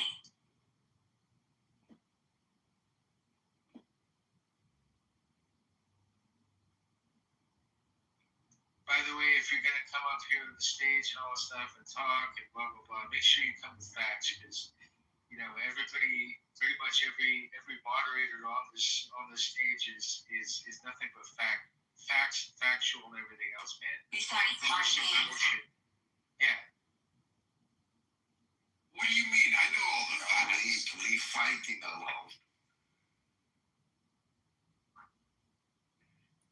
I just like to fight. I mean, like, We have some new players on the stage. You want to maybe engage with Samantha and Reb? Did we speak to them yet? I'll take on all comers. I mean, you're welcome to.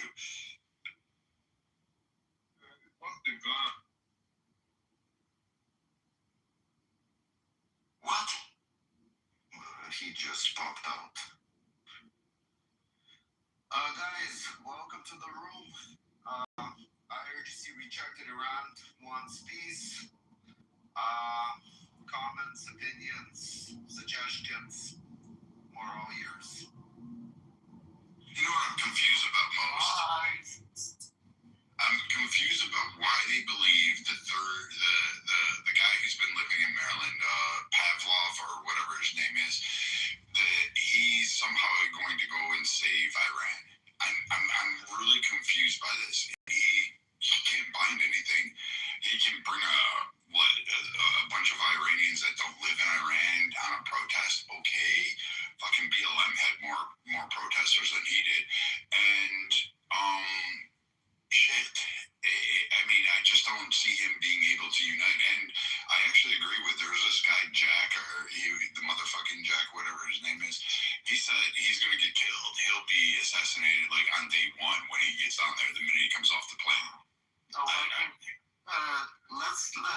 As I said, let's assume that the regime is toppled and tomorrow is the day one that the regime is not there anymore. Who's gonna lead? You know, who's gonna, because there's gonna be a power vacuum. Who's gonna take care of, of the country and not let it to go to chaos and, Right. So here's the thing, our people being through a lot, right? They, comparing to what they had before and comparing to how much potential the country has and how much, how rich it is in every possible way that you can imagine. When it comes to like natural resources, when it comes to like where it sits on the map, when it comes to like the fact that it's absolutely foreseeing in the country. So imagine how United States is. Iran is literally a smaller version of the US when it comes to natural resources, and it's foreseen in different ecosystems all over the fucking country.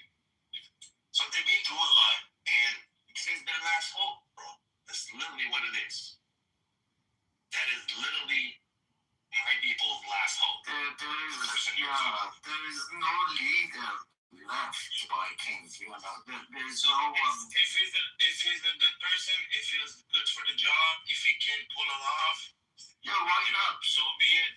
Yeah, If not, we'll see what's gonna happen in the future. But as of right now, it is what it is.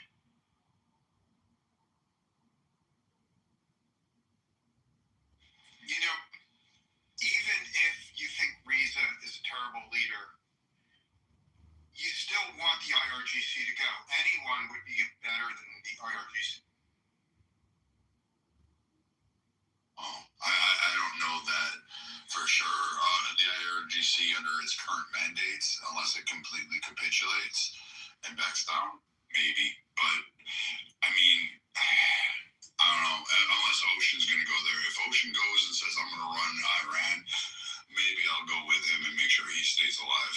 Maybe I'll put together a group of guys that I know and we can roll in.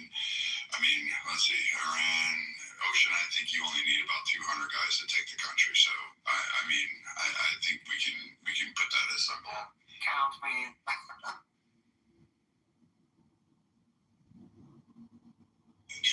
No, but thank you. But no, for real, this is a really hard situation for all of us. This is like, even though I've been in America for like 10 years, only went back home once for my mom's funeral. I have literally no desire to go back at all, even if it changes tomorrow. Everything changes tomorrow. I have no desire to go back. Motherland as well, which is Iran, but I love where I am, and nothing basically is going to change my mind in order to go back and live there. This is my second home, and my second home is basically the best home I ever had. So I'm going to keep it this way. You can come. Don't you think you can come back to Iran and promote the values and everything? No, to visit, of course. To visit, what about promoting? Visit more than that. As a patriot, just promote what values and you enjoying US. Yeah, I can always do it from far away as well, which I do. I've been doing what I can in order to help my people. In the past 10 years that I'm here, so. Well, we need you. You see, the processes is that right? Current or not? Not really, because here's the thing: we don't know each. You're more patriot to US than Iran. Is it right or not? I mean, I love them both. But if you ask me which one, yeah, I love them both. But the priority is. Go ahead, ask your question. Go ahead, answer your question. You said that priority is US, Yes. Because you're enjoying your life there. Yes, my priority is US, yes. So if you're talking about like your individual, just enjoyment, you can be there, but you're talking about. It's not about just enjoying. It's not about just having a comfortable life or enjoying your life. For that reason, you pick this one. It's not about that. It's not just about that. So I'm doing whatever I can. So I'm not doing whatever I can in order to help Palestinians, but I'm doing whatever I can in order to help my people, Iranians, in my country. But the best help, that if the government change and if there's a situation there, the best help is to show up, yes, and promote. I mean, there could be a time, like I said, but that's also the same as visiting. For a couple of months, you go help something with a business, help this, help something, whatever occupation that you have, you do, whatever fucking profession you're in. Yeah, fine. But to go live, no. I personally won't do that. So I don't know about other people. You know what? That's the difference between, Iran and America. They said we are patriots to US. And this is real patriotism that we have to learn from them. They really love it and they don't live. They go wherever in the world. After 2-3 months, they want to come back to US.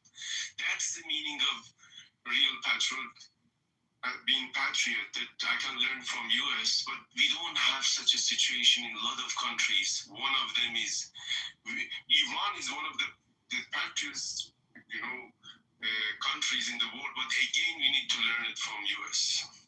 Long way. First, we need to learn it from Americans, because exactly. Just look at them. Look at the Revolutionary War. Look at the Civil War. Look at the Civil Rights Acts. Look at all of them.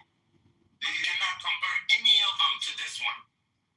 They keep correcting themselves. So, but you know what's the contradiction? So the contradiction is we have in US is on its, they're not that much critical. There are a lot of people there doing their job, but we need you, me, as the comment of, I love this comment. They say, what the hell are you guys doing in US? If in Canada, if the situation changes, you gotta come back and help. If you learn the lesson from American, or you just, just telling something that you don't believe, So I'm not commenting about you. I think that this is really, if a nation wants to succeed like US, you gotta have the same characteristics, You cannot sit there and then, 30 years ago I left Iran, and because of a lot of reasons. But I don't see now, if my country if they don't kill me and my country needs my help, so that's the time to go. I cannot say, hey, I'm enjoying Canada. Here's the thing. I'm sure you have heard the phrase, it says, show me your friend, but show you your future, right? Exactly. So if you hang out with bums, if you hang out with fucking losers, most likely you will not become somebody, right? But once you hang out with people who are wise, who are smarter than you, who are better than you, you have to fucking own up. They're better than you. Fine, hang out with them. You can learn from them. Then you can be a better person for yourself. Guess what? Then you're gonna have kids. You can raise better kids. Your kids can be really amazing individuals for your country, your nation, whatever it is, right? So the first move is to become friend and become an ally to the greatest nation to ever fucking exist in human history, which is the United States of America. True. Once you do that, then you can learn from them. It's the same fucking shit. But look at this. You become an ally to communist China. What are you going to learn? Except like oppressing your people, except like killing your own people and fucking keep them as prisoners. You're not gonna learn shit because China is like those losers that you hang out with and you don't become nobody. Yeah, I agree with you, but you know that this is not our problem now. We already solved it. What you're telling me, like, is valid 40 years ago, or when I was, in a university, or when I was in, like, my 20s, 30s. Yes, this is the Iranian mind was crazy there. That generation fucked it up. Yeah, fucked it up, but we don't have. But this Israel. And I showed them videos like how the students in universities, they don't walk over U.S. flags and Israel flags, and they avoid doing it, even though IRGC did it, so they do it. But yeah, I understand that we're getting there, right? But we had it's also U.S. fault that we're in this fucking situation because they made the revolution happen, blah, blah. I told them, dude, stop. Stage. It is for their own benefit. It's for their own nation. Interest. This not for their own interest. In that it's for their own interest, yes. And they want to be, and they learn the lesson there. Maybe you do something and you say, hey, I told you this. Look at Brad. Look at the guy next to me, Vikings. He served in the U.S. military, right? If you ask him about Obama, he doesn't like Obama because he doesn't like a lot of things he did. But he loves his country, right? So you cannot come out and be like, it's Americans' fault. They're in this shit. No, it's not. It's your father's fault. It's your grandfather's fault. They were uneducated. They were fooled. They were lied to. Yeah, true. It's not one people fault. It's it's yes, it's our Yes, father. but once again, I give you Good point. Let me see that from and if that person is untouchable, there's nothing you can do. Because guess what? United States of America is untouchable. At least as of right now. I got a question. Okay. What's your wrong 3 months ago? Imagine you wake up in the morning, right? And you want to go get some peanut butter and jelly for breakfast. Like, go to the grocery store, get peanut butter and jelly, right? And come back home, toast the bread and eat it. Imagine that. And you go and spend $20 on it, right? 2 days later, you don't have peanut butter and jelly. You go to buy it again. I just want to describe the inflation for you. So you buy the same product for for example, $26, $25. 2 days after, I'm not even exaggerating. I'm not even fucking exaggerating. This is normal in the war and. No, I'm talking about 2 years ago. There was no war. I'm talking about 3 years. I know, I was there. I was 2 years ago. I was in Iran too. I'm not old. Last 3 years I was in Iran back and forth. So I have a very good picture of Iran, to be honest. So a minimum wage. Let me say this and then you go on. A minimum wage. Like how much a minimum wage person gets paid a day in America? Like 180. Like in California, for example, is 100 about 50, right? 160 a day, right? Imagine you're only able. This is before war. Imagine you're only able to buy. What about like the housing costs and horrible. So the minimum wage in Iran, by the law, it's about minimum wage is 12 million toman, right? So the 12 million toman in US dollars is less than $100. Right? It's about $80. So now it doesn't matter. Don't care about the dollar. So it matters that what you can do, right? What you can do with that money. So over here with $3,000, you could get a 1-bedroom apartment for like 12 kilos of beef meat. Oh wow. And 11 kilos of meat, basically. You know what I'm saying? That's all you can get. So how much you pay over here when you buy a kilo of beef? It's like what, $15, $20 ish. Yeah. So imagine times 10 is $200. Then you can buy 10 kilos. So it's more of the inflation than housing. Horrible. Wow. Horrible. Housing, horrible. Wow. Yeah, housing is like fuck. Yeah, it's horrible, dude. I'm done. Yeah. This is nuts. Wow. Interesting. Yeah. Think about this. Iran is the 5th nation on earth when it comes to natural resources. The 5th. That's a trip too, man. You would think that it's a rich country, just like, yeah. UAE is absolutely nothing. Number 1 is Russia. Number 2 is America. Number 3 is China when it comes to natural resources. Number 4, I believe, is Saudi. Number 5, and it's literally like USA in a smaller version in every possible way when you can imagine. Like different ecosystems, different weather, natural resources. Well, yeah, because you're closer to the equator on one side than the other side. I don't know. If you go out and want to go at pizza, right? That's like 10% of like 12 million is like what, 1.2. So basically, if you go buy pizza, you're gonna pay 6-7% of your monthly income for pizza. It's like 800,000 toman, which is somewhere around 6-7%. It's insane. That's what I'm telling you. But not a lot of people. I mean, a lot of people do make the minimum wage. I mean, obviously they work probably 2 jobs and this and that, but that's the minimum wage by law. And what about for the educated people? Like obviously, I would think that their wage is a little higher, right? I mean, my brother is a PhD in mechanical engineering. Oh wow! You get paid about $300 if you want to count it like that. Yeah. Wow. It's a fucked up situation, It's a really fucked up situation. Yeah, thanks for letting me know that. It's always interesting to know what other countries, what it's like to be, and it's not very much. It's like minimum wage is like $15. I think it's like $15 a day or something like that. It's just fucking crazy.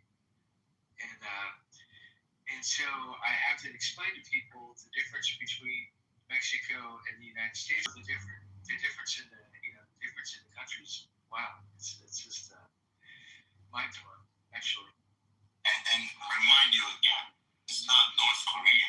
You know what I mean? The country is not. Yeah, well, North Korea, you're fucking volunteers. You're fucking slave, yeah, Jesus.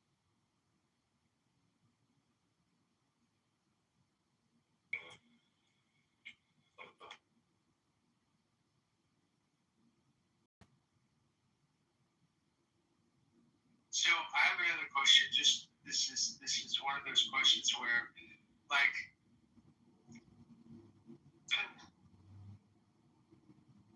most of the people are against the IRGC and the government, but there are those 20% that are for it. Is that based upon religion, or is that based upon? I mean, is that based upon? Oh, gee, they're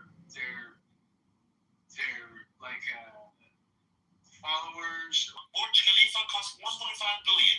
Yo, the tallest building around your building in Toronto is belonging to Saudi Arabia. That guy stole like $7 billion back in the time. He came to Canada and had like real estate for IGC and holding it, doing business. Wow. Yeah, and Father, the thing is, the ones who stay in Iran are also related to the government. They all have their kids over here. And the kids, they're all doing party and shit, so they don't share the same ideology. They're just there for the money. So again, I cannot put an exact number to it, but fucking I would say half of that.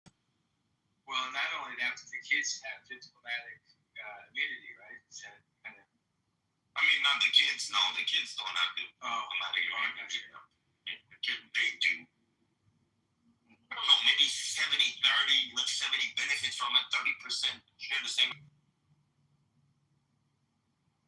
Because the money is huge.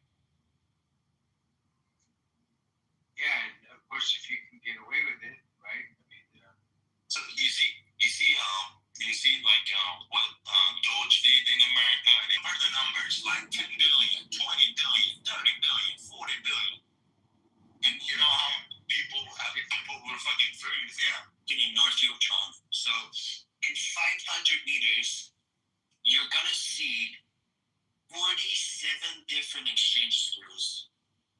I mean, if you go to any kind of neighborhood in Toronto, in fucking Vancouver, Burnaby, fucking Alberta, fucking able to control the inflation sometimes, right? Look, if we paying taxes, if we are very good citizens in our countries, buying American products, not the Chinese. Okay, if we hopping around with fucking Fords, I don't know, GMCs or fucking Raptors, especially you need it for a lot of construction purposes. We're very lacking in these things. We're getting like Chinese third-rate deep shits, exchanging like oil money with it. So, Toronto, at least, the city that I live, I've seen like it's belong to regional police, like Toronto police. They're gonna say like you can't do anything. You cannot open firearm at them. You cannot kill them. You cannot even defend yourself. You know, it has like a few different conditions. Okay, but what would you see? Like, what would you do in that moment? If somebody breaks into your house, like, we're not even allowed to even defend ourselves. Okay. Sorry, my friend was here. I was distracted. Well, yeah, obviously, you shoot your dad. I'm so disgusted. The whole fucking disgusted. I'm in the construction business. I realized, like, in front of Super Amazon, which is like one of the biggest supermarkets in North America, belonged to a very good man. So in front of it, there is another plaza. Used to belong to a Korean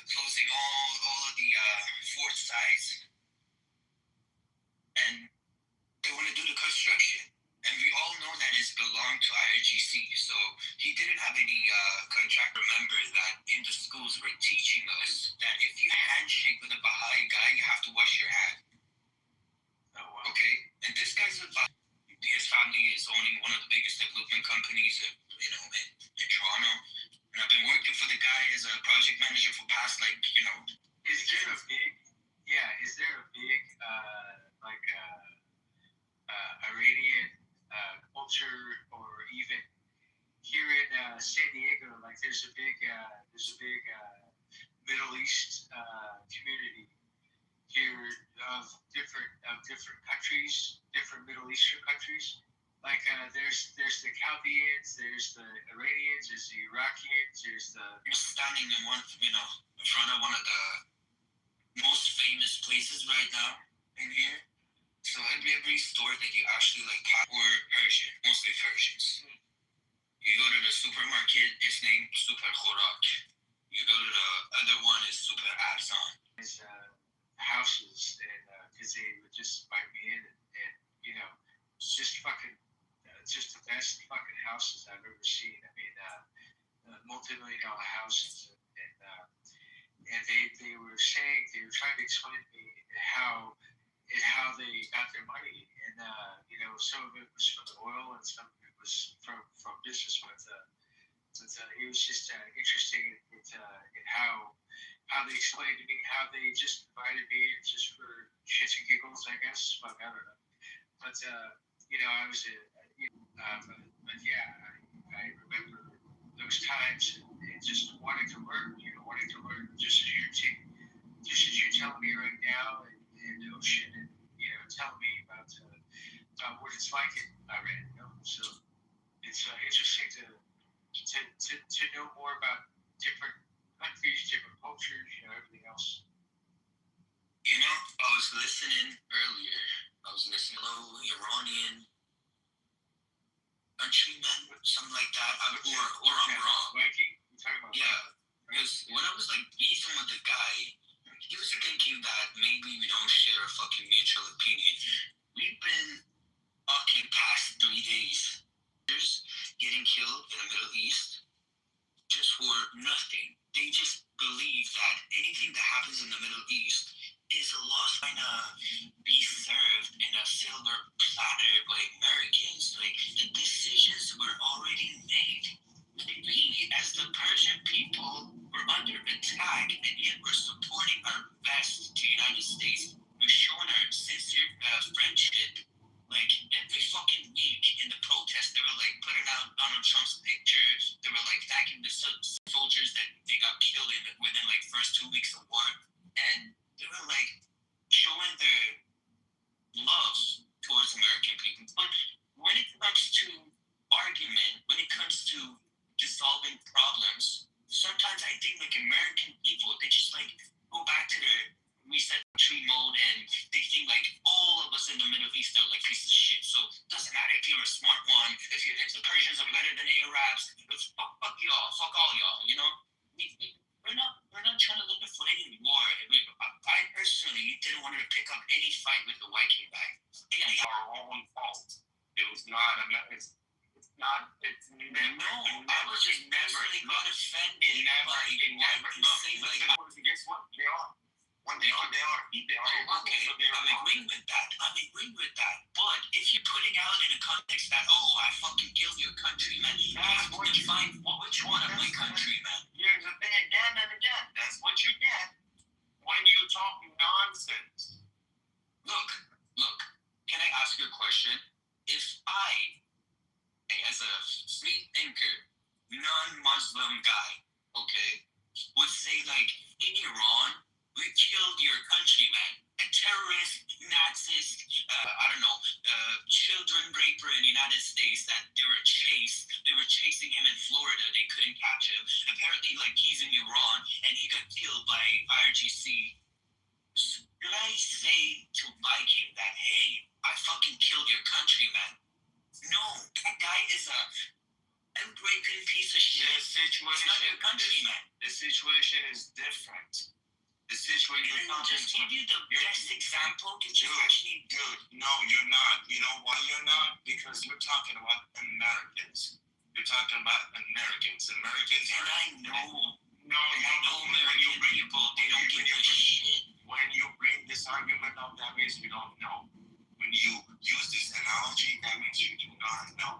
Because Americans are very friends. Let me tell you this. Can I ask you? I know you. How do you talk to an Afghan when they give you shit? And talk to an Afghan like yeah, that's. I believe, like, personally, an American guy.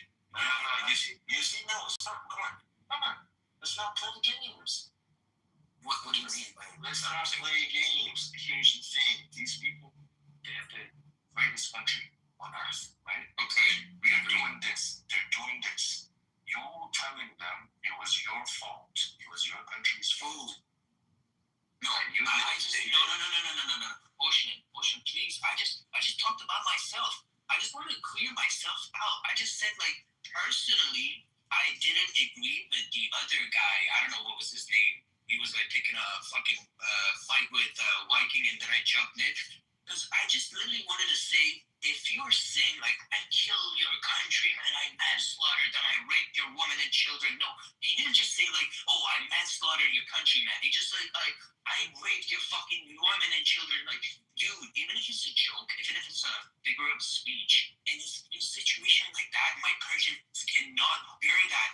If I'm trying to be respectful to you, American guy, I deserve to be respected as well.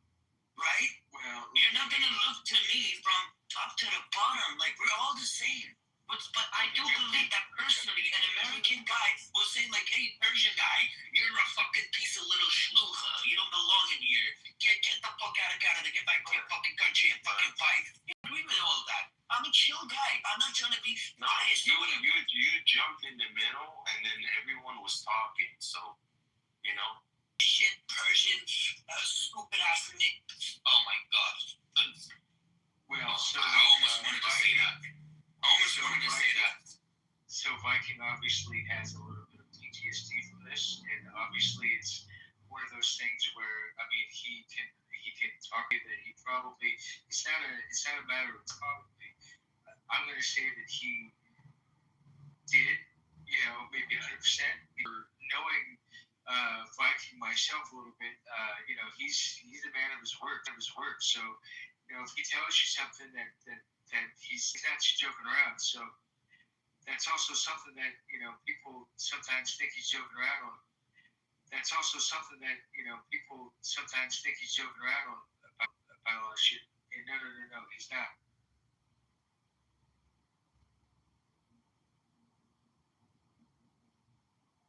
Well, I guess he left.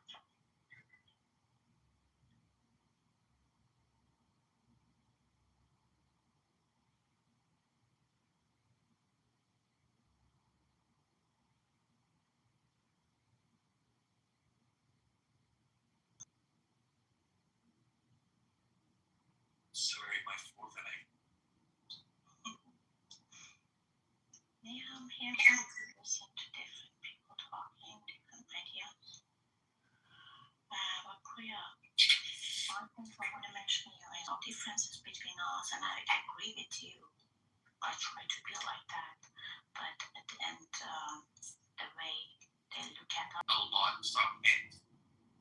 I would think like a Western guy, not just like a Persian guy or whatever, or how to think freely out of the box and be creative. I learned from them. But later on, I tried my best, worked my ass off. I had like, a few transitions in the money that I could earn monthly. So now I have 2 to 3 American people working for my Persian ass. So should I be saying like, oh, we're not the same? You're American, oh, so okay, you're greater than me. This is a very small scale. I'm just putting an example. It's just like a fucking personal experience. Yeah, I understand you. The background, we have a different perspective. We have a different point of view. The way we look at the world and people, like people, they know immigrants. Wow. From some Americans, they're not in contact with immigrants, so. But I think like a little respect is not killing you, A little respect. Like, however you think in your personal life doesn't matter. White, brown, blue, yellow. You gotta be respectful. And I was offended as fuck, bro. At that time I couldn't control. It was very wild the way he was. One day one day you have a wife, right? And then your wife tell you fuck your mom, you're gonna slap the shit out of her because you couldn't control yourself. I'm 35. I'm 35 and I'm still single.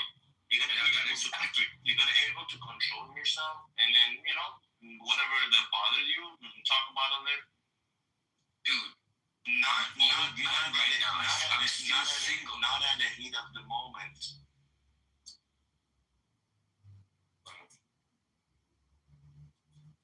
One thing I'll tell you is that all I gotta say is, if you really want to settle down and you really want to learn some things, is to get married. You will learn so much. That's a big mistake, bro. Especially as a Persian guy, that's a big mistake. Marrying somebody, like, giving out false promises that he cannot keep. Like, personally, I know myself. Better stay single. Better not to make stupid decisions. Well, all I'm going to say is that you will learn so much about caring for another person, actually giving a shit, knowing about commitment and everything else. Because as a single guy, when I was single, I fucked any girl, anything that walked, pretty much. And, it's one of those things where it's different now because when you're married, it's actually quite a bit different. But the one thing I learned about it was that, I learned about empathy, and really caring for the person, which normally in the single life, whatever, it was wham bam, thank you. You can have that with a side chick. Yeah. You can have that little empathy with a side chick. No problem. Bro, these women these days, bro, it ain't happening.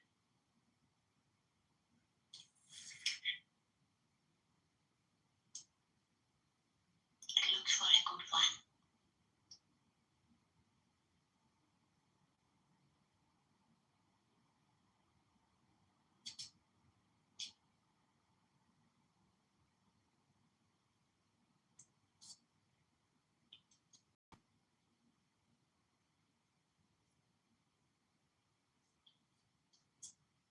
My dad passed away in his young ages. Ever since my mom didn't marry anybody, there's this culture in Iran that, hey, but the morality is some of these Persian women that they didn't have any internet in their time, or I don't know, they were like old schools. They have better type of manners in dealing with men. But they don't like you. They won't give a shit about you. They will fuck you in your ass when they can.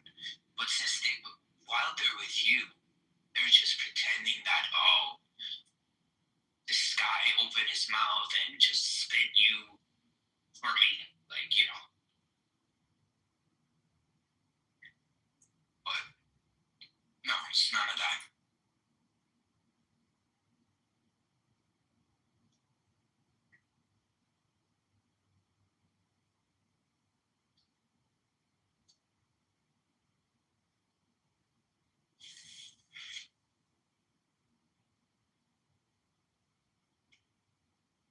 But she never married anybody, so actually have to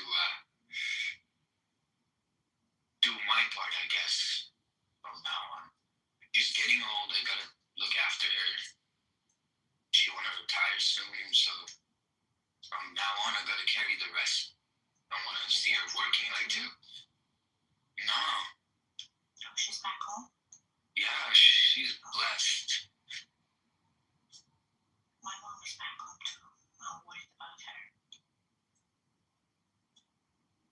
She's coming back to Tehran. We went to Northside, we have a cottage in there. She stayed about 16 days and said oh man, I'm tired. I don't wanna be here anymore. So much shit to do in Tehran, I gotta come back. I said they're still bombing. And she was like, no, it's not like that. It's just every few hours. It's so lower these days. And I said, buddy, you're not afraid? voices like that. We're trying to be like the voice of the diaspora that you see around the news. They're insisting of, this war to be continued.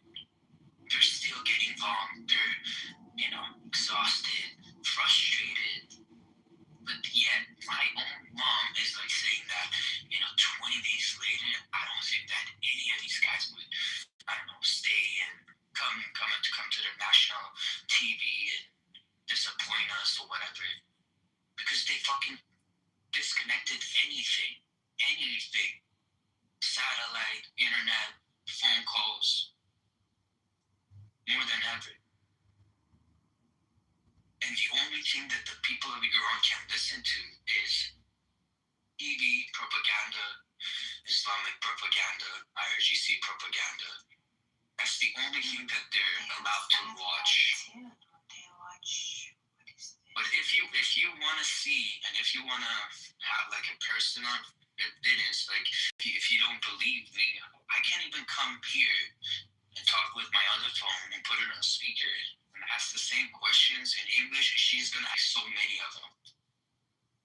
Millions of people came to the street 1 month and a half ago, and everybody forgot. Everybody's saying that Persian people are doing shit. They're not doing anything. They're little fucking cowards. They're scared. What do you expect us to do when the Prime Minister of Israel, Bibi Netanyahu, and Donald Trump would be able somehow to disarm these fucking monsters with, city war or whatever? No, it's not being or whatever. I don't know exactly. But he said, like, I'm in uniform. I'm in like that. And he counts me as a gay guy in Canada or whatever. It's okay. I'm a gay guy in Canada, whatever you want to think. I'm cool with that. It's not going to prove you that you're right, necessarily, right? Listen, I want you to understand that some of them, they don't understand the situation back there. They don't. And I put a video, I don't know if anybody watched that video. And KK just suddenly started saying that, it's in Mexico or Mexico. I actually sent her a picture in her back channels to just see when I'm sending anything or when I'm putting out any fucking kind of link in this room chat, the last thing I'm trying to do is to be fake in front of the smartest people on this fucking app. I don't want to do that mistake. You think I don't know the Persian police cars belong to IRGC and Naja, which is Niruye Entizamiye Jomhuriye Islami. Both languages, both culture, they lived in them for decades in both Canada and Iran.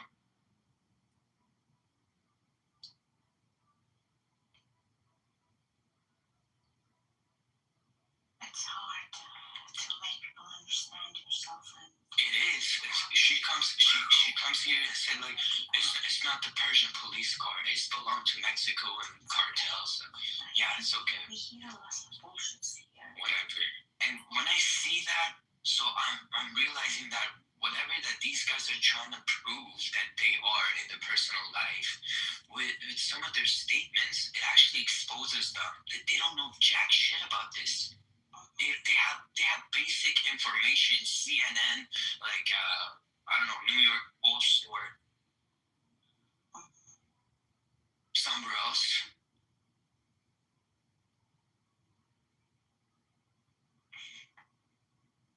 And come here and say hey, you're wrong. This is Mexican police or you don't know anything. You're spreading propaganda. AI, fake news. You're IRGC! God. What up, Warrior? I think it's, of course, right? Of course. What is 100,000 account? Of course it is. I wanted to get that account back open, but my fucking number expired for the verification code. No, I'm just playing. I actually did that to fucking Andrew Hart in his explaining why God's not real room and stuff. And then I put like 35 accounts in the audience, and then I was trolling him, and every time he would kick me out of the room, I raised my hand, and then another account would keep coming up. Eventually, he got tired, and he just closed the room. Yep. I told him, I said, everybody that comes in this room is gonna be me. I'm gonna sing you a song.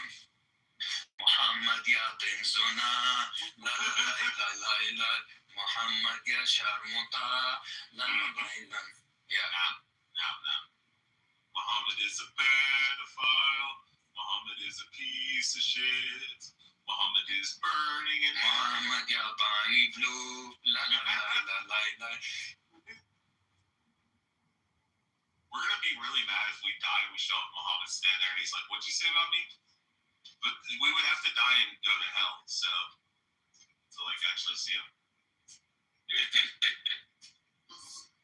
He'd be getting bent over a chair, getting fucked by Satan. Like a South Park episode.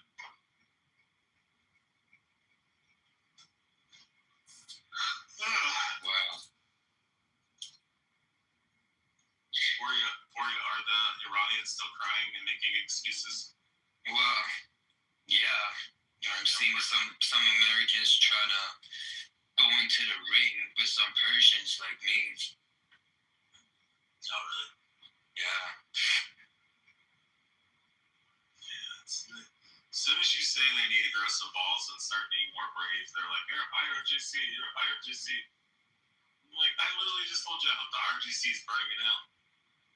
But I believe like whoever that you can listen to in Clubhouse, they have like internet access, so it means like they're out of the country, right? So basically, because they're trapped, personally, I am feeling them. I know what they've been through, but the way that they try to express themselves, since they're so emotional, I believe is somehow almost like a gay action to Americans, because American people, they're all about like guns, like fucking, hey, let's go fucking go and kill them all, like whatever, They're so firm, they're so tough. We get it, but we're not trying to come here and pick up a fight.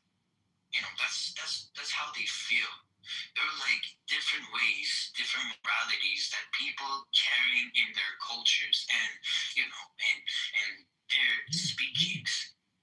So Persians, they're always trying to talk like with manners, good words, like being so polite all the time. Like as an American, you don't need to be necessarily polite to conduct a business with somebody, or you can just be serious, or you can skip all that fucking, being soft shit, That's how American people doing business, living. They're so tough. I get it, okay? But Persians, they're all about poetry. They're all about like culture. They're all about like singing, writing. Of course, they're soft. But yet, you cannot consider the whole nation by something that I'm just saying, like their culture, or whatever. We had legends in our history, like Rostam. We had legends like Sohrab, his son, or Babak Khorramdin, or Arya Barzan. In our history, we had plenty of legends beside the poetic people, mutual goals.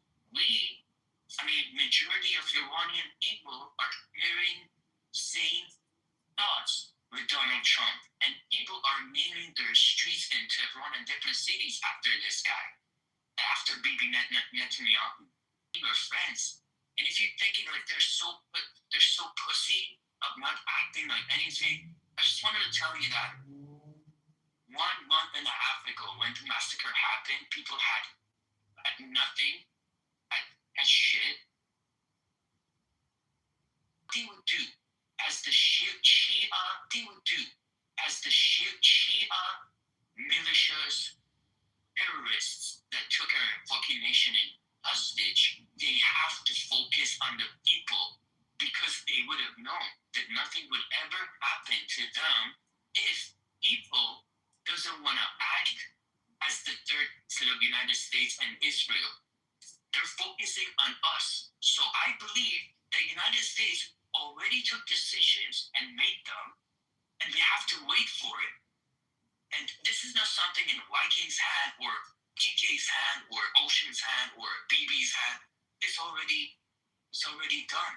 And the other thing is that they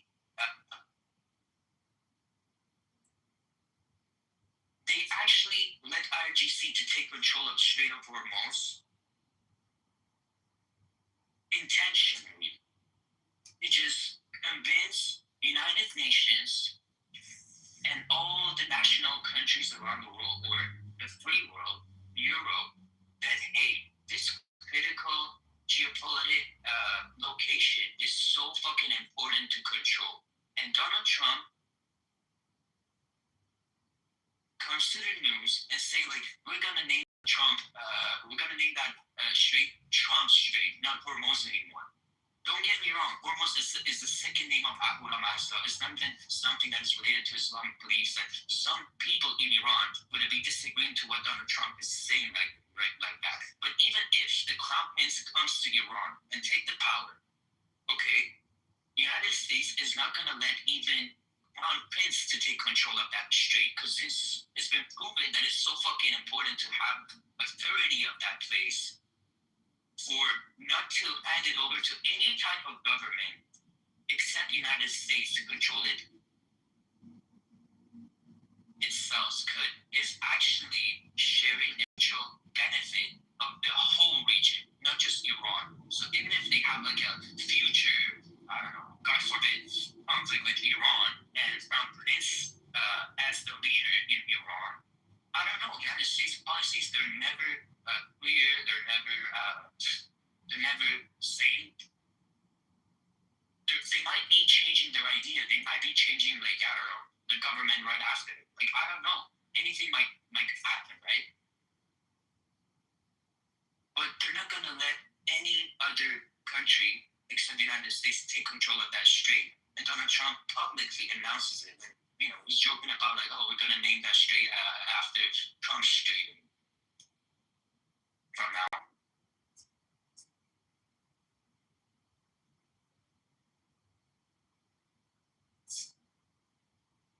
I bug or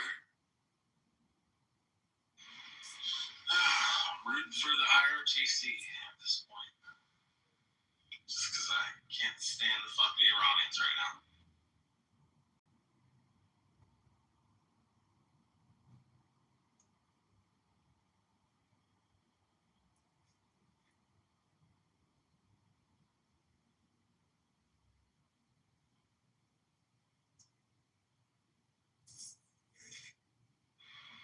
It's harrying everybody asleep.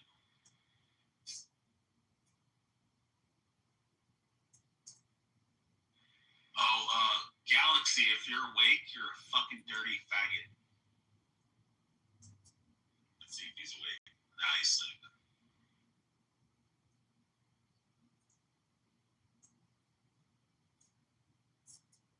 Wait, Poria, have you ever met the guy Mikhail up on stage here? Yeah, bro. That's a total idiot. You're so fucking stupid. Shut the fuck up, you goofy. You goofy motherfucker. Like, he's gay, but he tries his best to go like, I'm not gay. I'm not gay. I fucking hate faggots, bro. Shut the fuck up, you goofy. You're so stupid. Who are you talking about, Rich? Mikhail. Oh my God. He's Galaxy Beggar. He's like gay. He's so fucking goofy. Shut the fuck up, Ocean. You're a bitch. He's a You're a faggot, bro. If you finish with your ESL class, دیگه سیکتیر اینجا رو بزن بریم اینجا خودمون بزنیم. برو رو بزن میام برو رو بزن. وی بزن دیگه. بزن دیگه برو سیکت بریم. No. We're not speaking that monkey shit. English. That's not a monkey shit. That's English, bro. That's too fast. That was not English. He said that's English. That's our English. That's too fast. That's too fast. You gonna get it. Room is See? He says room. He said room بزن. room wife. Comes here and said, like, Leah, you got not to speak like that to me. Leah, you're so stupid. Who is he? The Peter guy. Oh, I don't know that guy. Peter Ahmadi. Was he one of the white Iranians? Yeah. What a surprise. Some of the Iranian pussies. Yeah, pussies anywhere, bro. Canada, Iran, you know,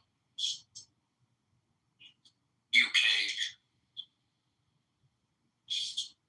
And Sitting next to their fireplaces, sipping Merlot, talking about the Iran war. Like they're there.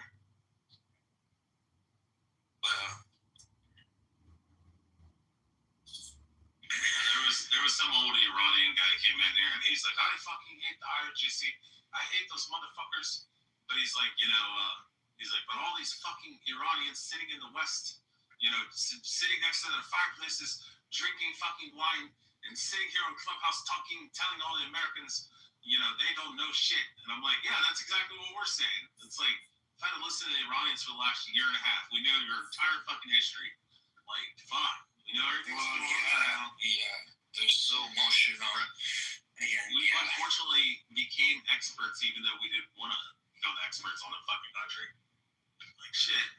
Dude, I've been following up the news over 15 years because we, as Persians, all of us, we had like an issue with Islamic Republic at some point. Maybe we've been jailed, maybe we've been in custodies just because of how we dress, how we look, or when we party. They get actually like, they knock on our doors. If you have a loud music, they're gonna say like, oh, you have girls in there? Y'all are gonna go to jail. That's easy, right? For partying in your own property, right? So when you're living in a society like that, you're totally abandoned from the whole world, from the international culture. They cannot even come up to a single stage in Clubhouse and express themselves and their feelings. Like, as civilized person, sometimes, which I hate to see it, but they're so emotional, you have to give them some rights. Yeah, not everybody can be like, fucking following up the news like me did, or I don't know, Ocean did. We have all issues with this system, right? And a lot of people, they turn to political people past 2 to 3 months. They don't know jack shit about what's really happening.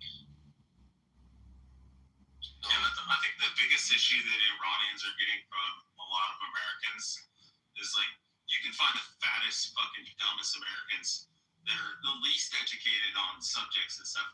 But the second, and they might feel your plight or your situation and feel sympathy for you. But the second that somebody's like, fuck America, it's an American thing that even people that, will badmouth the United States, if somebody outside the country badmouths the United States, everyone's ready to fucking throw a fist. And it's just, I don't know, it's a patriotic thing or it's an American thing. But I truly, genuinely believe that nobody will ever try to invade the United States. And even if we didn't have a military, the American people are going to fucking make it miserable for you to try to take the country. American people, they're going to fucking fish in their asses, Yeah, but the thing is, like, for us, it's not like, we're going to cry about it, be upset and mad about it, no protest. It's people want fucking blood. I mean, the average American wants to get a fucking butcher knife and just start chopping people up. And try to come to the country. Saying boy, do you mean like Goyim or whatever? Yeah, just other non-Jewish person. But there is negative connotation to some Jews when they say goy. They're implying that it's a negative thing because they're not of us. They're not of our tribe. But most Jews when they say goy, they just mean like the Amish have a word. They just say English. And English is for like black people, Asian people, Spanish people. It doesn't matter if you're not a lower German speaker. Everybody to them, the person can only speak fucking Mandarin, and they'll just call them English because they just assume that they're American and they assume, they speak English and we don't.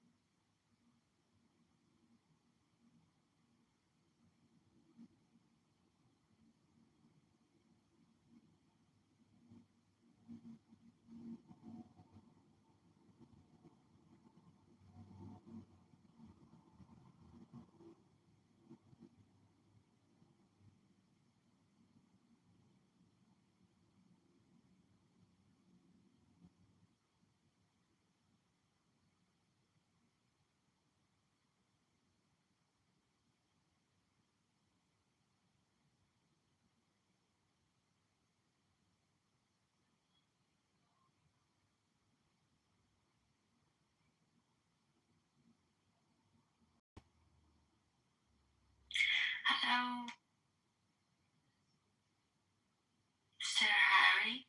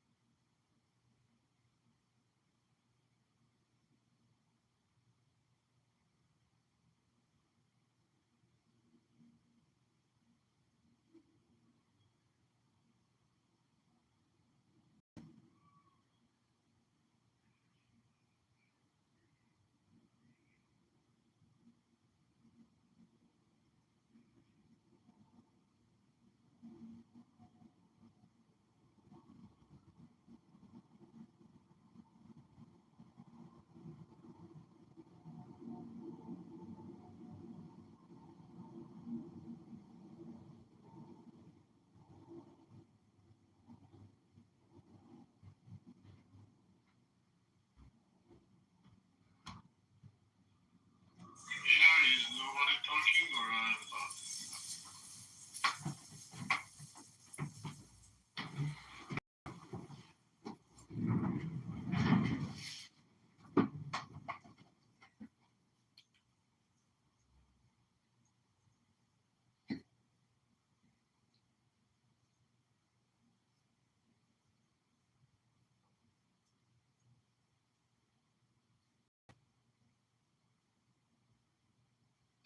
But how dare he find that more important than talking to us?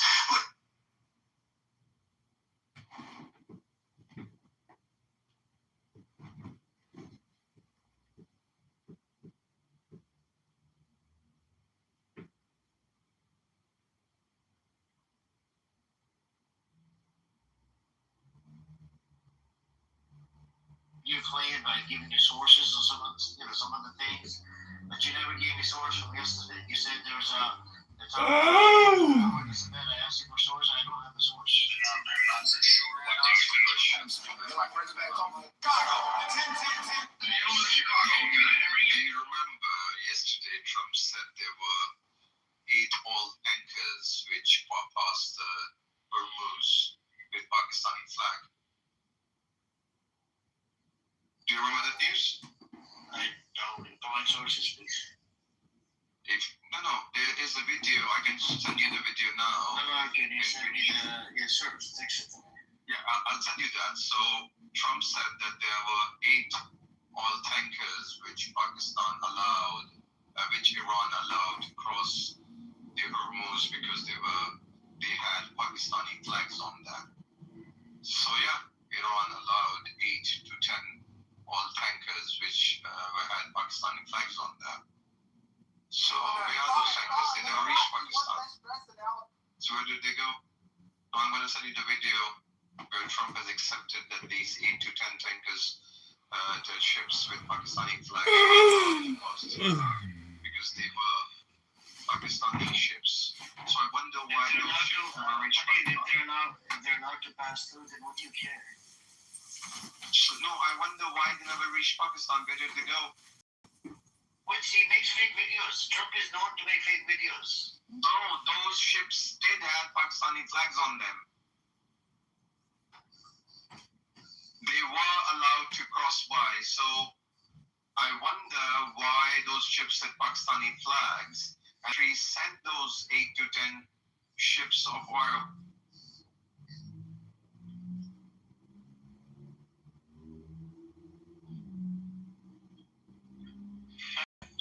Just because Trump said that Trump is infallible, he's a prophet, he can never lie, he cannot make up AI videos.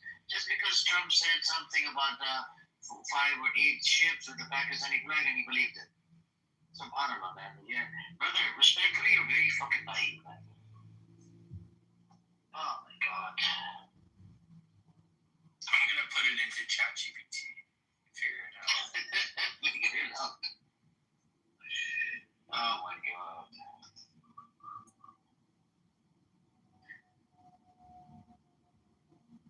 And Zani believes you, you know? She's trolling you, and you fell for the trap.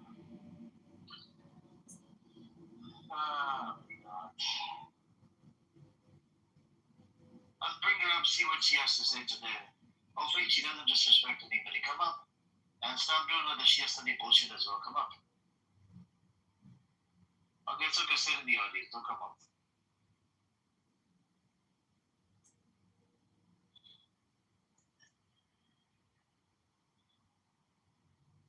Hey, welcome, Kevin. Hey, what's going on over here? Everything good? Everything good? How you been? You okay? Yeah, thanks, brother. I'm good. What do you think is going to happen with Iran? With Iran, no. I don't know, man. Do you think they are negotiating or Trump is lying? No, so Iran is not really ready for negotiation because I think the 15-point plan, so there was a leak. I think it was CNN or something. They said that one of the things on the plan was to recognize Israel as a country. Another thing I think had to do with nuclear or some bullshit. And it was like 2 or 3 things. We don't know the full 15-point. It's classified. They haven't released it yet. Yeah, but do you believe there is negotiation because Iranian officials are sort of denying everything? Yeah, Iran officials, they're denying, and I think they're not in the mood to make a deal right now. They want America to suffer. And it's not just America suffering, it's the 4 countries that are suffering. We had a brother here from India. He said in India there's a problem with the oil and the gas and this and that. All types of problems are happening. In Pakistan, Munir said the kids, Munir said something about oil, some bullshit. I had to look it up, and turned out the kids are not going to school because of oil problem. The price of a barrel, It has gone up the roof. This is why kids are doing homeschool in Pakistan.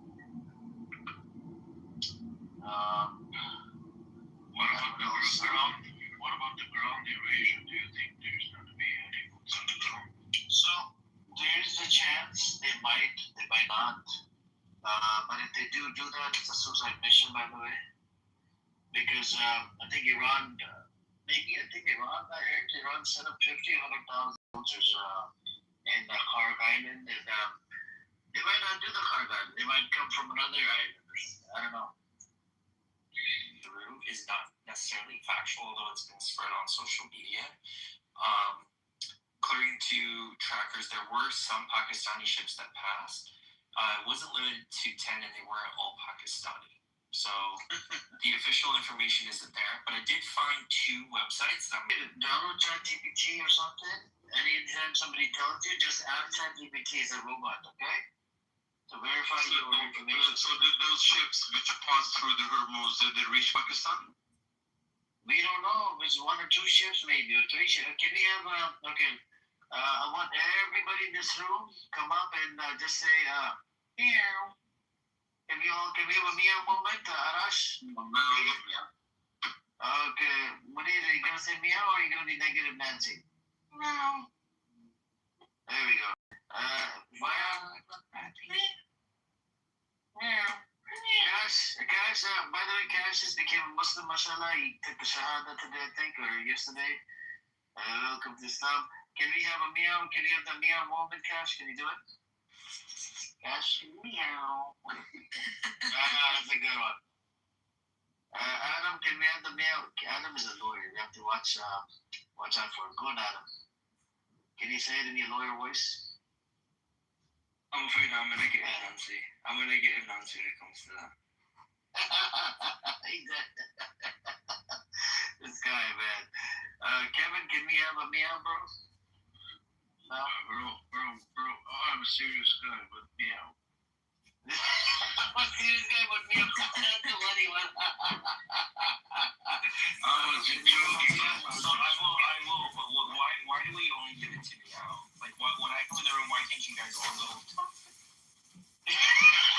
You want to be a special one? Yeah. You want to what? Papacito, you know what? When you say that to me, I'm so perverting. It's like you're in your 70s, bro. And she's like 16. It doesn't sound good. Like a guy. 16. No. When you're 16, bro. Yeah. He's definitely 16 or 18 or something. You're confusing. Meow, just say you're 16. So Meow is 16 and you are 70. Doesn't sound good, Amir. Hey, it worked for Robert De Niro. It's alright. Look, Manira, when I was part of the Dava room, right, I shared this story with a lot of people. You can verify the story. We have Pearl that she comes in here. Yahya comes in here. There's other people. When we used to debate the Quran only, people that only believe in Quran. So we would have the meow moment. Back then we didn't have an actual person meow. We just had a meow moment in the middle. So every 2 hours it would be like meow. And then they would be like, what just happened? You know, sometimes we would troll, hey, what's up, Dima? How you doing this? Is you good? You're welcome to come on up. We're having a meow moment. If you want to say meow, you're welcome to come up, say meow, you know. Anybody wants to come up. So we used to have a meow moment, especially we would, thank you. We would troll, you know, those Quran only, you know. I look at them as disbelievers, right? I'm very extreme when it comes out to those people. What are you doing, man? Shaking the bottle. What kind of bottle you got? Have to be careful from you. He's like touching the the little thing with the bottle. It's like that's what it sounds like. In the bottle. Yeah, the sister people. Supporting the family or not doesn't make any sense. Yeah, I have my Iranian friends. I used to support them, and they support whatever they want in Iran. But I don't support the war. That's it. And I don't support Raza Pahlavi shit. Hey Amir, I had an idea. Could you guys imagine, like, back in the late 30s, early 40s, if there was people across the world that, like, you know, I just want to support them. It's crazy. That is. I just want to do like whatever the people, majority of the Nazis in Germany want. I just want to support them if that's okay. Yeah, it's a will of the people. Yeah. When you're I'm fucking with you. I know you're not a Nazi support, but the point is that the will of the people. Paco is lying, man. He was fucking with you. Whoa. Did you just say he was fucking him? Astaghfirullah. No, man. What? I mean, Why does this room always turn gay on Friday nights, bro? It's anarchy out here. I forgot what is going on here. Broke our balls. You wanted to talk about... Oh my God. You wanted to become famous in this state. I didn't think you famous. That's what I was missing in my life. Anyways, but Munir, you said that you weren't aware of the Raza Pahlavi before, right? But now you're aware, but even back then you were in the wrong. You went to Masa Amini room, you should have looked at the facts. You know, during the Masa Amini protest, I did support the, what happened to her, but at the same time, there was one or two protests where Mossad played a role in one of the protests. I kind of looked into it a long time ago. I was in a shock that, and some of these people, they took advantage of it. These Raza Pahlavi scumbags, they took advantage of Masa Amini movement. And they try to, push this narrative. The regime and this and that. They did it and they made a big deal out of it. It was a big deal, but at the same time, there's other women that it happened. The same similar case that has happened to other women as well, not just in Iran, all over the fucking world. I mean, she's absolutely right, Munir. So I was really engaged with this. You agree with me on are we friends again? Yeah.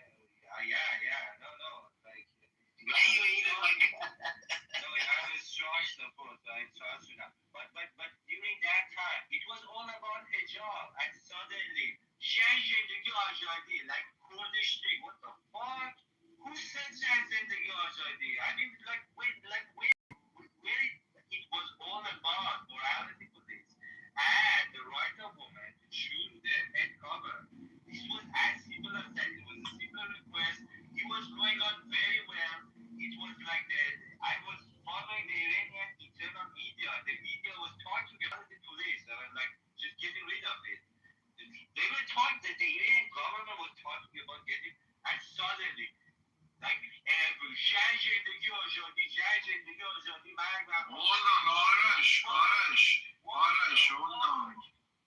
Hold on, Arash, I have a question for you. Are you questioning where that slogan came from? I have a question. Where that slogan come from? I know. Yeah, that is Kurdish. I know, but my question is that why a protest which is about women's right to choose their head covering changes overnight to Zendegi Azadi? Why do you say it with gay accent? Hold on. He does.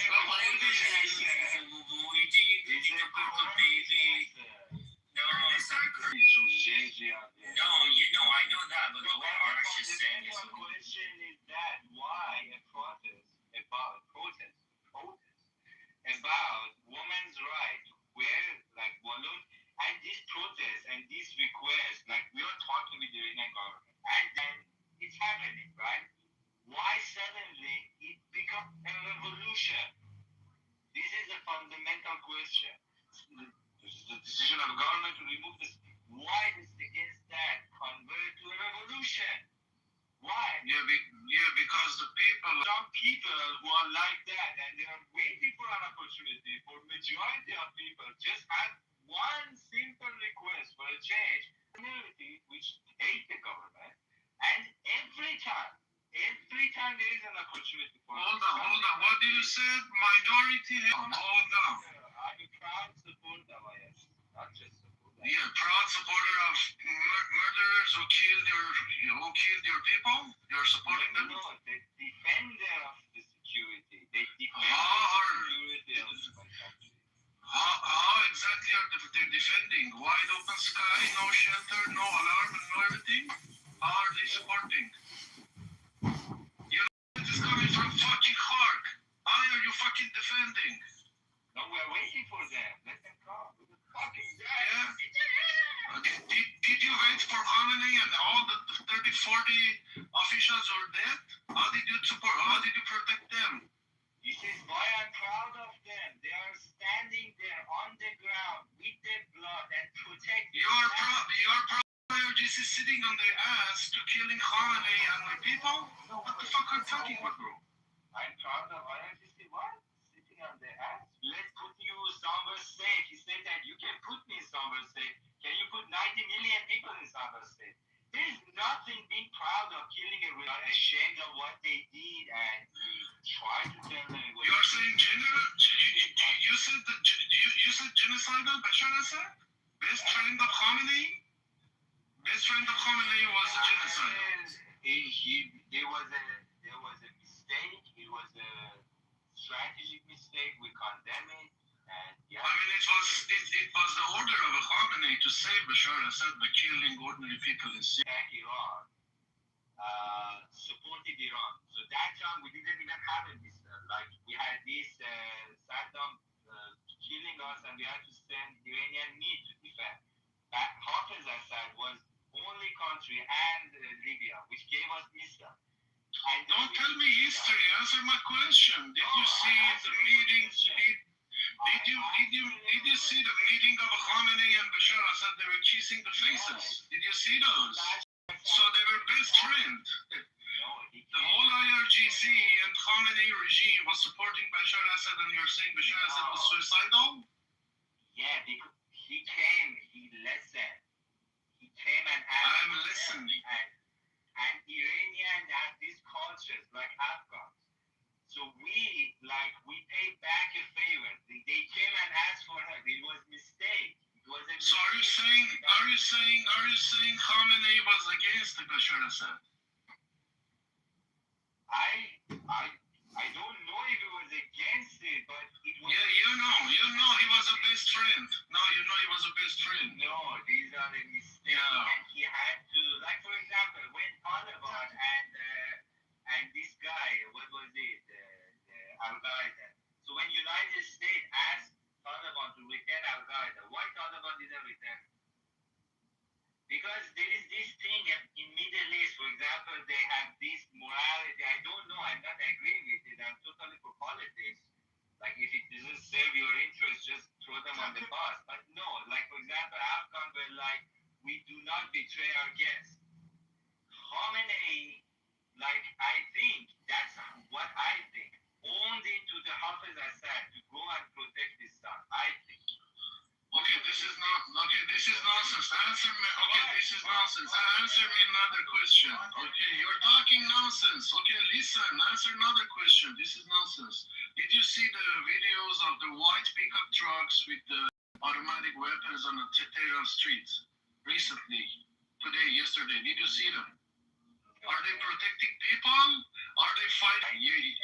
Both of you are embarrassing yourselves. You cannot answer my simple question. You are embarrassing yourself. Oh, yeah, Kevin, you're too smart for us. What is your simple question? So there is a video and there is a... Absolutely no answer for any of my questions. You should be the supervisor. So what is the question? Let's ask this question. I want to ask Kevin this question. Kevin, so let's say you're the leader of Iran, right? I don't know if I asked you this question before. You're the leader of Iran. Trump's condition are no more uranium enrichment. Put down the weapons. Put down the advanced hypersonic missile. Put down any of the proxies. That's protecting your nation from any type of attacks from outside. Whatever country is trying to enemy country from your enemy country. And they're going to set up a military base inside Iran, right? Which means occupation.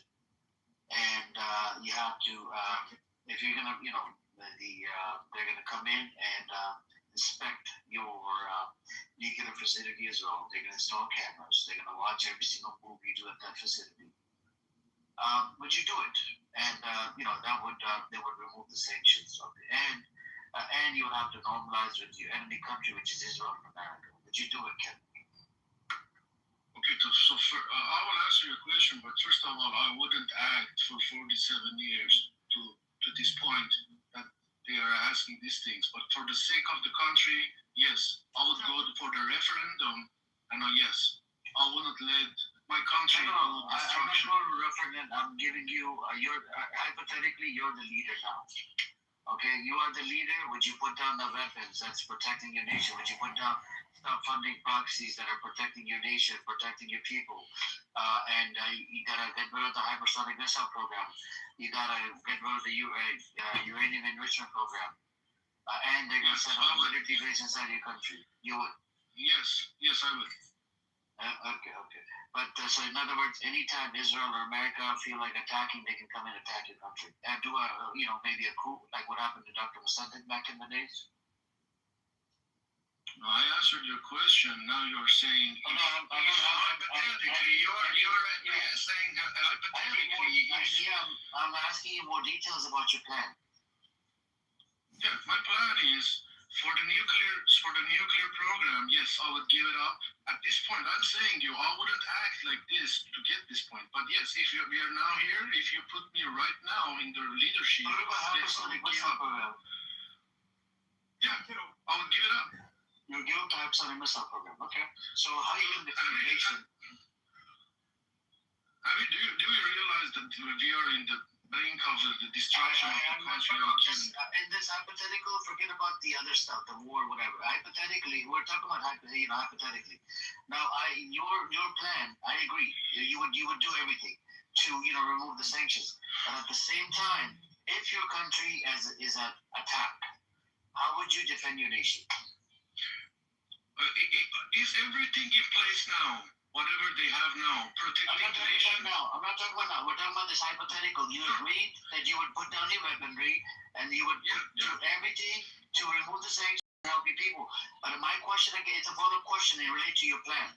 In your plan, if the enemy country wants to attack you or in any shape or form, I'm talking about the hypothetical that you agreed to.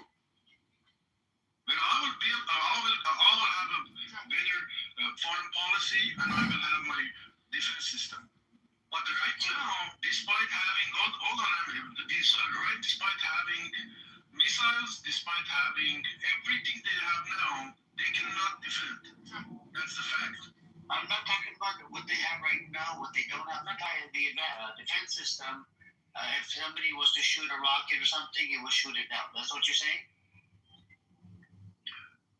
No, listen, I mean, you're saying if you give up all your whatever you have now, how you are going to defend. I'm telling you, everything that we have now is not defending ourselves. So yes, I will give it up for the sake of the safety of the country.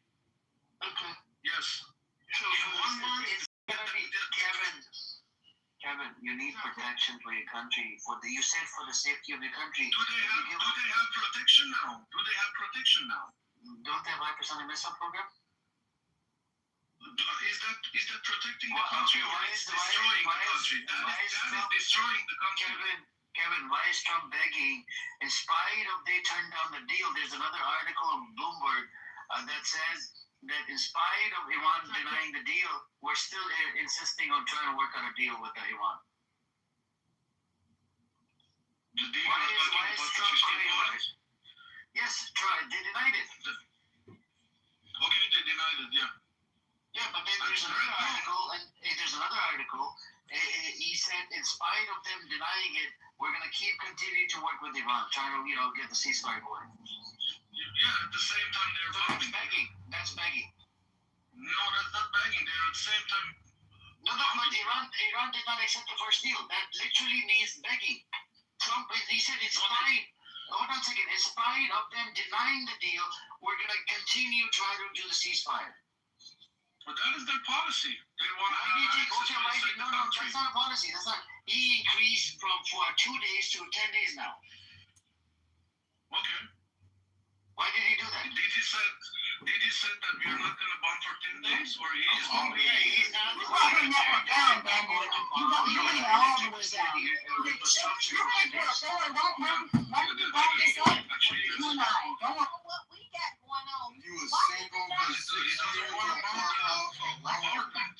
why he's doing that. It's not that. He did it because he's begging for ceasefire. He said maybe in 10 days we might have some sort of he's begging. Hold on a second, Kevin. Because it's affecting the 20% global market, the oil market. In Pakistan, the kids can't even go to school because of the fucking oil. In India, we had somebody in here from India.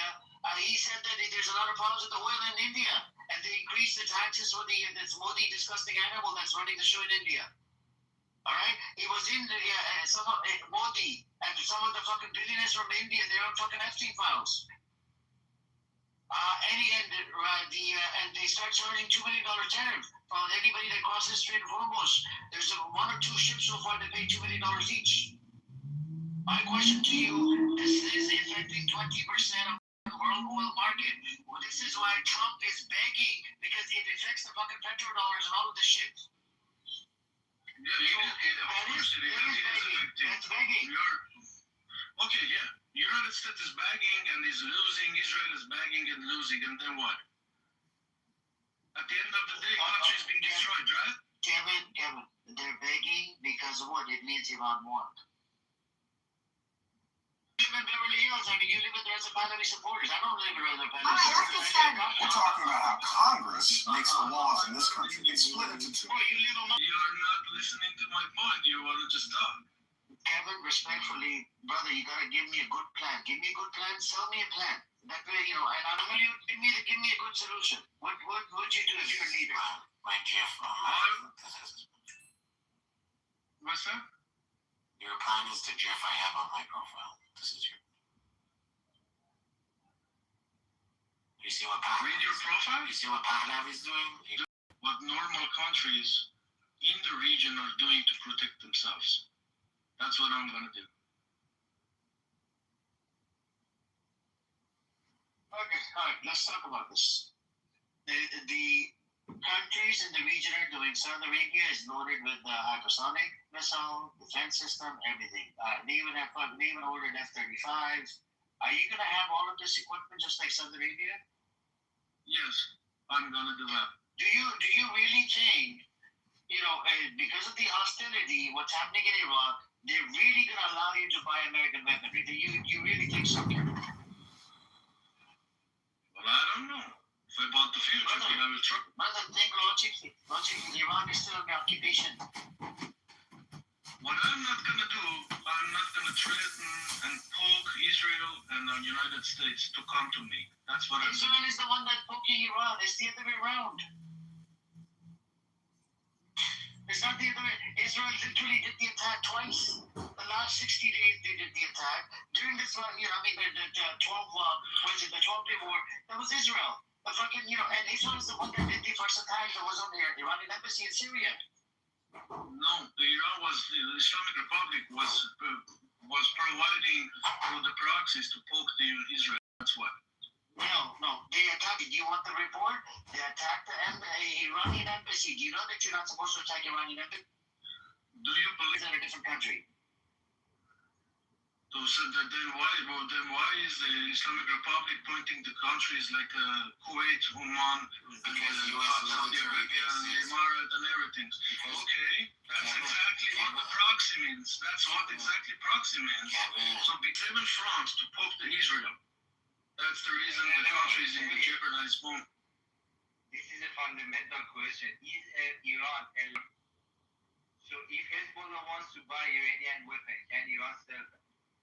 Yes, Iran can sell.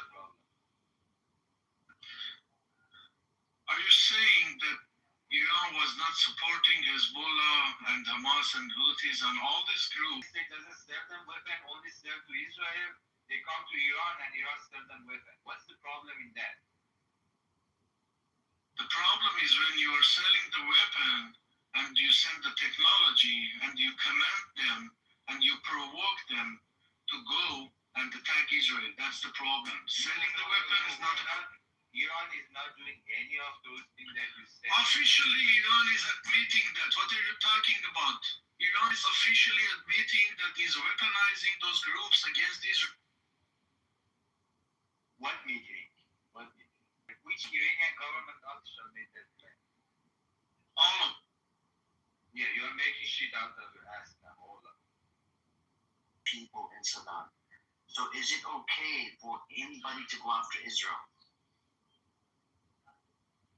Yes, I condemn that. That is shitty act. That is shitty act. Kevin, I condemn that. I condemn that. Yes. Okay. If Israel is doing that, I'm not familiar with what you're saying. But if Israel is doing that, but none of the countries are going after Israel because of the supplying weapons to Sudan. And then America, hold on, Kevin, hold on. They found American and Israeli weapons in the hands of RSF that's killing, butchering, slaughtering, raping innocent women.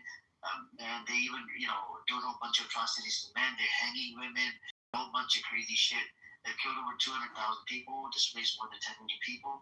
Now, my question to you, the country's argument is, so the genocide that happened in Gaza, should we go kill everybody in America? I live in America, you live in America. Should they, throughout the world, should they come to America? Shoot Israel to commit genocide in Gaza? No, that was not the reason that America provided the weapons. Now, hold on. Anthony Blinken, under Joe Biden, he lied in front of Congress. We have a Leahy law in America. There's a country out there that breaks the Leahy law meaning if anybody that's blocking the humanitarian aid and whatnot, you're not supposed to give them weapons because that's in violation of the U.S. law. It's called Leahy law. You can look it up. Anthony Blinken received a report from the special entity that investigates humanitarian laws and whatnot, and Anthony Blinken lied in front of Congress, which is a felony. And there's a lot of cases in the court right now. By CARE, I filed a lawsuit against Biden administration, Anthony Blinken, for lying in front of Congress. There's videos all over. I can provide you video of Anthony Blinken lying. My question to you, if the Zionist scumbags that are in the Congress, they're working for Israel first, should people all over the world, should they attack America because of what happened in Gaza? Should they do that? No, because I don't believe what happened in Gaza is not just... No, okay. See, this is a Zionist talking point, Kevin. This is the problem. So now I can say that you are Reza Pahlavis. You know why? Reza Pahlavis, they hold the same opinion as the Zionists. I can provide you multiple sources, organization, Israeli organization. They're saying it's a genocide in Gaza. B'Tselem, Physicians for Human Rights, Amnesty International, UN, you have the HRW, fucking ICJ has a case right now against Israel for genocide. ICC has a fucking arrest warrant for Netanyahu, who's a war criminal, fugitive. ICC has a warrant for Yoav Gallant, which was a former Israeli defense minister. And so many scholars, about over 2,000 scholars, genocide study scholars said it's a genocide in Gaza. We had Omar Bartal, he's an Israeli, Zionist, Jewish, genocide study scholar that lived in Israel, and he's a professor at the Brown University. He said it's a genocide. He came on Matthew Yassin show. He said it's a genocide. So me and you were both laymen. We go based off what the major opinion is. The opinion from the scholars that says it's genocide. Okay, I don't believe that was genocide. You want to talk about anything else? Okay. So this is the problem, man. Kevin, you're denying the genocide that happened. So was it a genocide? What happened during the 2 days in January when they killed, 40,000 people in Iran? That was mass murder. Genocide. That was mass murder. No, it wasn't. That was mass murder. Come on, it was a genocide. You can call it genocide, but I'm saying so that mass murder, who would you blame? Would you blame only IRGC? Would you blame Reza Pahlavi for telling people to come on the streets? Would you blame the people that are coming out on the streets? And some of them were rioters that did stupid shit as well. Who would you blame? Would you blame IRGC? Okay, what about Reza Pahlavi? Okay, Reza Pahlavi telling people to go on the streets, influence. He's got a lot of followers. He could tell any Iranian, go on the streets of Iran when he knows the entity will kill them. He's a nationalistic son of a bitch. He knows the IRGC might kill him, or whatever the reason, but he will tell them to go on the streets of Iran. And it's okay for you. You're not going to blame him for a 10%, 20% blame, 30%, you're not going to blame him at all.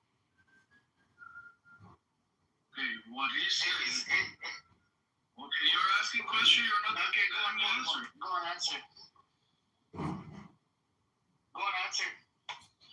Yeah, so the Reza Pahlavi called people to go to the street. He didn't say go do riot things. He didn't go be violence. He said go to the street. If you cannot go to the streets, you can slogan you can just yell from your windows or something like that. That's what it said, and that is the legal even with the IRGC constitution. I mean, he just said. I mean, let me tell you this: if you say, you in Facebook, go tomorrow and go protest against the government, and the government kills the people, is it that I blame you or the government? Okay, all right. I'll use another example. If I order a killing, right?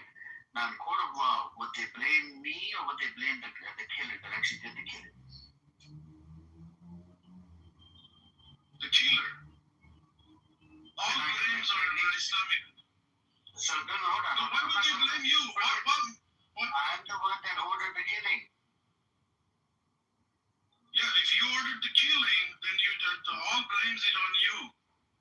It's not on the killer, the person that killed the innocent person. Well, of course, that's what I'm saying. The Islamic Republic at whole. I'm not talking about Islamic Republic. I'm talking about me. Okay, who killed? Okay. I ordered a person in California to kill this person A, and he does do the job. When the investigation happens, am I going to be charged? I just told the guy, you can do the job. You can kill him. And would that person get charged, the killer, or me as well? Who gives the order and the killer is being charged. There we go. Same thing with Reza Pahlavi. He gave the order to people to go on the streets of Iran. All right? What are you talking about? You're saying you ordered the killing people and someone killed. Khamenei ordered to kill and IRGC killed. What are you talking about? Reza Pahlavi has nothing to do with it. Reza Pahlavi knows that IRGC is brutal. It will kill people. In spite of knowing this for the past record, for over 47 years, he's been in exile, like a little bitch he is, fucking lives in exile, and doesn't have credentials to serve as the fucking leader of Iran, doesn't have the balls to go get arrested and get his ass whooped in Iran, doesn't know anything about Iranian politics. The motherfucker lives in America, and sits on his fucking ass like a couch potato he is, and he's telling people, hey, go on the streets, just because he's got millions of followers on his fucking whatever Twitter page, and he wrote a fucking book using ChatGPT, and over 130 pages. I don't know. Okay, are we done? I don't know. I'm asking you, do you understand the logic there? Khamenei ordered killing, IRGC killed. Both are blamed. Reza Pahlavi has nothing to do. Pahlavi did not order them to go on the streets. But I'm seriously happy to be here and talking with you now and then. Kevin, I don't get it. Why are you not able to comprehend? Okay, I will come later on, but I can thank you. Thanks, guys. Drink some water. Yeah, I'm gonna drink some water. Can't believe it, man. Hey, what's up, Pearl? How you doing today? Assalamu alaikum. What you been up to?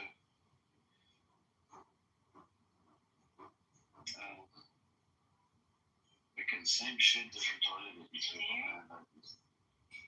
Yeah, I can read it.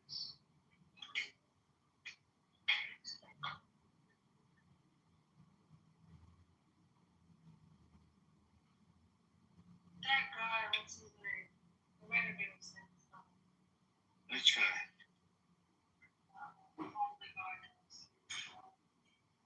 Which guy? The Iranian guy. The one that was here right now? No, like 3 hours ago. I said? No, before him there was someone else. He was talking about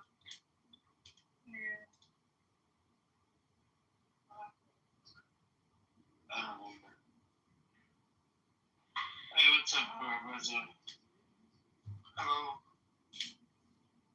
How you doing? you guys cover the news on the airbase? What happened on the airbase? So basically, Iran attacked that airbase with missiles and drones, and yeah, but that was a long time ago, wasn't it? Yeah, yes. Just want to make sure. Yeah, we talked about this a long time ago. I thought they did a recent attack. Okay. No, I think they did a recent attack. This is today. No, this is today. Basically, 9 American soldiers died in jail. It's very bad. A lot of airplane fuel suppliers were destroyed. This is so it's the biggest attack happened.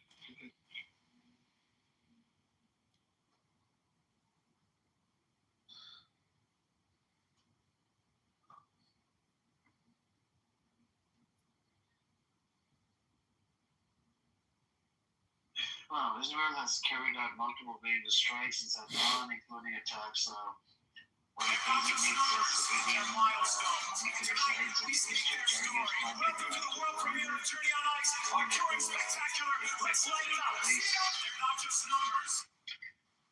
What else do we have? U.S. has intensified airstrikes and deployed additional troops to the region. 4,000 people have reportedly been killed in Iran so far, and with further casualties in Lebanon, Iraq, and among U.S. coalition forces. Later Hormuz and energy crisis. President Donald Trump has repeatedly threatened Iran to keep peace afloat. Iranian forces have reportedly turned back several vessels and continue to assert dominance over shipping lanes, feeding global oil prices volatility and prompting G7 and other powers to coordinate on maritime security. So you have G7 countries. The G7 countries are Australia, UK, Canada, Japan, Germany. What's the other one? France. What's the last one? And America. I think it's like, yep. Canada, America, Germany. Okay. Put the link on in the chat. So about this is important because not only it has the most U.S. soldier casualties, but also these fuel refueling aircraft. So they are the backbone of these strikes on Iran. And you saw what happened in Iraq. You see what happened today, Saudi. If they manage to make airspace unsafe for these refueling aircrafts, then the size of these attacks on Iran would go down dramatically. That's why they're trying to hit these aircrafts.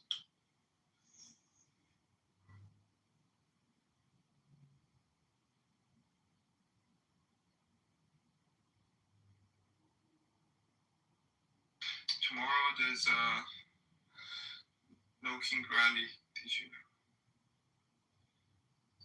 Did you cover that across the United States, all major cities?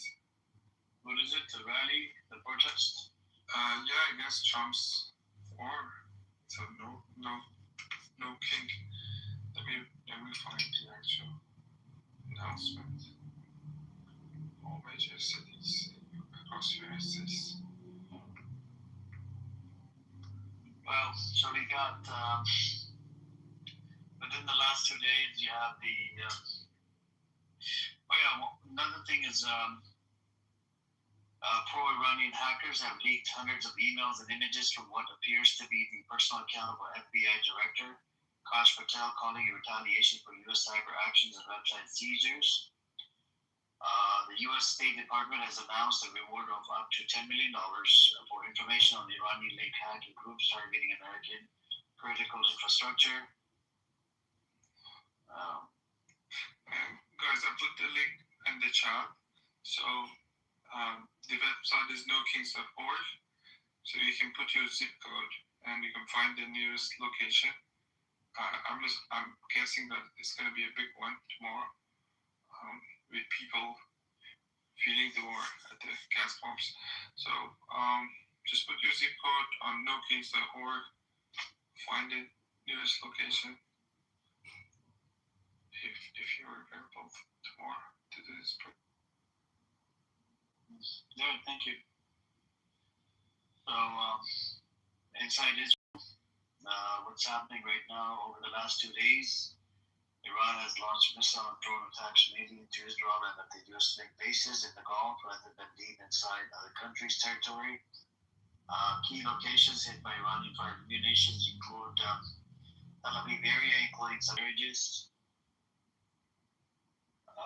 U.S. and allied bases in Gulf, Prince Sultan Air Base, Saudi Arabia, on March 27, an Iran missile and drone attack hit this large Saudi air base hosting U.S. forces, wounding 12 American troops, 2 seriously and damaging KC-135 refueling aircraft.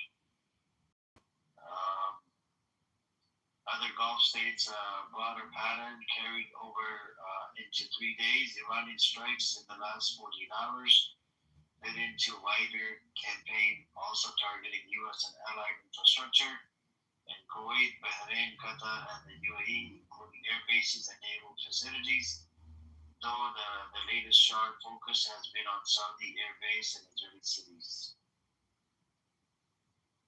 Yep.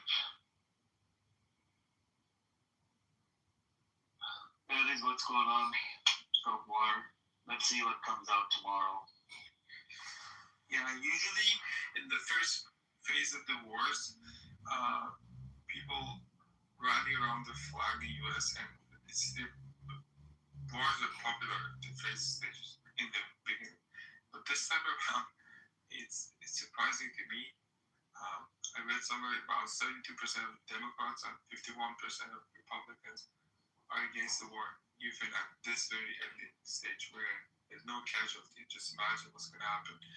Make a couple of weeks when boots on the ground happen and the number of casualties go up dramatically. So on the U.S. side, so I'm assuming that tomorrow many people will show up for the protests.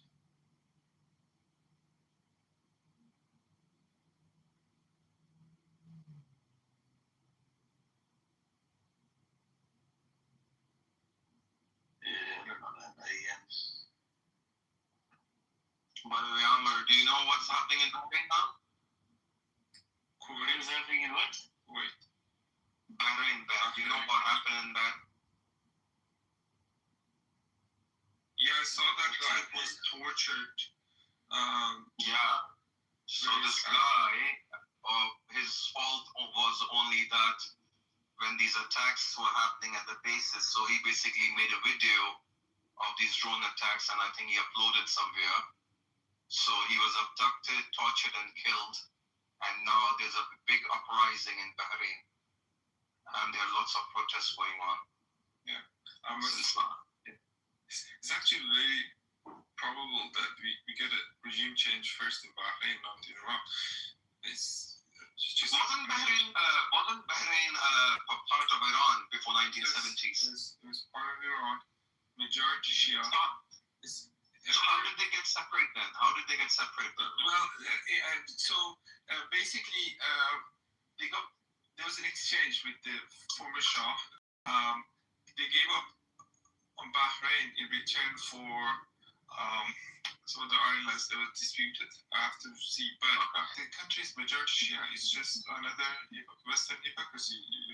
If you want to have democracy, everyone's Shia, you're not going to put a puppet Sunni ruler. So then in that Syria is majority Sunni, then on what basis was Bashar al-Assad ruling there? I fully agree. Fully agree. I mean, you need to give people to have basically rule of that was 100%. Bashar Assad is I I was against that war from day one. I hated this guy. Basically, he was responsible for many lives, maybe millions, displaced millions.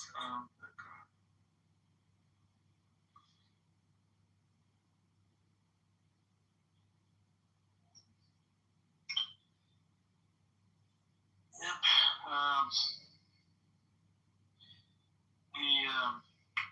But the Middle East, I think everyone's losing here. GCC countries, Iran. I mean, when this is done, I don't think we're going back to anywhere near normal. I think America is going to lose, and then I think they won't have any more. They might lose the Middle East for good. You see, most of U.S. air bases in the region have been badly damaged. These are bases where they were built over 30 years. So the radars worth hundreds of millions, one of them billion plus were hit. And over 30 years, US has put a big chunk of its budget building these bases in the Gulf.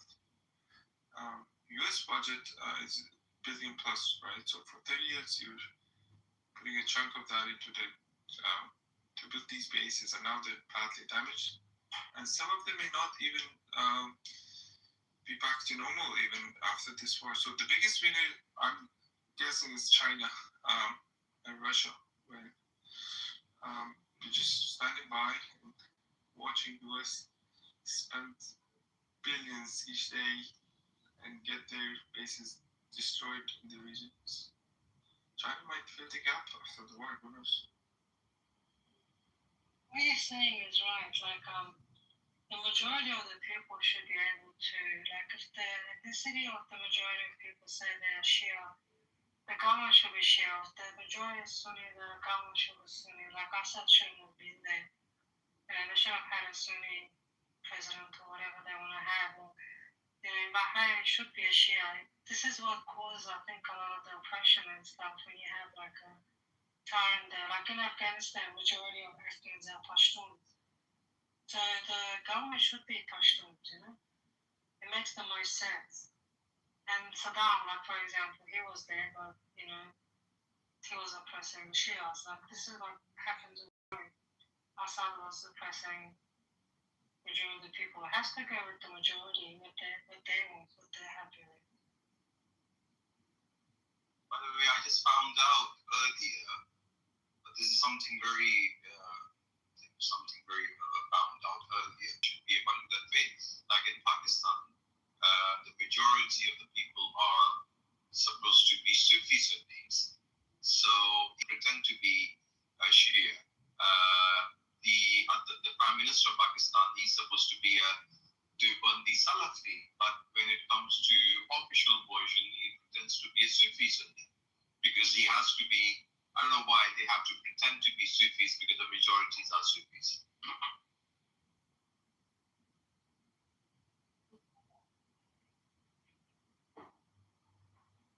Like, if you really own, for example, Afghanistan, like I'm Shia, right? I would never support a Shia person to be ruling Afghanistan. It just doesn't make sense. And it's not going to be good for the country. I think it's so sad that the Muslim world is so divided on this Shia Sunni or sectors. Just I wish we were more united. Just think of the. You know why? Yeah.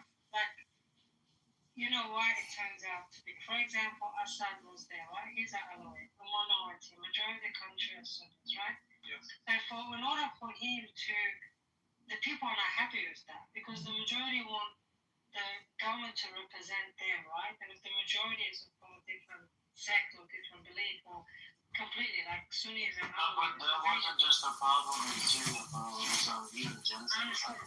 No, that's what I'm saying. That's what I'm saying. If he would have treated everybody okay, then it would have been okay.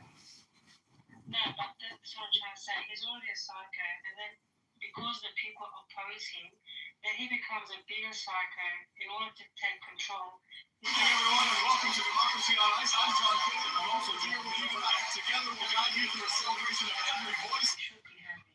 It wouldn't be fair just so he could stay in control. Whereas if you had the majority backing, then that's going to be a different story. This is what happened in Afghanistan. Okay, let's just pretend we put minority shares. Let's say maybe openly maybe 10%. I think there's more. I personally think there's more shares, but they were higher. So if you put a Shia person there, majority of the country does not feel that this person is representing them. And what will happen is, because of that, he'll start being a oppressor, and he'll start like trying to put his own people ahead of the others. Whereas if you have the majority support, then he'll be like, okay, these are our minority groups, we need to treat them well, we need to include them, we need to give them some say, because these are our people. This is how it should work. So even with Bahrain, like, why is this king sitting there and, you know, he's a Salafi or whatever he is, and ruling a majority Shia country? It just doesn't make sense.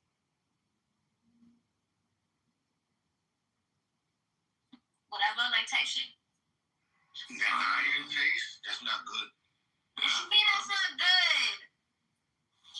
You getting that gold out them tits. What the fuck are you talking about? That shit needs some magnesium. Y'all. Watch what I got. Y'all want to politically correct term. Hey, y'all don't even understand. Okay. You guys are really like, fucking like animals. Y'all We all are animals. You're an animal too.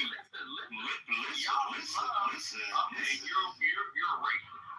Really? Now I'm a bigot. No, because you are, because everybody else is shutting the fuck up and not you.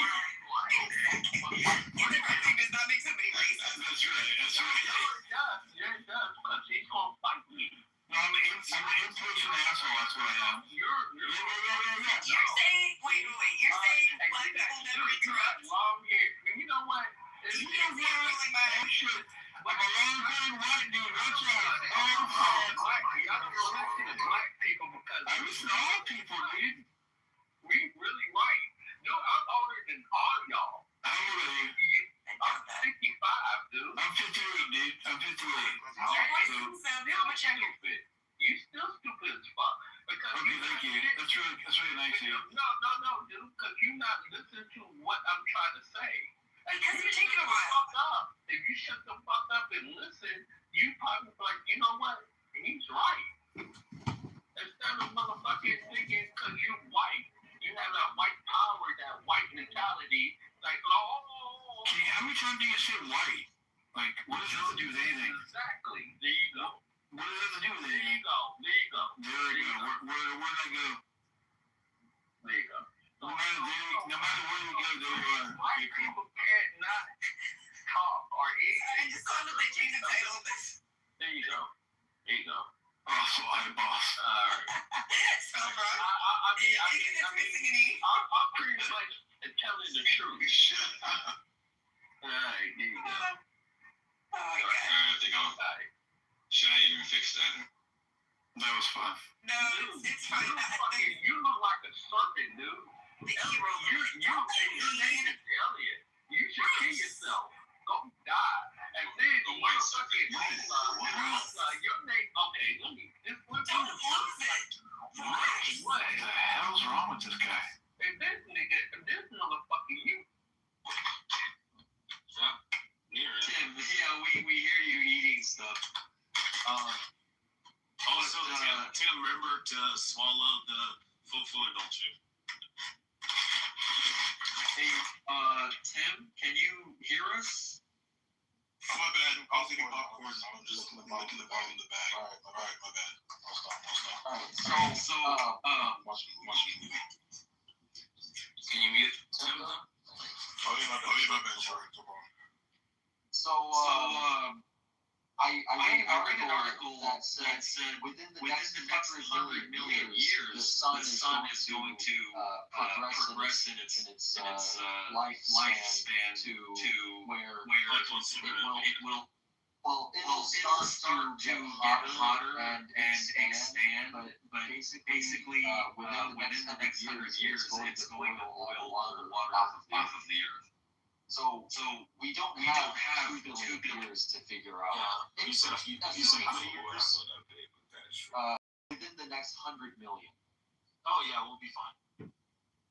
Are you sure it's 100 million? I could be remembering the number wrong. It's been a while since I read it, but the point was that it won't be some billions of years. It'll be a lot shorter than that. Well, how much shorter? Like a million years? Eventually, we'll have the ability to traverse interstellar space. You know, maybe like Rosenbridge or folding space-time or whatever. You know, but the ideal is. You think we're going to be able to violate the laws of physics? You think like Star Trek's going to be real? John Kitover. Because 100 million years versus maybe 150 million years. I mean, how accurate can you really be? Graham, just so you know, Gold down here is actually a former Central Intelligence agent from Langley, Virginia. He also, where did you go to? I can't remember, but when you applied, we rejected you. It was the Army Academy, right? Well, when you applied, we rejected you. We didn't like the things you had to say.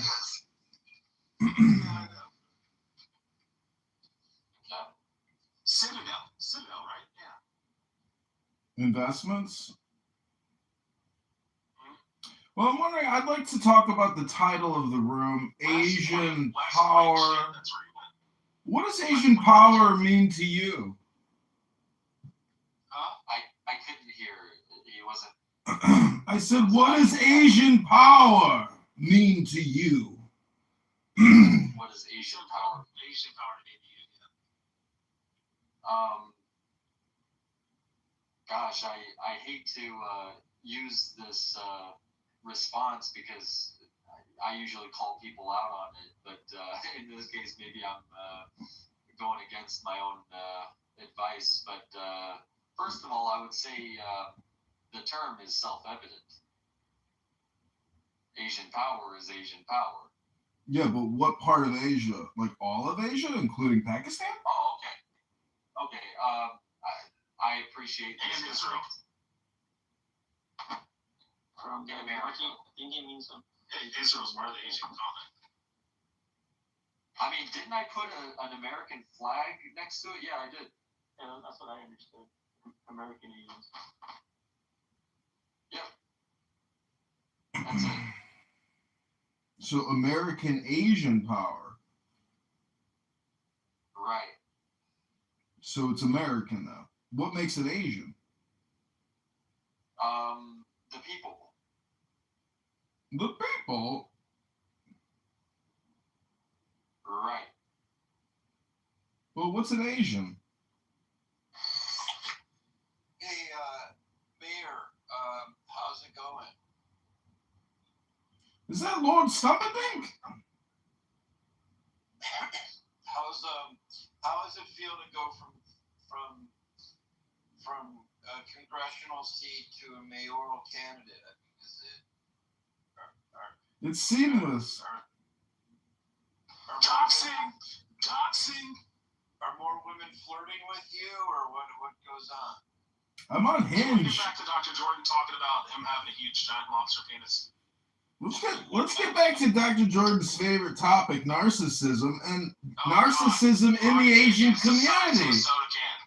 Because within the Asian community, there's a lot of narcissists. Let's be honest. I've hung out with Persians. They are the most narcissistic, self-centered, egotistical, brandized whores. They're all doctors. And hairy arms on women.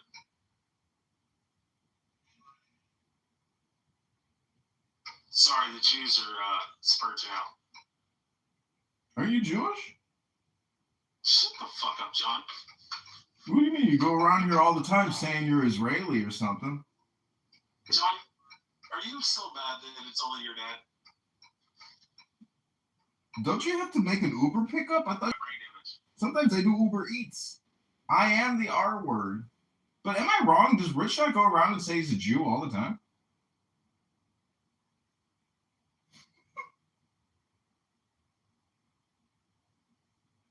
That's very interesting. He looks quite accomplished. Her experience in the Korean mafia, I'm fascinated. I know a little bit about the Jewish mafia and the Italian mafia. He used to tell me a lot of stories when I was growing up. But I think the way he started out was he and some of his friends totally just destroyed a bomb. He's a great storyteller, so I'm definitely not doing him justice with this. But basically, he wrecked the place. He can protect the place for a fee. And that was the beginning of charging businesses like nightclubs and things for protection, quote unquote. And he was the boss, and the boss of none other but the capital of South Korea. If you're any kind of leader in Seoul, the most prominent city in South Korea, then you were a big deal. But he was a boss.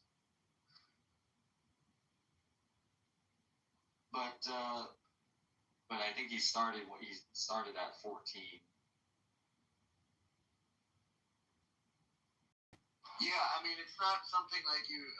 I don't shame anyone for doing it. I mean, people fall into it for all kinds of reasons. So. Yeah.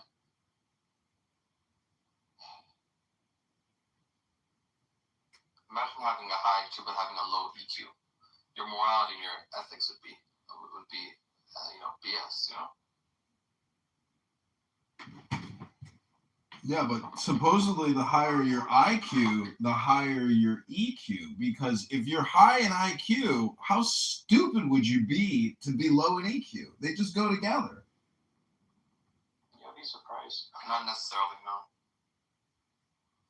Well, what I'm saying is if you lack EQ, your perceived IQ is not genuine. Therefore, they are absolutely connected, despite your opinion.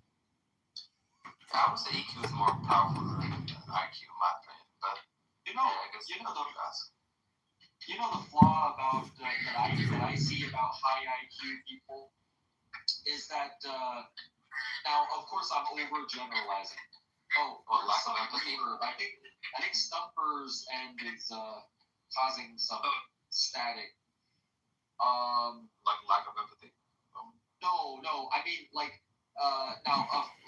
I said, I may be overgeneralizing here, so just take what I say with a grain of salt. But I think their minds work beautifully. Like they piece things together like perfect puzzle pieces, and everything just they work through things in a way that makes sense, and it's intricate, methodical. But I think what they don't handle so well is chaos, and sometimes, and this is where what came to mind for me since you mentioned EQ is in interpersonal interactions and relationships, everything makes sense all the time, right? Sometimes, for as an example, if you got a girlfriend or wife or whatever, and she's pouting, she's giving you attitude, she's acting erratically. To a high IQ man, this kind of pattern and behavior they may not be able to process that very well or understand it, and then they may struggle with it. I think you guys kind of get what I'm saying here. Yeah, empathy. but like not everything gets worked out perfectly, and like a Rubik's cube, right? And so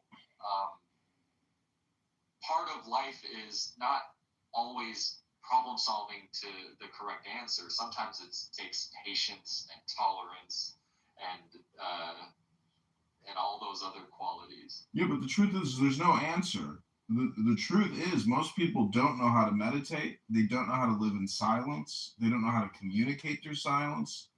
They're just big talkers, and they're just consumers. And they can never be helped because they'll never do the work themselves to get to where they need to be. All right. Yeah, I mean, for me at least, Gold, your internet was spotty. Is that you? What the heck was I just gonna say? You were this surface. You were just talking about. You were trying to give up something. You were trying to generalize all people with high IQ. You're saying you're basically trying to get to a conclusion of what you perceive from people with high IQs. Well, I may be just touching on one aspect of it.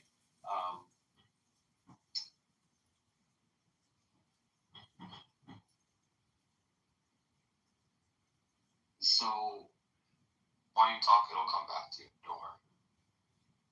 But the point is, high IQ is just one of many parts of a person. Or IQ.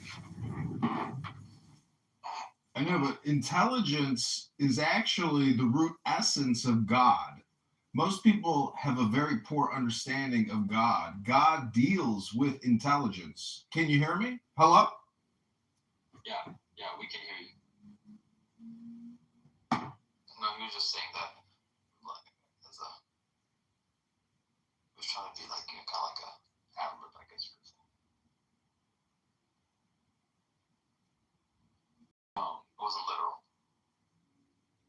Yeah, I just lost what I was gonna say next, but something about IQ and then like what other qualities you should have to be a well-rounded person, to be a capable person in all scenarios and situations and circumstances.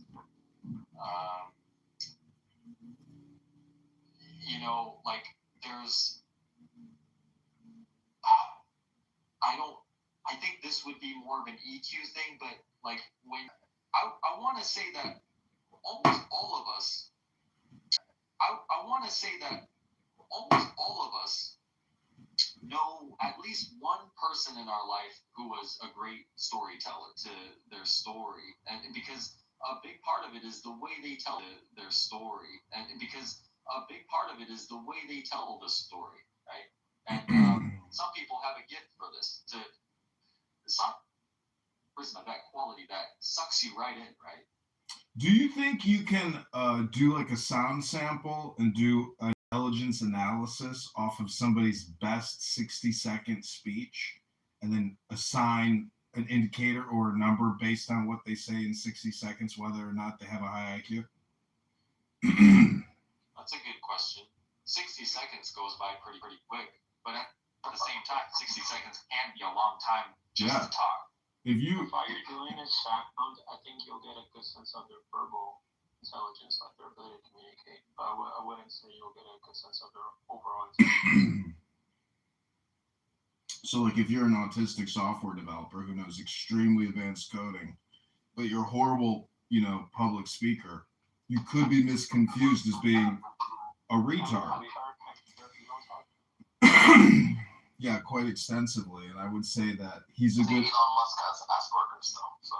He likes to say he's autistic, but the truth is, a lot of fucking horrible communicators like to just say, I'm autistic, but they don't spend any actual time working on public speaking, studying it, or improving on it because they don't give a fuck. Elon plays video games all night, and he posts it live on YouTube, posts it live on X. I don't know how this fucking guy manages to run his corporations, but the truth is, he doesn't really do much. Because when you have an organization that big, you got capos or, presidents running all the different business units, and they just report to you. He doesn't really do anything. He's on drugs.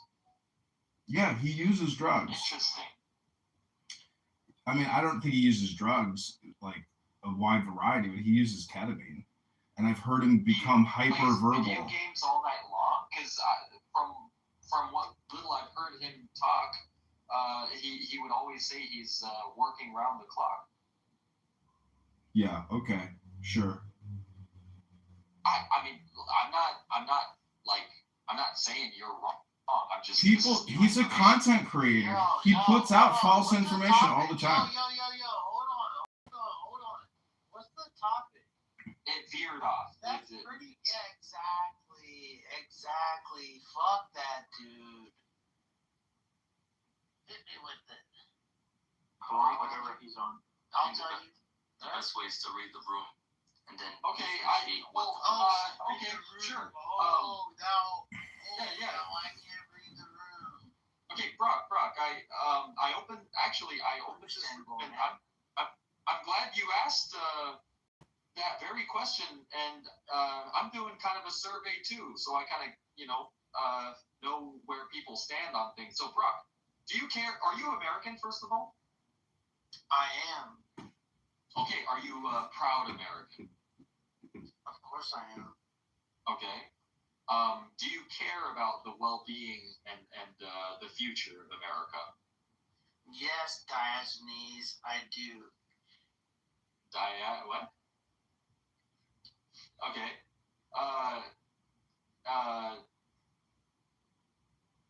How do you think America... He had to think about it. He's like, let me change my way of questioning. But go ahead. Of course. I want to...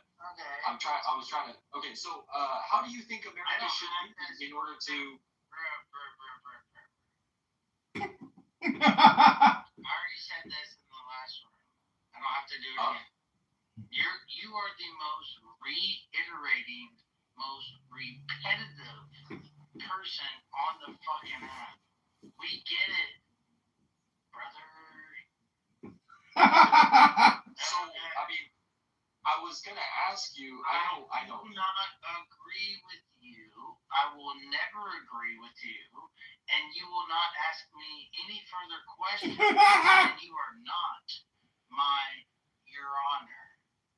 You're just some fucking pussy from fucking Atlanta that's like an hour and a half away, and I said that in the last room.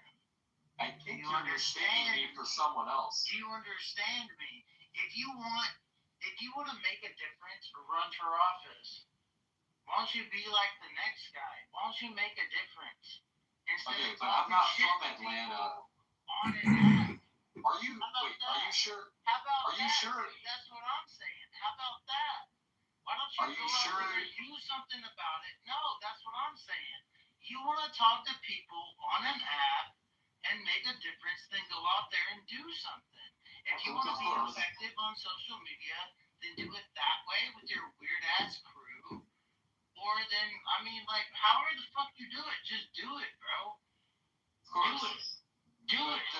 And do it good. Do it good. You better do it good.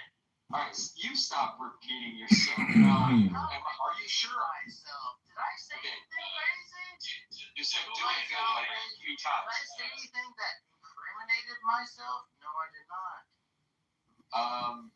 Now you're just going off the wall. Brock, no, you sound like you sound like a human. Grim, he's drunk as fuck. He's always drunk. Yeah, he's so drunk. Brock's drunk all day. Oh my god. He is drunk. He's always drunk. Say toy boat 10 times fast. Overpower me, dude. No, that's what you always try to do. You're an authoritarian. Okay. I think that was a demonstration in Asian power. You're Asian. He's Asian, right? Wait, Grim, are you math Asian or fighting Asian? Math Asian or fighting Asian? What the heck does that mean? Well, math Asian and fighting Asians.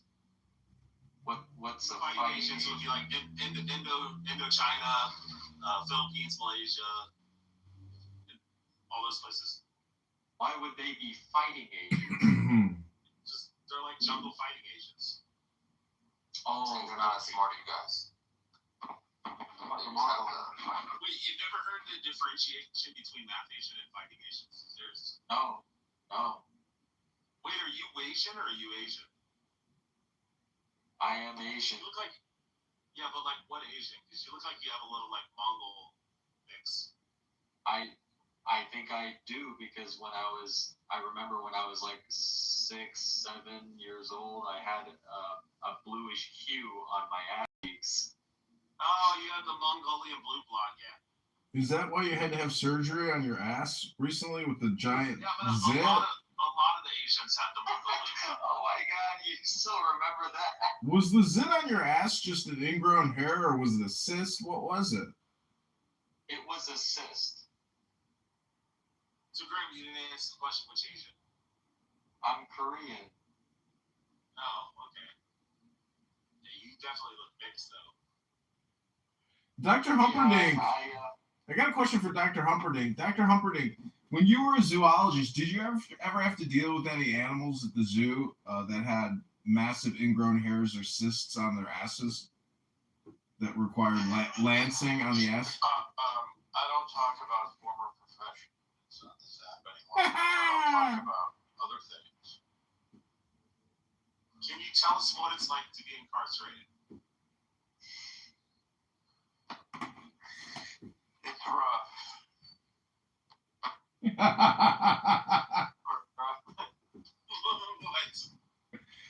That's a funny question. I have a lot of. Can everyone go to my LinkedIn profile for the moment and look at my banner? They now have these rotating banners. Wait, Jordan, I never asked you, what were you incarcerated for? Oh, I can't go into it. I just Google search it. I wasn't convicted of anything, but I was held overnight. But I worked in a prison. I thought you were like in prison. I thought you were like incarcerated, like in prison. Oh, no. I mean, I've been arrested, never convicted. But what I was gonna say is, what was I gonna say? Yeah, prison's over a year. Anything less than look at your LinkedIn. Unless it's federal, you can LinkedIn has LinkedIn has these banners where you can now what do you call it? A carousel for the banner. Now I don't know that it has marketing power, but I try to optimize everything, and I can't tell if mine are cheesy or if they're decent. The whole thing is just branding. You know, people are so obsessed. Yeah, there's a difference between doing a cheesy job. For example, you know, there's a polished look, and sometimes I breach that and get pretty tacky in an attempt to share more information, right? Mm-hmm. Because a lot of people who sit on the internet all day long, if they're not in e-commerce or some type of arbitrage, I mean, they're just like content creators. I mean, that's all I do all day is create content.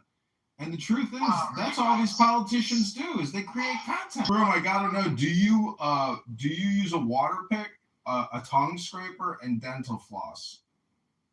No, he uses a bucket and a fucking ladle to take showers.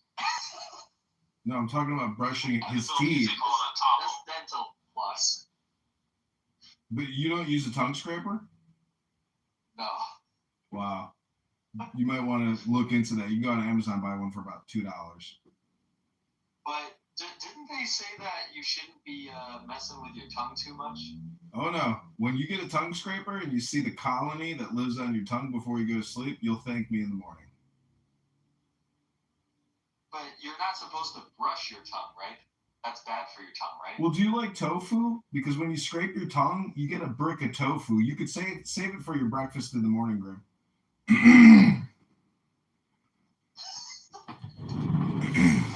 But seriously, it's good to brush or scrape your tongue?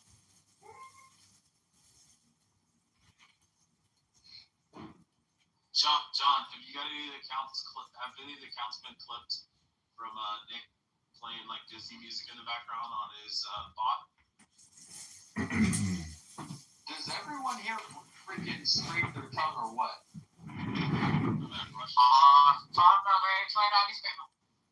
Well, I've been scraping my tongue for years. I know I was dating a beautiful girl, and before we went to sleep, I said, "Are you going to brush your teeth?" And she says, "No, I don't brush my teeth before I go to sleep. I brush them in the morning." I said, "What?" I was like, exactly. I was like, "You're so hot, but you haven't figured out." Worst human beings. I agree. Margaret Sanger was right when she talked about wiggers. Did she really? I mean, she called them white trash. Wow. It's the same thing. But okay, I will look into tongue scraping. Yeah. Welcome to your new life. Welcome to your new reality, Grim. Will that enhance use hydrofluoric acid? That's what you should use. It's good for your tongue. Will that enhance my sense of taste? It might, but the grossest thing is after you do it. Hydrofluoric acid will. Like I told you, if you like tofu in the morning, just save the brick that comes off your tongue. You'll be shocked at how much fucking guck there is living in the back of your tongue. Wow. Okay. I mean, or John can come over and scrape your tonsils and tongue for you. No, I think most people just floss and brush. To be fair.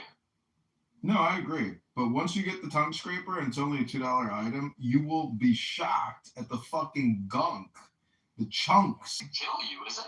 Well, wait, again, I'll say it one more time. Until you see what comes off of your tongue, you can't make that assessment. And I promise you that when you see the fucking third organism that lives on your fucking tongue, and when you scrape it off and you see the tofu chunks in your fucking sink that doesn't want to go down the drain, the chunks literally won't go down the drain, and you'll be like, he was right. This thing is alive.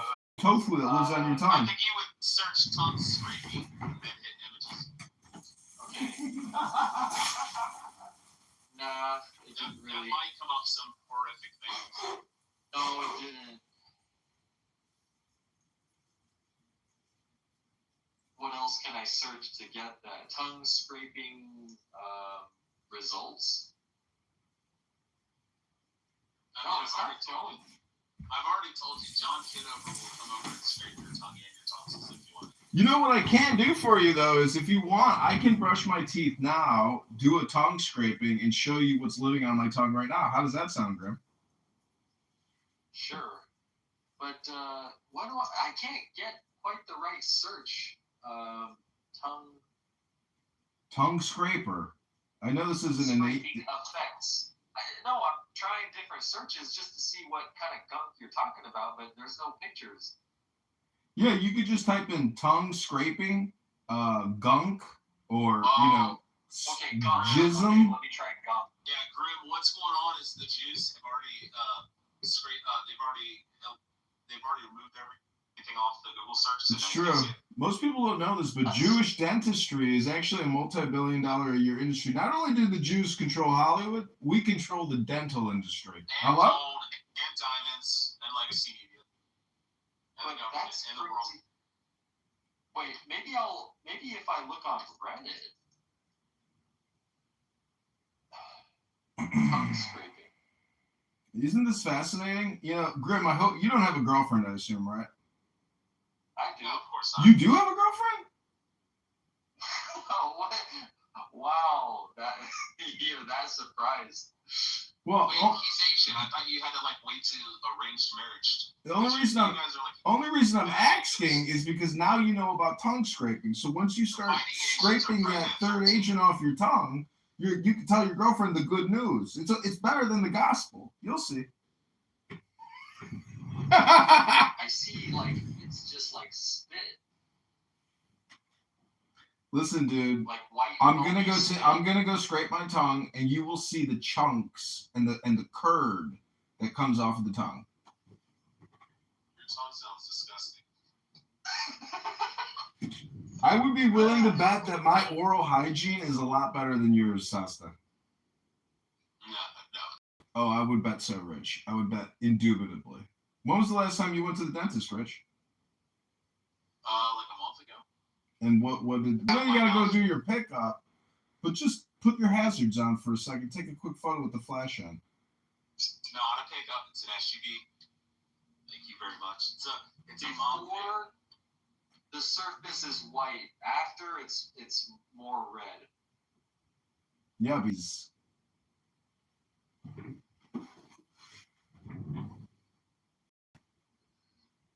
Let me, because I read somewhere that you don't want to mess with your tongue too much, but let me just do a quick ChatGPT query. Is it good to scrape your tongue? Yes, obviously you don't want to fucking rip your tongue off when you're doing it, but as someone who has scraped his tongue for many years now, I can tell you over the course of many years, if I were to add up all that fucking guck, it would be at least 10, 20 pounds of... Just Google search it. I wasn't convicted of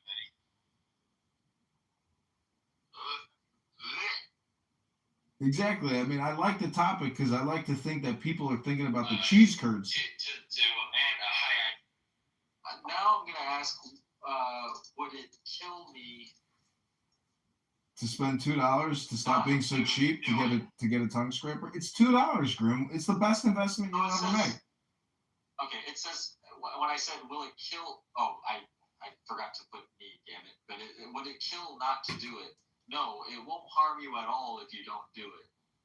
Tongue scraping is an optimization, not a necessity. What happens if you don't scrape? Less taste sensitivity. Well, what actually matters more? If you had to prioritize, it should be brushing, flossing, it's all of them. Regular dental checkups, and tongue scraping. You gotta realize when you go to sleep for 8 hours, you want to clean out that mouth as much as humanly possible. So you might floss and brush and even use mouthwash or a water pick, but unless you scrape that tongue, you won't realize that you've left all these organisms and all this cheddar cheese on your fucking tongue. Dr. Jordan probably scrapes his tongue. The direct summary at the end says, not scraping your tongue has 0 serious health consequences. It's a small upgrade, not a requirement. I get it, but do you think the Zav for COVID-19 was an upgrade? I don't know what that is. Well, when they say something in the negative, saying it has no negative side effects by doing it, Grim, all I'm trying to do is give you a little advice here, mano a mano. Scrape your tongue. I will give it a try. I will give it a try. Dr. Humperdinck, can you confirm this, Doctor? I'll scrape my tongue. Well, congratulations. I think I just caucasified you a little bit. I made you a little whiter today, Grim. Hey, but look. Of course, I'm no expert in this sort of thing, but this is just my 2 cents, is that our bodies are like, our bodies aren't as perfect as you think they are. Like, did you know that we have viruses in our bodies at all times? They're just not activated. Yeah. Like, a bunch of stuff is going on in our bodies, but it handles it fine. Grim, do you use a baby wipe after you take a dump? No, I actually use water.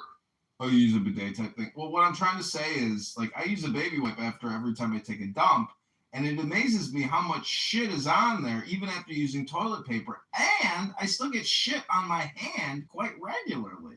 So what that tells you is that there's a very large percentage of the population walking around with shit on the crack of their ass or shit on their hand regularly. This is well, I use a cup of hot water and a dishwashing glove. Well, all I'm trying to say is not every, to the workplace, a lot of these bathrooms, they don't have wet wipes or anything after you're done. So it's just, you got to bring your own. What's better than wet wipes? A baby wipe. You can't flush them, though. Water is the best thing you can use. Well, but just think about. I do like to. I like to ask people all over the world how they wipe their ass. Well, now you can ask them how they scrape their tongue, because this is a conversation which is as important as every other stupid conversation you've ever heard on this stupid fucking app full of stupid people. I get you. me ask it one more thing then. What actually gets scraped off the tongue? Is it a significant amount of bacteria or whatever it is?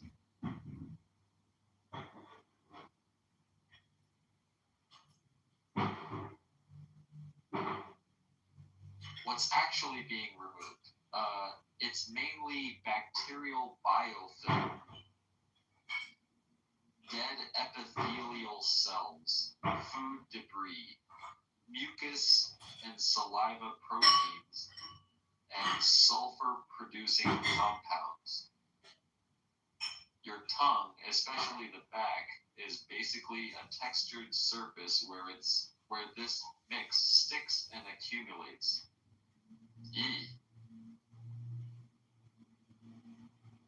Is it a significant amount of bacteria? Yes, but the key nuance, the tongue is one of the highest bacterial load areas in your entire mouth. A large portion of okay, this makes me want to ask, are you removing beneficial bacteria from your tongue?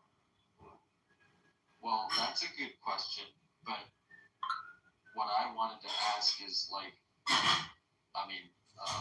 was the human tongue designed to handle this amount of,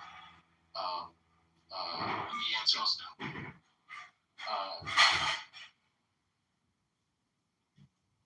Let's see what it says. The short answer is yes. The tongue evolved to handle a constant layer of microbes and debris. What you're calling gunk is largely a normal, managed ecosystem. I thought you were going to have this able to be scraped every day. Some people say that you should just brush it, like gently brush it, and then scrape it occasionally. That like daily scraping is too aggressive. But based on the amount of cheese curds that comes off of my tongue, I would say, scraping is essential.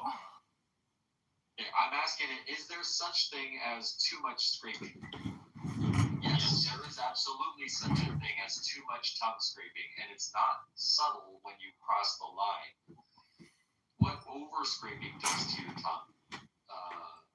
Your tongue surface is delicate living tissue, not a hard surface. If you scrape too much or too hard, you can damage papillae, those tiny bumps, cause irritation or inflammation, create microcuts, increase sensitivity or burning sensations, and in some cases make the tongue look red and raw instead of coated. Well, it's a little bit like, having a girl eat your ass out. Until you've actually had a girl eat your ass out, you don't know what it's like.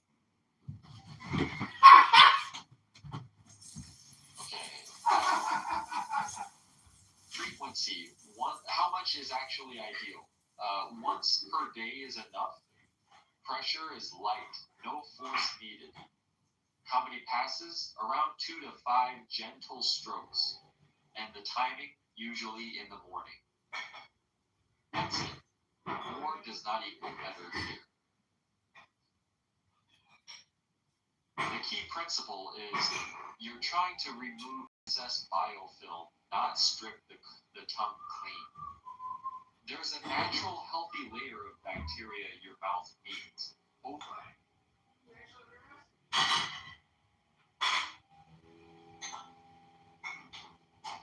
The direct final is anything beyond that starts shifting from helpful to harmful. Okay. Alright. I think I'm going to order a tongue scraper, floss and brush for now, and hit the hay. So, thank you, Gold, or what you have a name? I remember someone calling you, but enjoyed talking with you guys. So, yeah. Alright. Later, guys.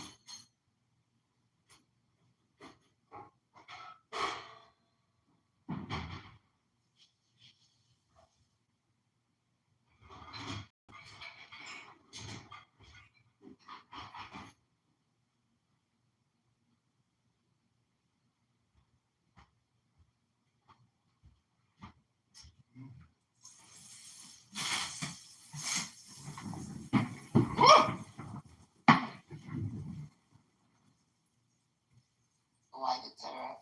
So the way that music studios went, which is it used to be you wanted to record an album, right? Right. You had to go to a professional recording studio where the mixing board alone was like it was analog.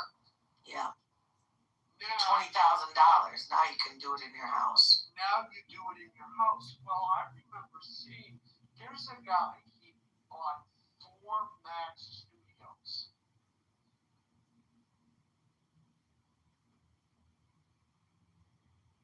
Talking over. I'm studying. Yeah, so I was like, absurdity. I've been working with that for a long time. Trust me. Absurdity work is real work, guys. You can do a lot with absurdity. It turns out it can be a method. That's right. It can be a method to shut down the prefrontal cortex so you don't need to get drunk, Austin, all the time. Yeah, Austin, man. Alright, now everybody's ganging up on me now. Or getting Cheetos. We know you like a little gangbang here and there. Oh, yeah, Austin, get that gangbang. Mm-hmm. Get that Cheeto. No! Don't mess with my heart! Yes, I was. Thank you, Austin, for... Point of order, moderators. I'd like to talk about the title of the room. No.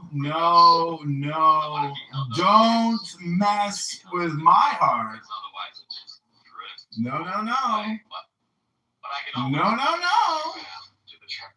Don't mess with my heart. Everyone is like... Hello?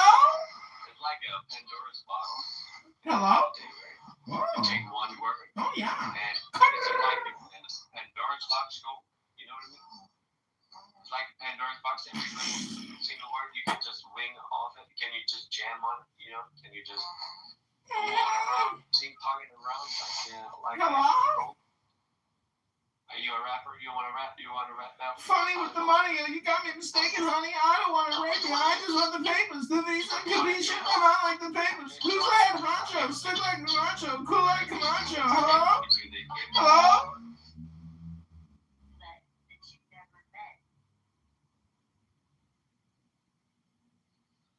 And people were, you know, when you could send money to people, I forget how it worked. But, yeah, you're exactly right, Stick. Yeah, and that's what I learned being in the startup industry. My last job, like 90% of startup companies fucking flunk in the first 3 years. It's these smart CEOs that graduate from college with these high STEM degrees. They create these fucking companies and they sell a dream just to get those seed rounds of investment, and they're paying themselves $300,000-$400,000 a year fucking salary, bro. And it's just ride that shit as long as you can, and then you fucking dump it, and then you start up another one, bro, and get that. It's It's a Ponzi scheme, bro. The startup industry is a fucking Ponzi scheme, man. Like I've sat here and watched these people just. It blew my fucking mind, man. I was like, holy shit. And then my CEO, I mean, he's a pretty decent guy, but man, I've been to his house. Motherfucker got a huge fucking mansion in Texas, bro. I mean, fucking beautiful. This motherfucker's making money hand over fist, and this is like his third fucking startup company, man. And he pretty much broke it down to me like that. This is what you do, man. You get in, you sell a fucking dream, you rake in all this fucking dough, you pay yourself handsomely, and then you just fucking dump it and move on to the next one. Yeah. This sounds like my dating life. I do the same thing. I seem to pump and dump. It's all sales tactics. Yeah, exactly. You gotta know, you gotta know how to sell. You gotta know how to engage people. Did you ever see I think it was The Wolf of Wall Street?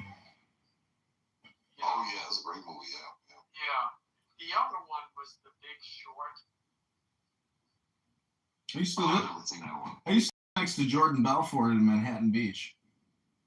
Oh yeah, The Big Short about the 2008 crisis. It was really well done, but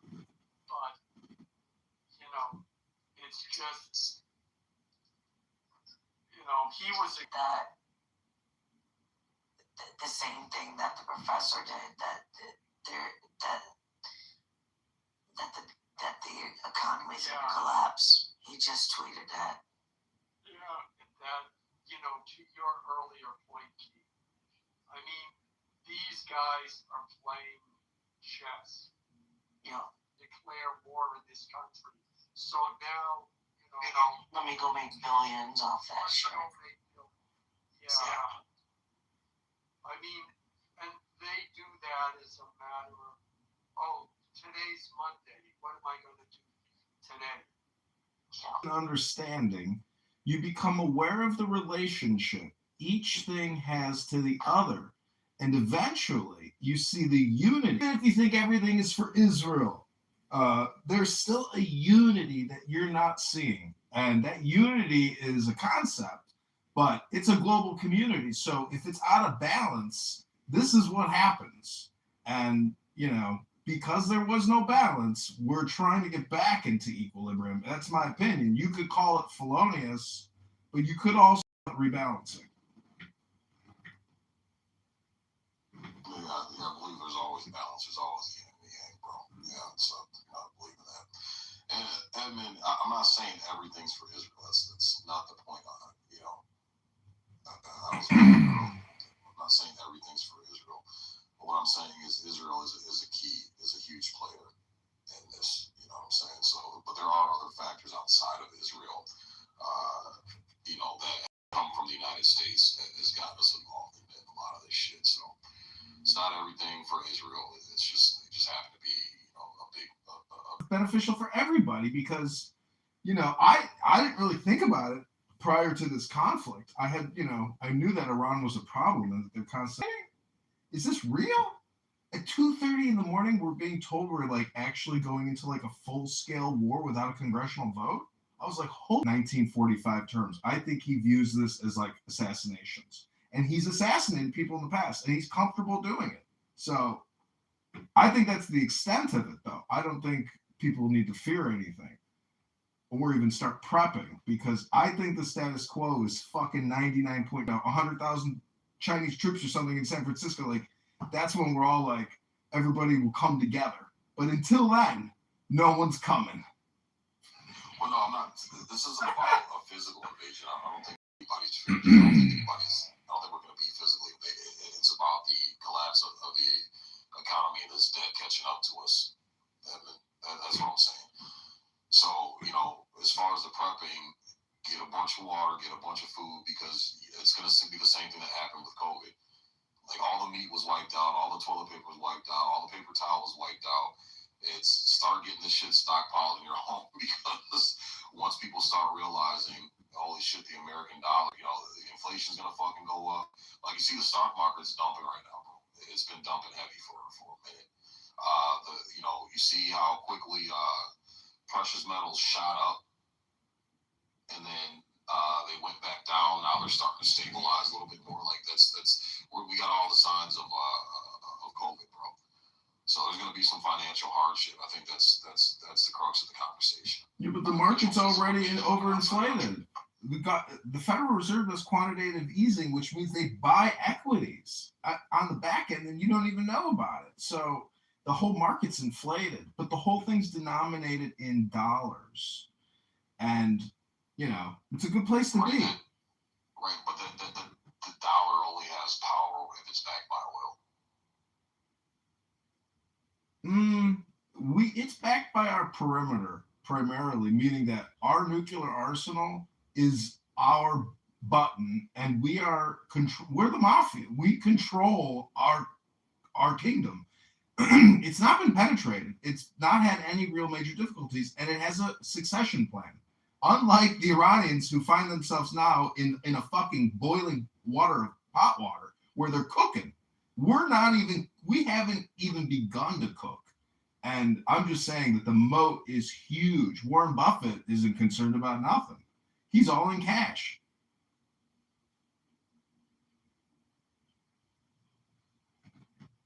Yeah, but Warren Buffett has a safety net if shit hits the fan. The vast majority of us don't. But the point is, Warren Buffett's got days to live. And you got days to live, I got days to live.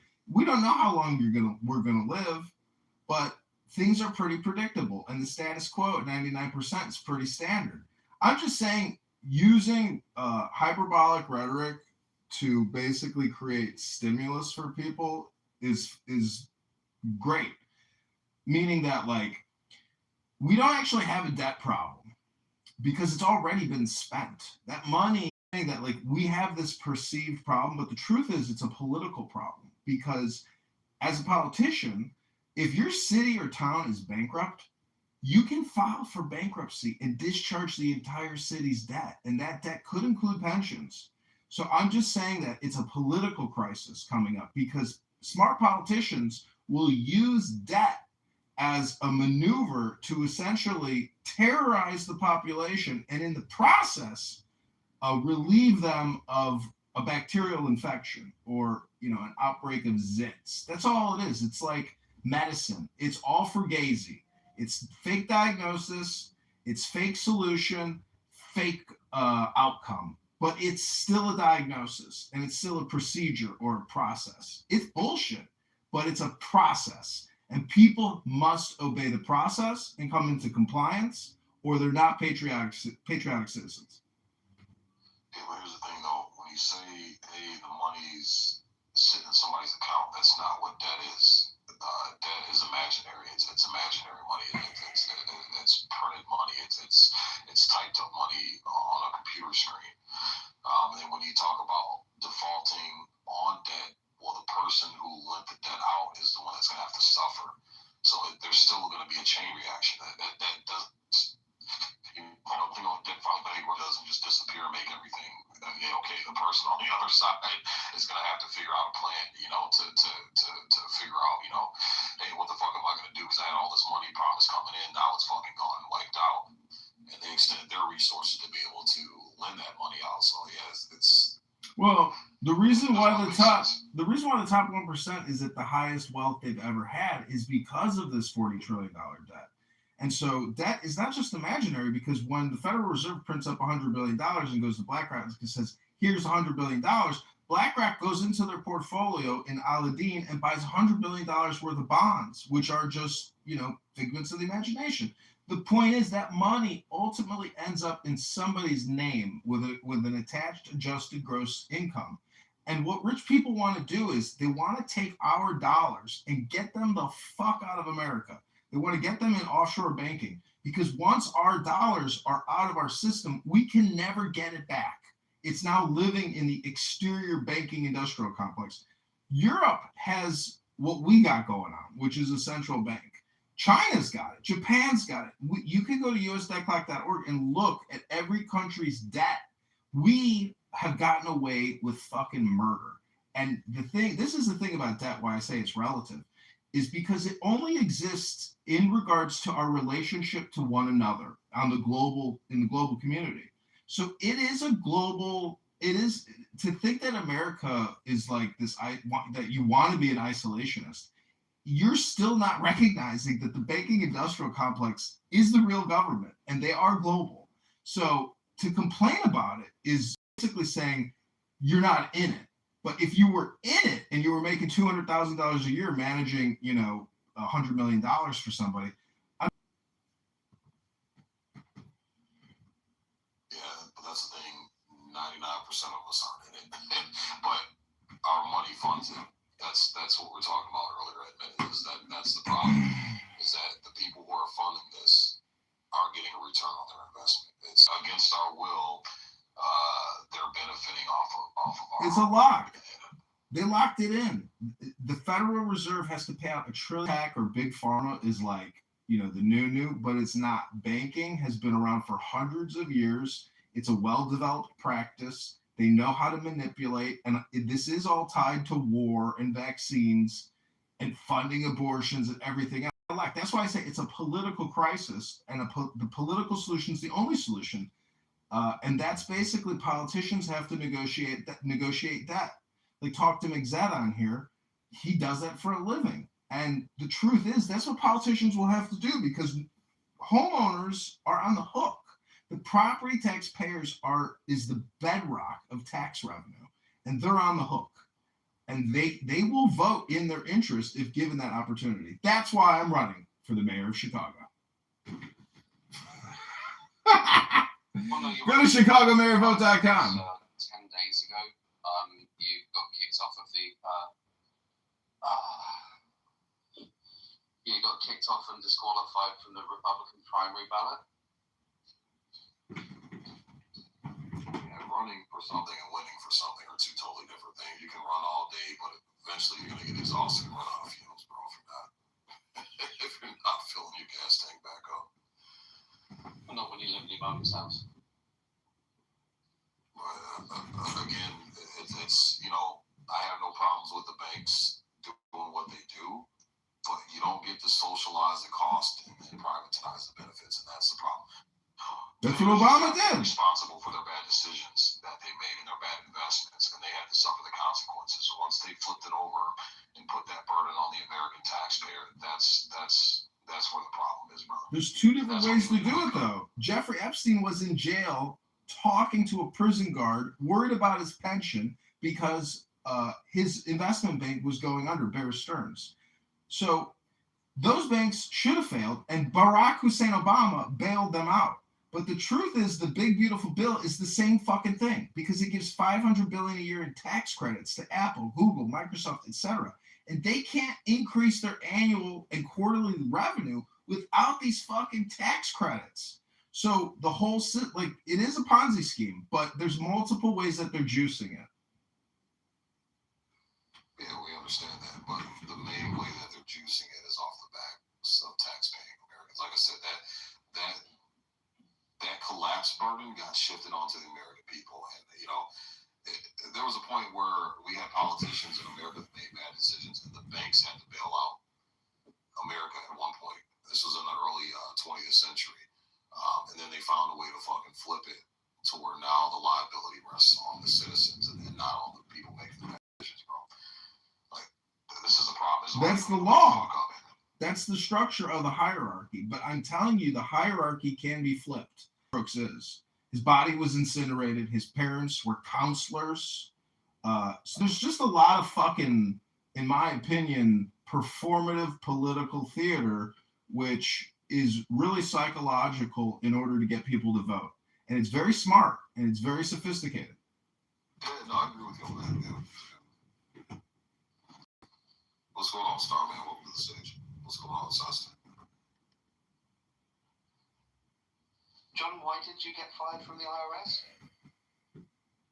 I didn't get fired. My manager called me a whore, so I filed an EEO complaint against her. And then her manager said if I return to work, he's going to punch me in the throat. So I'm suing the IRS, and I won that trial. And guess what? I sued him for $210,000. So I don't know, Tuna Boy. How's your day? How's your trans son doing?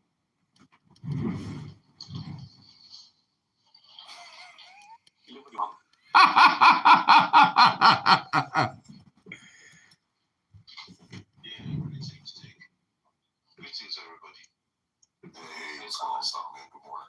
Actually, his mom doesn't even live in Chicago. Thank you very much. Let Tuna Boy make himself feel special by insulting me. I can take it, Tuna Boy. Give me all you got. How's your trans daughter? Give me all you got, Tuna Boy. How's your trans daughter? How's your trans daughter? I'm surprised that you show your face in public. I really do. But it shows certainly why you want to get into politics. Oh, no, he's not on the registry list. I checked.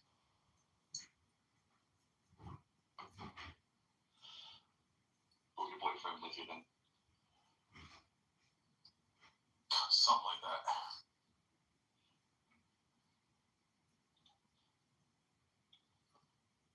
Yeah, I ain't seen you in a minute, Star, man. It's been a couple years, man. Yeah. How you doing, man? You doing well? I'm good, bro. It's been about 4 or 5 years. Yeah, I ain't seen you in a minute, man. I'm glad you're doing good, brother. Glad to hear.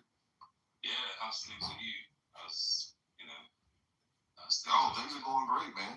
Yeah, not bad at all. Things are going great, man. I have no complaints. Well, I got one complaint: government taking money out of my paycheck every goddamn. that's my only complaint. Bro, but remember when I was on Clubhouse back in them years, screaming that this shit was coming, that the dollar was going to decline? Remember? And people used to think I was crazy.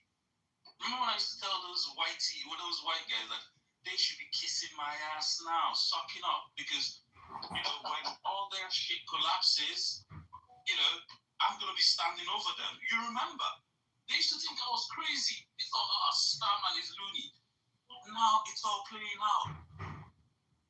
It's all playing out. I wasn't so crazy after. Well, that's freaking Diogenes. I don't know if you remember Diogenes, but he was saying the same thing, and we were going back and forth, and I'm like, "You're wrong. You're right." I apologize to him today. I'm like, "Nah, you're right, brother. You were 100% spot on." Yeah, I remember Diogenes. Yeah, I remember him. Yeah, I mean, the Americans abused the dollar. Even this war with Iran is further abuse of that dollar privilege. Not that I support Iran or anything, but look how much the war is costing. You're already owing how much? Look how much the war is costing. And, the ultimate shit moment is going to be when an alternative to the dollar, a real alternative comes up. And then you're going to see the global run on the dollar. You're going to see a tsunami of dollars. If you're in if you're in the States, when the globe does a run on the dollar, from the States, you're going to see a tsunami of dollars flowing back. I hope you guys know that there's another market outside the States full of dollars. That's the international market that needs the dollar, because the dollar is the international global reserve currency. Now, when they no longer need the dollar, all the dollars they all own has to go somewhere, and it's flowing back to the States. Think Weimar Germany. Think Zimbabwe. When they're all flowing back from China, wherever, it's going to be like someone outside the States turned on the printer and just pouring dollars into the States. The inflation is going to be it will be mega hyper inflation, because there's far more dollars outside the States currently than in the States. Yeah. And that's what happened. That's exactly what happened in the Great Depression, bro. Exactly same fucking signs, same telltale signs, bro. And the only thing is looking like that'll get us out of that is starting another fucking war, because that's what it's been every single time, bro. We mismanage the fucking money, take shit for granted. Everybody's fat, happy, and then the fucking shit hits the fan, and we gotta start another war to get us out of it, man. And it's been wash, rinse, repeat. Starman, is your position that the BRICS would fill the void, the greenback stock being the world currency?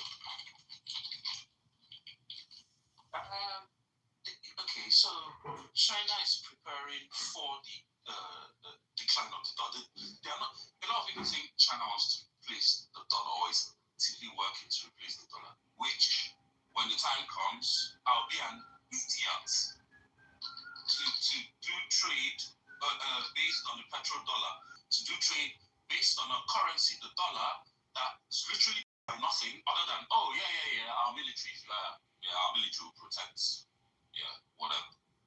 Or versus China and their petrol yuan, which is actually based on something called is it petrol yuan? No, petrol yuan. China. Sorry, take your time, Lord.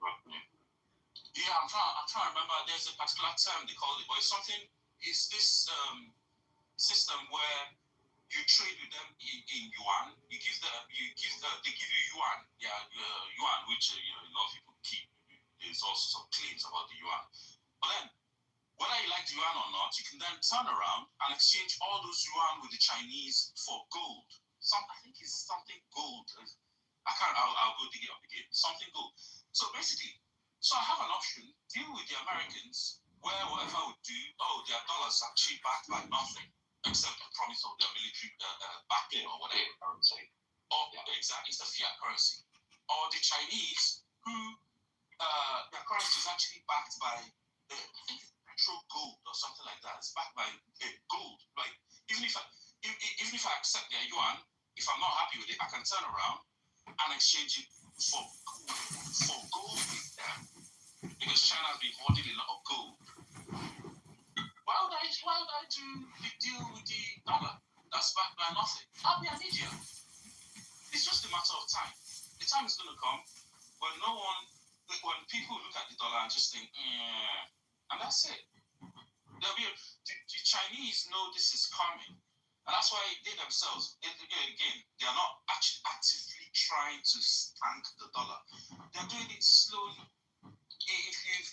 I remember back then on Clubhouse, one of the things I used to highlight about how and why this was happening was the fact that the Chinese then were slowly dumping all their dollar-denominated assets. Slowly. They knew they couldn't dump everything at once because they couldn't dump it quickly enough. Because just Starman, the status quo is going to stay standard, meaning that Wall Street has commoditized hundreds of trillions of dollars in assets. And if you think that the world is going to ditch the dollar when they're already all in, fully diversified in Wall Street, have you ever been to Manhattan? Have you ever seen that fucking stronghold? That is a city made of money. Washington, D.C. is also a city made of money. So I don't know what you're talking about. The spice must flow. Bro, that's what they said about Britain. When the British pound was global reserve currency and London was the hotspot for commerce and industry. That's what they said about the pound. And then they said the same thing about the Dutch tulip mania. Right, the same thing happened to the Dutch. You could be there looking at me thinking, same thing that they said. I'm talking about what's happening now, not what happened in 1640 in fucking Deutschland. Well, the dollar. Let's talk about why you got kicked out of the military. The dollar has followed. You had an accident and they got brain damage. Yeah, I'm retarded. I don't know if you know that, but I sued the government and they paid me. Yeah, I get paid monthly now because I am retarded. Thanks for your concern, Tuna Boy. How's your daughter doing? Give her my number sometime. Is it a boy or a girl? I can't remember. You can go after people's kids being that you're never going to have any of your own. And for good reason. He's probably got a couple running around out there. Yeah, probably locked in his basement. I don't know what would have more if he had less butt sex with men. Sig, I gotta say, I question your integrity even modding Tuna Boy, but it is the masculinity mansion, and I know you're trying to help men be more masculine, and thus why you're trying to give Tuna a hand up, not a hand out. For years, John, I thought Tuna was gay. And they're like, no, he has a wife and kids, and I'm like, wait, what? That's the thing with faggots. They always tend to think that everybody is like them, but they're not a minority for a reason. Yeah. My gay arm was going crazy. I was like, Jesus Christ, this guy's gay as fuck. Rich, I gotta tell you, sometimes when I listen to you, Rich, hold on, Tuna Boy. Sassy fags still talking. Tuna Boy, hold on. Sometimes when I listen to Rich, I get very like upset and frustrated, but there are other times where you are. He kicked me. He kicked me. No, if you didn't, he said he. They couldn't take it. Couldn't take it.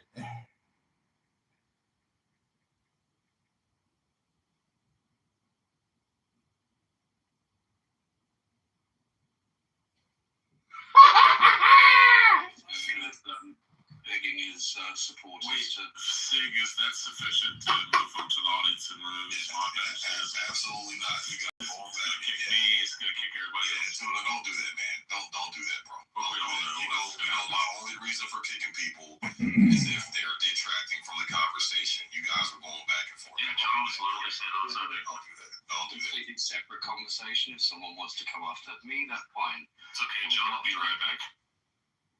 Yeah, besides that whole comment about him keeping women in the basement, for those of us who do that, There he is.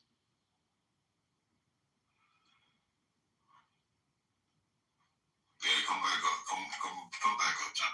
Yeah, because here's the thing, man. Don't do that. First of all, here's the thing. People don't talk about it is what it is, bro. You know, if you don't like it, then you're free to leave. But if you're gonna throw a jab at somebody, bro, you can't throw a jab and then it's not fair. Man. Yeah, I mean, I'm only throwing jabs back because this tuna shit here casts all kinds of dispersions on me, and he kicks me from a room. If he can't take it, don't give it to him, boy.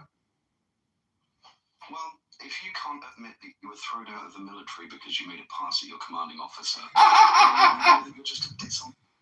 No, I didn't make a pass. I told the psychiatrist I'd cut her fucking head off. That's what happened, Tuna Boy. So we didn't clarify yet. Is your daughter? You got brain damage. It happened after I had the retardation. Tuna Boy, we didn't confirm. Is your son or daughter a boy or a girl? And can you give her my number if it's a boy? Wait a minute, I'm confused here. Well, what day of the week it is? What does your wife say this week? Hello? You constantly having brain damage. Every failure you've ever had, you've blamed somebody else for. But the reality is, wait, John, did you still own those marijuana dispensaries that you owned in Chicago? Yeah, I've had some big successes in my life. Here's the deal, man. I don't know anything about John personally, so I won't ever dare go there because I don't know any details about that. You don't know anything about me personally. I used to be a real estate agent in commercial real estate. Then after that, he went into owning a bunch of marijuana dispensaries when it became legal in Chicago. Then sold everything. Well, but here's the thing, though, is that if you're gonna throw the first jab, then you gotta take what you get, bro.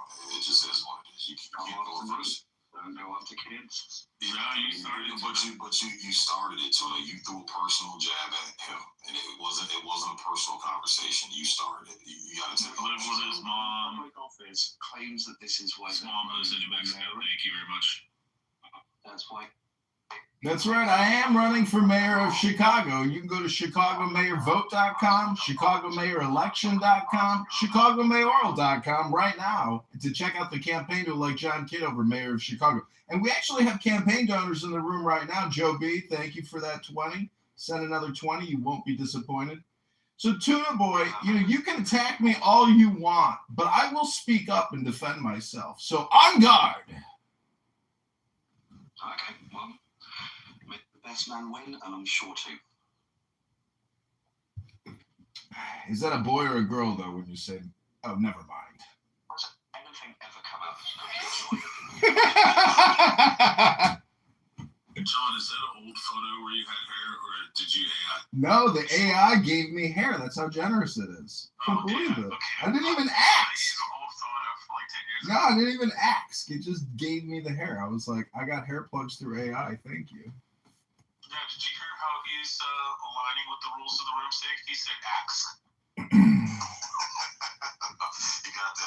What's that dude? The Alice Peretti fucking hair plug, man. Bro, I'm telling you, those hair plugs that Elon got fucking work phenomenal. Go watch the one where he was in his McLaren F1 and look at his hair and you're like, oh, Jesus Christ. And then you look at him today and you're like, wow, that really worked. What's your take, man? I'm interested because I haven't really heard you speak on this. What's your take on this whole war situation so far? I think it's a fuckload of shit that's going to escalate, get out of control. You got one of two things. It's either going to get out of control or Donald Trump's just going to pull the fuck out. As soon as he does, he pulls out faggot pussies that don't actually want to fight for their freedom. Like tuna. You really didn't need to add that last but breast even productions. You soon got to appreciate the breast productions, Alan. Joe B says she's getting a breast reduction tomorrow. Yeah, will you stop it with that? It hurts so bad. It wounds me to my core. Sig, I only do it because it gets them to talk faster. on average, he sounds like the sloth Utopia. And you know the worst part of that last comment is that he may be right. Yeah, but you know what? Alan speaking is like a fine-aged bourbon. No, you know what I'm saying? long fucking pauses. Like, I thought he was done. He started a sentence and he's like, it's like...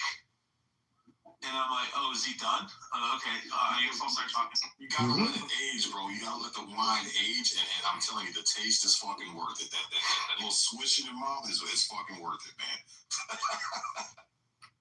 It's called dramatic pauses. No, it's Alzheimer's. No, it's called respecting your elders. Yeah, but you know the other thing. Here's the thing.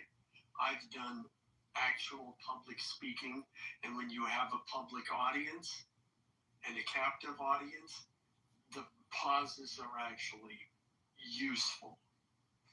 Number one. Number two, a lot of people use filler words like to fill up those spaces because they're uncomfortable standing in front of the vote that expects them to be Alan, I never said that I didn't like the slop from Zootopia. Alan, let me... I was going to ask Alan if he gets starstruck, because I heard him on a stage with What's-His-Face, and it sounded like Alan creamed his pants. He was like, thank you so much for having me here. Thank you so much for letting me speak. It's such a privilege and such an honor. I was like, who is this guy, Alan? He sounds like such a bitch right now. Who was it? Do you remember? It's going to come to me. I'm thinking about it. But it was just so lame. I was like... Was it Lou? Yeah, Lou Fax. Oh, God. Yes, well... What an insufferable human being. You know, sometimes a few compliments can go a long way. Something that you might learn in not with that many parts. Political. And the fact that Lou sometimes makes me a mod and clears the stage for me in another how can I describe this? You know, a few compliments don't. Oh, did you ever see the Jerry Springer? Nice to people who are nice to you. I think you got too much time on your hands, personally. Well, have you seen the Jerry? I think you got too much time on your hands. I think you got a bullfrog caught in your throat, Key, permanently. Try to drink some water every once in a while. And just like you record people, I'm recording. Yeah, I'm a content creator. I'm a comedian. I'm a politician. I'm a musician. I'm a magician. Oh, God. He's back. Yeah, exactly. Act like a motherfucker. So, why don't you respect people on the stage instead of disrespecting people that haven't done Kiki, just tell us the truth. Are you wearing a fanny pack at this moment? Are you wearing a fanny pack? Are you wearing a fanny pack? Be honest. always wear a fanny pack? Do you always wear a fanny pack 24/7? John, do you always fucking? Are you a fucking cop 24/7? No, I would never.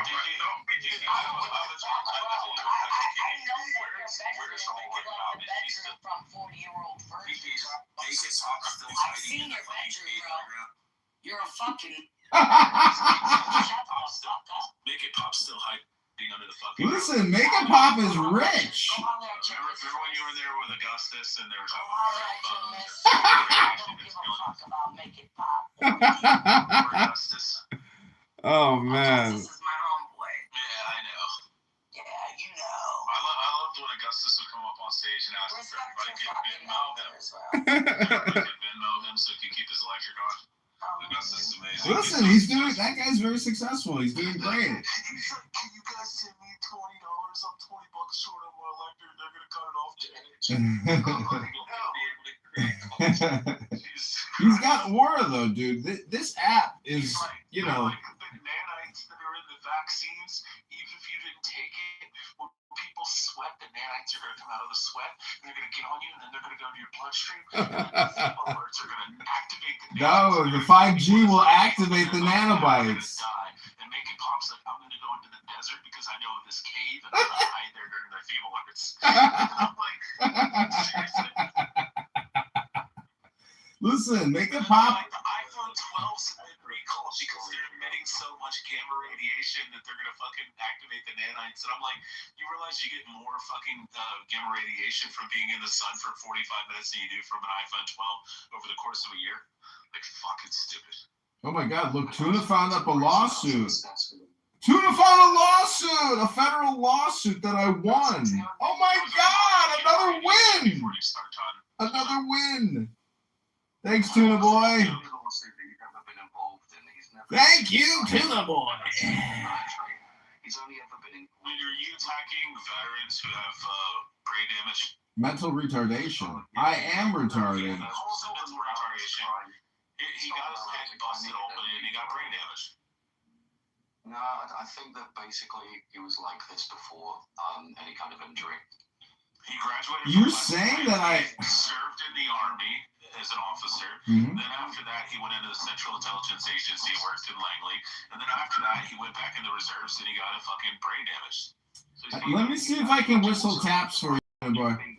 I was talking to Tuna Boy yesterday about the eternal separation. You see, the Declaration of Independence declares the eternal separation from the British cocks. All they do is project onto me as if I am his punching bag. But let me tell you the truth about the Declaration of Independence. So I'm just surprised that you're actually next to a white guy this time. Ooh. Oh, what the fuck are you talking This about? is no bunny joke. Never mind. Much art joke. Listen, Rich is a great comedian, though. Before I got kicked from the room earlier by the effeminate Tuna Boy trying to become a man, I was about to compliment Rich and say that he can be very... Exactly, a projection, Val. What I'm trying to say is that Rich can be very frustrating sometimes, but... Jonathan Kitover on the sexual registry list and he doesn't exist. Oh my God, if you type in Tuna Boy in the transgender reassignment surgery database, up comes, guess what? That's his The two of you sound like lovers. Really? We've known each other for a long time.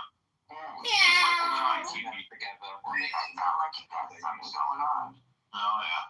What do you keep in that fanny pack, by the way?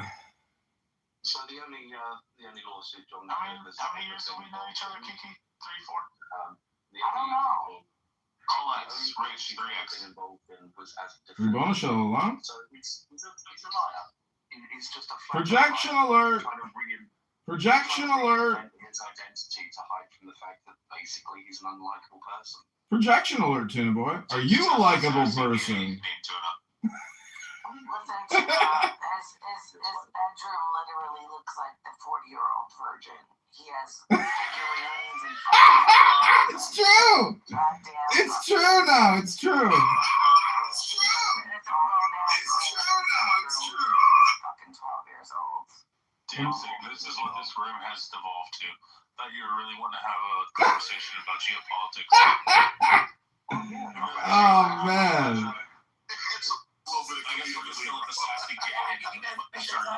You gotta take it too. Yeah. I mean, if you come up with someone, you've got to be able to take it, especially when you say. It's hard. If you give it, you're gonna get it. It wasn't your money, was it, Joe? That you said. Don can sell his figurine. It wasn't my money. And a presidential candidacy. Well, I raised more money than other Congress people that I know off of Clubhouse. So I want to thank the Clubhouse people, especially Joe B, who's still probably here. Joe B, I want to send you a special thank you for mailing me $20, Joe B. God bless you. God bless you, Joe B. Yeah, it's a sympathy vote, if anything. Sympathy vote. Tuna Boy, let me ask you something. Are you happy in life, and do you experience joy regularly?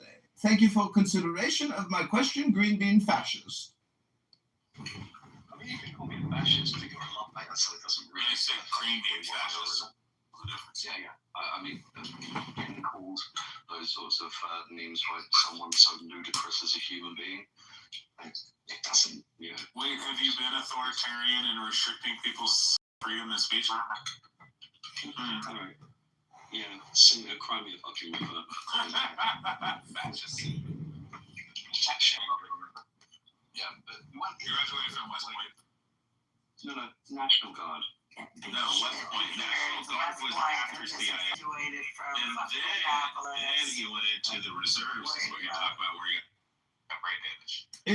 Let me tell you about what happened when I want to tell you about an experience I had in the Army with a black female officer when I incurred the brain damage and I became disabled. We were running up a mountain, and this female major, her name was Major Bashirs, or Major, I can't remember her name, but when she started screaming at me in the golf cart, she was in a golf cart when I was literally running up a fucking mountain. I was in great shape, but I got so angry as she was screaming at me in a golf cart that I had a mental retardation brain aneurysm. And that's when I became permanently disabled. And I caught on real quick about what was happening in the military, that women were in positions of power and they were so abusive that my retardation kicked in immediately. And that's when I became disabled and went to the psychiatrist and said, I'm having delusional thoughts about cutting this woman's head off. And that's when he gave me the 100% disability and said, here's keys to your new house and have a good life, Lieutenant Kitover. Godspeed. And I said, thank you, sir. Hooah. Just lies leading to me trying to argue opinions. I actually think making the decision in the first place to join the US Army is mentally retarded. No, I became mentally retarded by somebody in the U.S. Army. That woman made me retarded and disabled, but it was the greatest lottery win I ever had because the psychiatrist gave me the keys to $1 million house and gave me a monthly paycheck for $4,000. Thank you, doctor. I think he was Jewish, by the way. My psychiatrist's name was Dr. Danny Dubenstein. And he was a psychiatrist in the Army. His name was Dr. Danny Dubenstein. He was a colonel. And he said, I'm sorry you're retarded, but here's the keys to your new house. And here's a monthly check for $4,000. Godspeed, Lieutenant Kitover. Whew! Thank you for your service. Now we're paying for your dumb ass. Yeah, no, this is why we should defund prep. So Danny Dubenstein is... Danny Dubenstein! 90% of the people on this app are collecting a disability check. Danny Dubenstein! They are unemployed, right? But you got to remember that I only became disabled because of an African-American woman that caused my mental retardation. And this was at Fort Huachuca. This was at Fort Huachuca where Erica Kirk was at prior to Charlie Kirk's assassination. And I'm not involved in the assassination. I'm just merely bringing up the fact that my psychiatrist, Dr. Danny Dubenstein, told me to be careful. And I don't know what that means. He says, yeah, I check in sometimes and I listen to what you're saying and it sounds like you're doing great. And I said, thanks, Dr. Danny Dubenstein. What's that? The Jewish hookup that he gave you?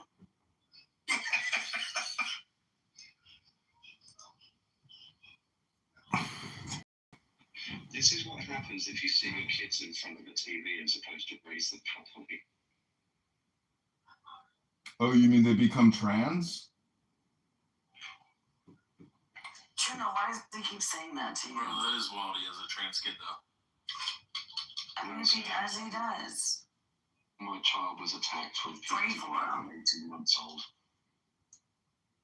Yeah, I'm only like trying to kick back like a horse when, you know, when somebody tries to like play with a horse's tail, sometimes a horse back. But I feel for the kid, not for Dr. Tuna guy here. I feel bad for the kid who has been abused by the mother. I have anything against Dr. Tuna. I feel bad for the kid, but I don't feel bad for this fucking loser, Dr. Tuna. Thank you very little, Dr. Tuna. I got to go call my doctor, Dr. Danny Dubenstein. Have a good night. Yeah, no, he doesn't like the fact that I brought it up. The only court case that he'd ever been involved in was McCabe versus Kitover. He settled and he had to get his parents. He borrowed the money, he didn't have it in a personal injury. Yeah, I figured his parents had money. Oh, you think my parents settled that lawsuit that I won, you fucking Dr. Schmucko? You're so stupid, Dr. Tuna. You were the Go ahead and waste your money. Or you could just talk to me. Or we could talk to Dr. Dubenstein. You want to call Danny? Let's call Dr. Danny Dubenstein. I used to say friends forever, friends for life, but fuck it. Eternal separation it is. You and your ex-wife and your trans son, good luck. Into trauma dump a lot of the time I was going through that. There's nothing to be ashamed of. It's fine, but you know, they're just assholes that exist. You call me an asshole? This fucking wanker here has been attacking me all night. He's the fucking asshole. He's the fucking arsehole. Oh, Rich, Tuna, he's fucking horrific. Rich, stop. Let the man finish and then you go out. Y'all got to be Kansas. All right, Tuna, you got me. I got to stop cutting people off, man. Yeah, so I get it.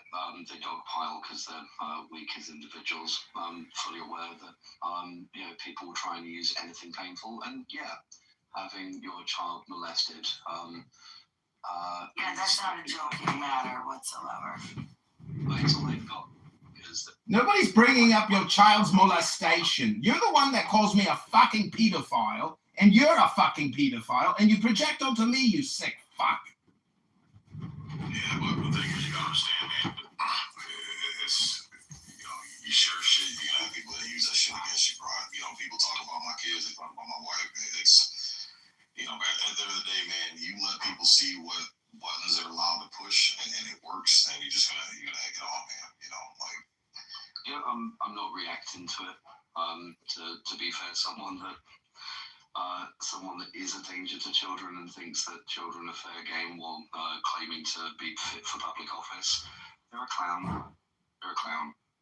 You know, nothing but stolen valor and lies to cover up their failures throughout their entire life.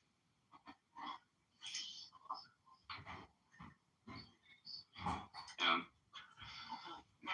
But when someone starts saying that they've been involved in this lawsuit and that lawsuit, you know, to cover up the fact that they're actually fired from the IRS. Here we go again with the person in the text. Why don't you just take my fucking name out your fucking mouth, Tuna boy? I don't want to talk about your child. I don't care about your child. I don't care about ex-wife. I just want to insult you personally, directly, and leave the rest of your family out of my mouth. So I just want to say, attack me all you want, Dr. Tuna, but I will defend myself, on God. You can't, because you lived an indefensible life.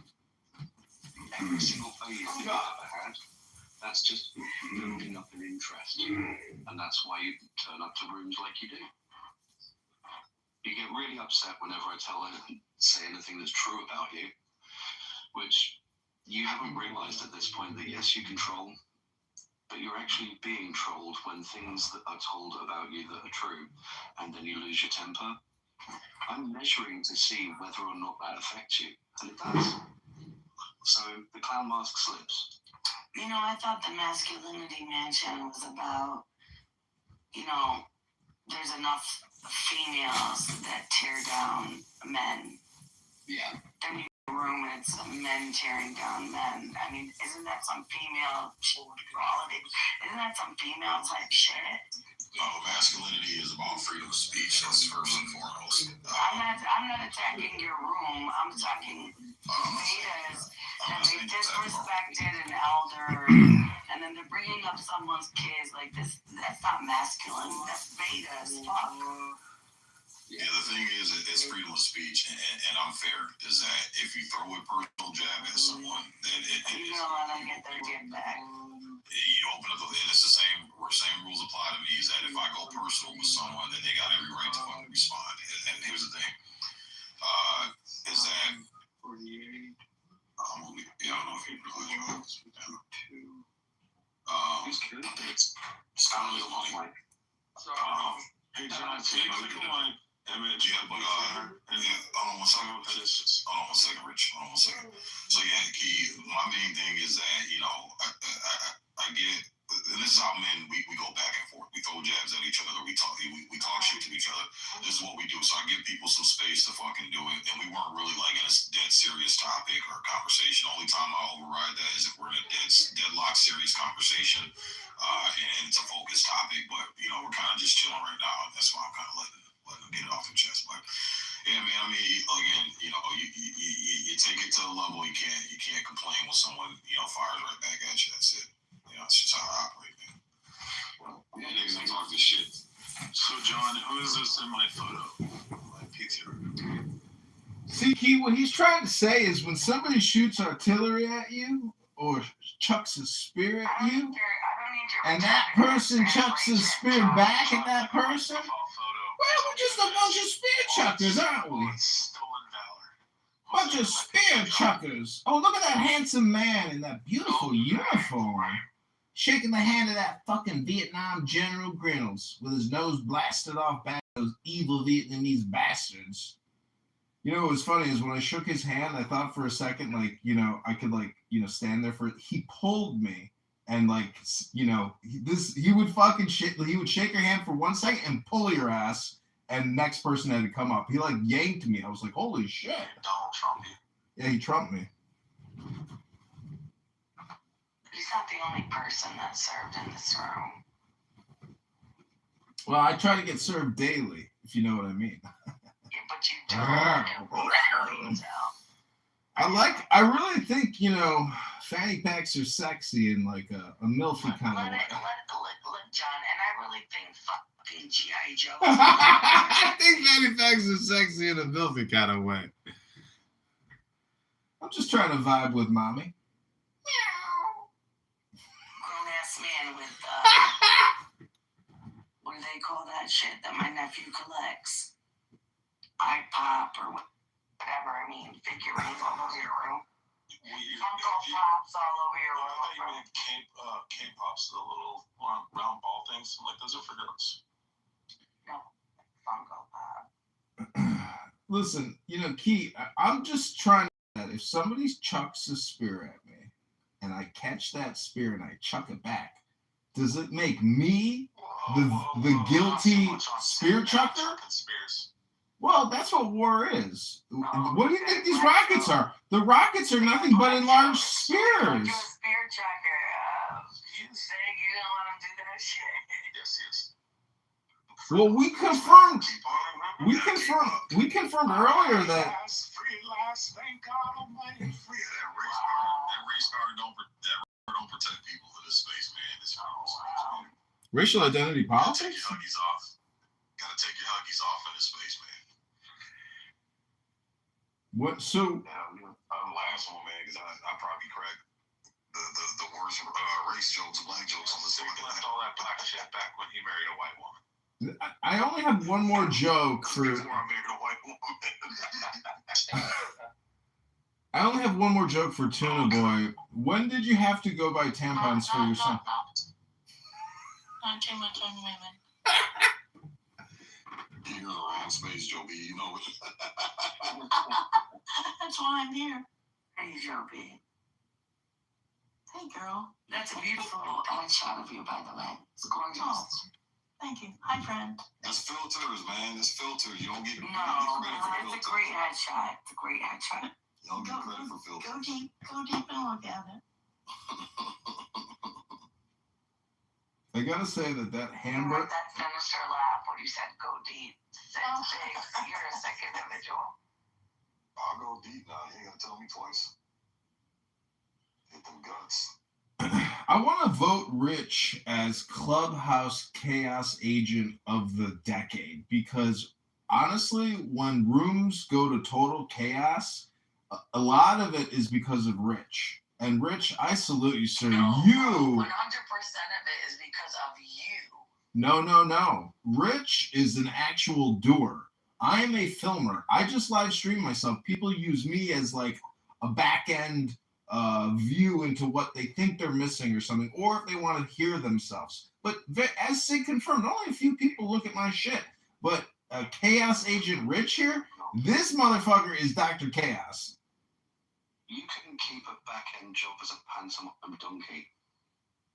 The pantomime donkey? JB kicked out of healthy debates. I did run Roger Mayhem off that. No, more than that even. Even yesterday or 2 days ago, I heard Viking, a.k.a. Brad, blaming shit on you, and it sounded like you were responsible for it. And I was like, dude, Rich really pulls some back behind the curtain strings here. And Tuna Boy, I know you think I'm like a pantomime donkey. Where'd you go? When did JB get kicked out of healthy debates? When was that? He's no longer Vermont. Good shit. Wow. Yeah, he got kicked out of it. What happened? Oh, I drug him for being a registered sex offender, pimp, fucking rapist. Yeah, JB is kicked off the app on my end because, well, he's just a bad guy. That's all I'll say. Yeah, we drug him for like a month, and he kept crashing out with Pepe, and I kept clipping Pepe's accounts. I clipped 6 of them, which turned it up even more and made him think that it was JB clipping his accounts, which I later told him it was me. But yeah, I clipped a bunch, and I clipped Pepe's house, and so yeah, just fucked everything up, and then JB got kicked out of healthy debates, and then he started the unhealthy debates, and then I went in and invited everybody out of the room into other rooms, in the Donald Trump room or President Trump room, and he just eventually kind of gave up. I've been texting him because He's threatened to show up and kill me and sue me and all kinds of shit. Oh, he threatened me. I actually did turn him in for real. He's a problem, guys. If he's on here, I'm going to report him again. And then I doxed Roger Mayhem because he said that the fat tax needs to be implemented on everybody who's morbidly obese. And then we got a screenshot from him in the fucking libertarian fucking YouTube channel where he's like 400 pounds. And then we shared that all over the internet with his name. Oh, not Roger. He's a good guy. Yeah, he left. Longer here. I also found out he's a registered sex offender in Tacoma. Who, It's Roger? not. Roger is from? No. Oh, Look up Tacoma, Washington. What's his name? Drop the link, Rich. I gotta see what His receipts. name. Me too, Vic. I need that. Libertarian. So as I just proved that Rich is a behind the curtains rope puller in this theatrical production to a very high degree. And the Clubhouse Award. President Liam was the reason that I was living in fucking the Philippines during the Morale Wars and shit. So yeah, I mean, I enjoy it. As far as JB goes, because I read the case, I read the dockets, I read the articles. He went and found 2 girls on not Backpage. What's the other one that was real popular with all the whores and stuff? Craigslist. Craigslist, yeah. He got 2 girls on Craigslist that were looking to do modeling, invited them up to New Jersey or New York, and then he got them up there, and then they held them against their will and forced them to do prostitution, earning up to $2,600 a day, and they kept 10% of the seats.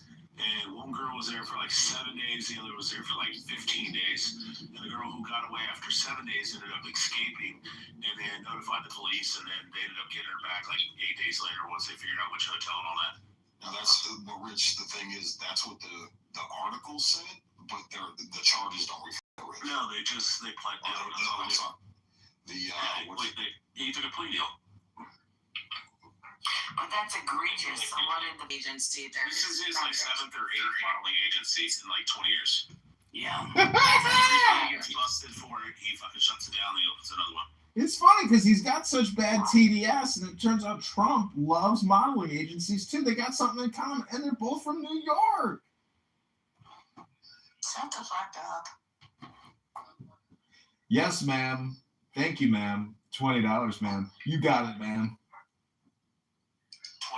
$20, dude. They were asking me about your campaign and accusing you of campaign finance fraud. And I'm your #1 donor. And I was like, you waited 2 weeks with your big mouth to come on this app to fucking libel, slander, and harass and abuse me with your lies? You waited 2 weeks with your big fucking mouth? Okay, JB. The stuff I reviewed the documents and I saw the articles and stuff, that I looked him up, and he's not on a offender list. He's not on any type of offender list. So, and my thing was, from the story I gathered was, yeah, you know, he did the modeling thing, got these girls in, but these girls, you know, on their own volition wanted to make the money. There was they were hoeing. What's that? They were hoeing. Right. And that's the thing. I've seen these cases where these women sign up for this shit, and then when they don't get the money that they think they're gonna get or whatever, then it turns into, oh, I was a victim and all that. It's like you're not being trafficked if you're right. You're a grown ass fucking woman, man. Like you sell a pussy, you're not being trafficked. Excuse my French. So let me get this straight. We're saying what JB did was right. No, that's your interpretation of it. What I'm saying is that women will put themselves in these situations, and then when they don't get the payout that they think that they're gonna get, it doesn't turn out the way they wanted to, then they turn and play the victim. It happens all the time, Joe B. Not my interpretation of my inquiry. Yeah, but the way you're saying it sounds a little bit like vague. So the women are going into it willingly wanting to prostitute to begin with, is what the context is talking about. It's not like they were just going and hanging out and then they got manipulated into being prostituted. Right, and that's what I'm saying. Like when you have a situation like that, typically a person's on some type of sex offender registry.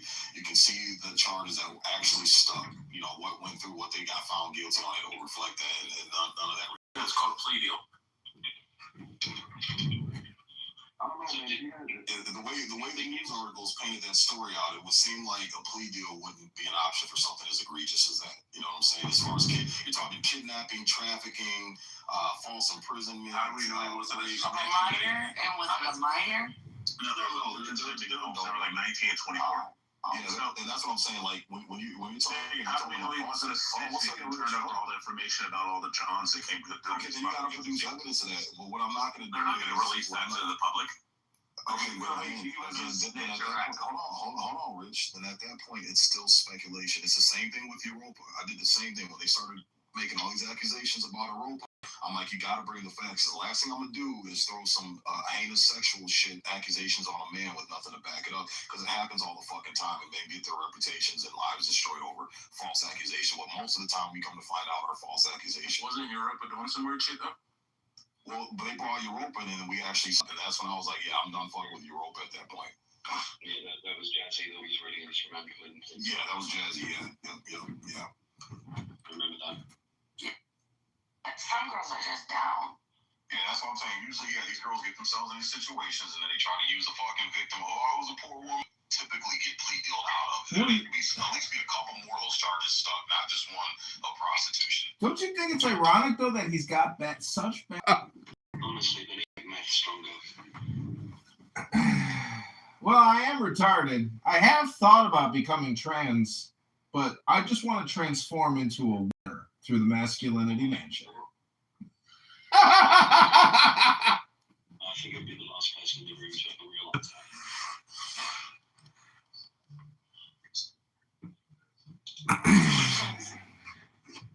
guys need to just reconcile your differences, I think. We don't actually have any, issues. I've never personally attacked this guy, but I was. Yeah, because he threw the first spear. He chucked it. I caught it and I returned fire with my spear. If you don't like my art and you're just a critic, well, you're a bad critic. No, this comes down to art versus critic. Artist versus critic. That's what's happening here. I'm an artist. He's a critic. And I'm being a critic of his art. I think his art sucks. Like, look at his PTR. That is art. I think that's, pathetic. Look. Making an exhibition of yourself is there's lots of places where you show up. And I'll leave it there.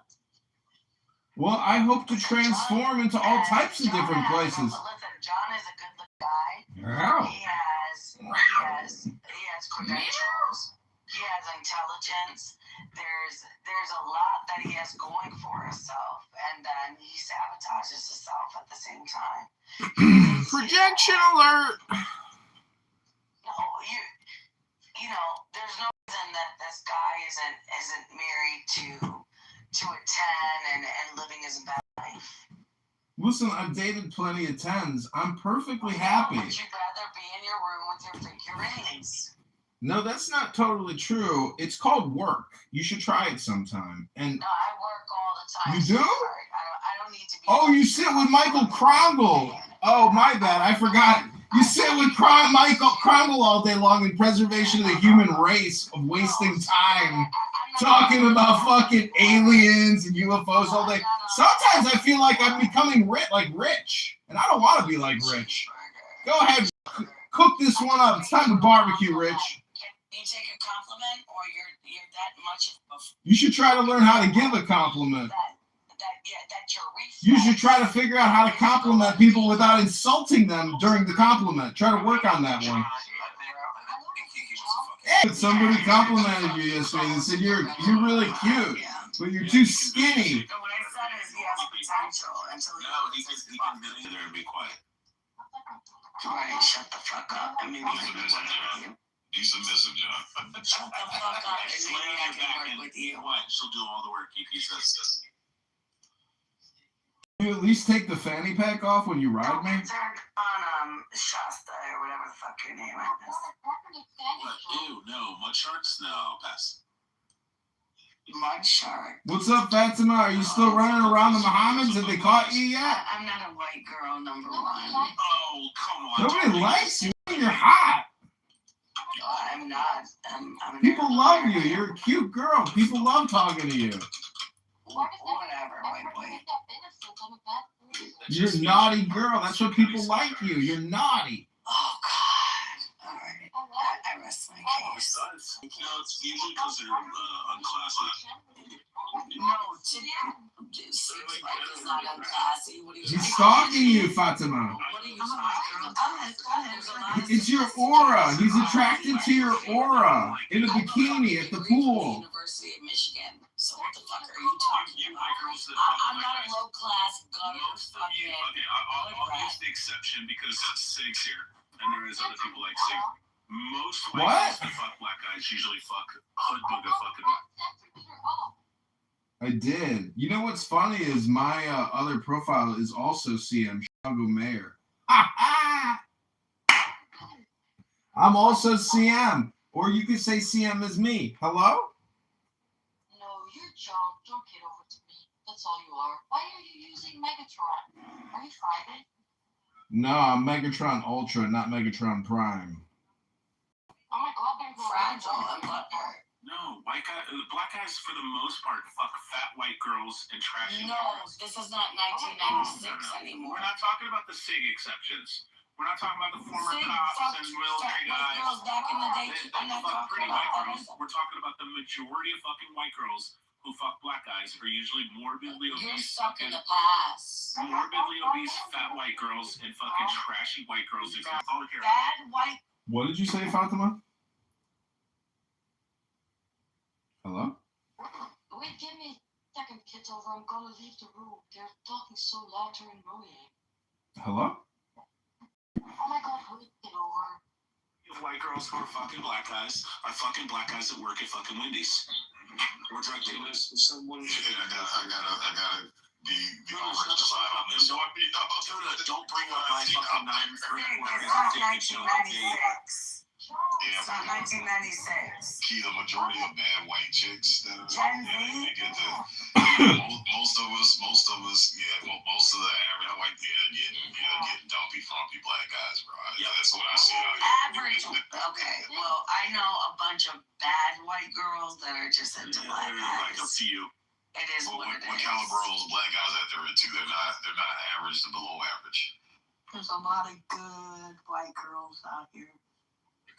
And there's a lot of good black guys out here. Why are you just quantifying black dudes like, oh, you're a bum and you work at Wendy's? I didn't say that.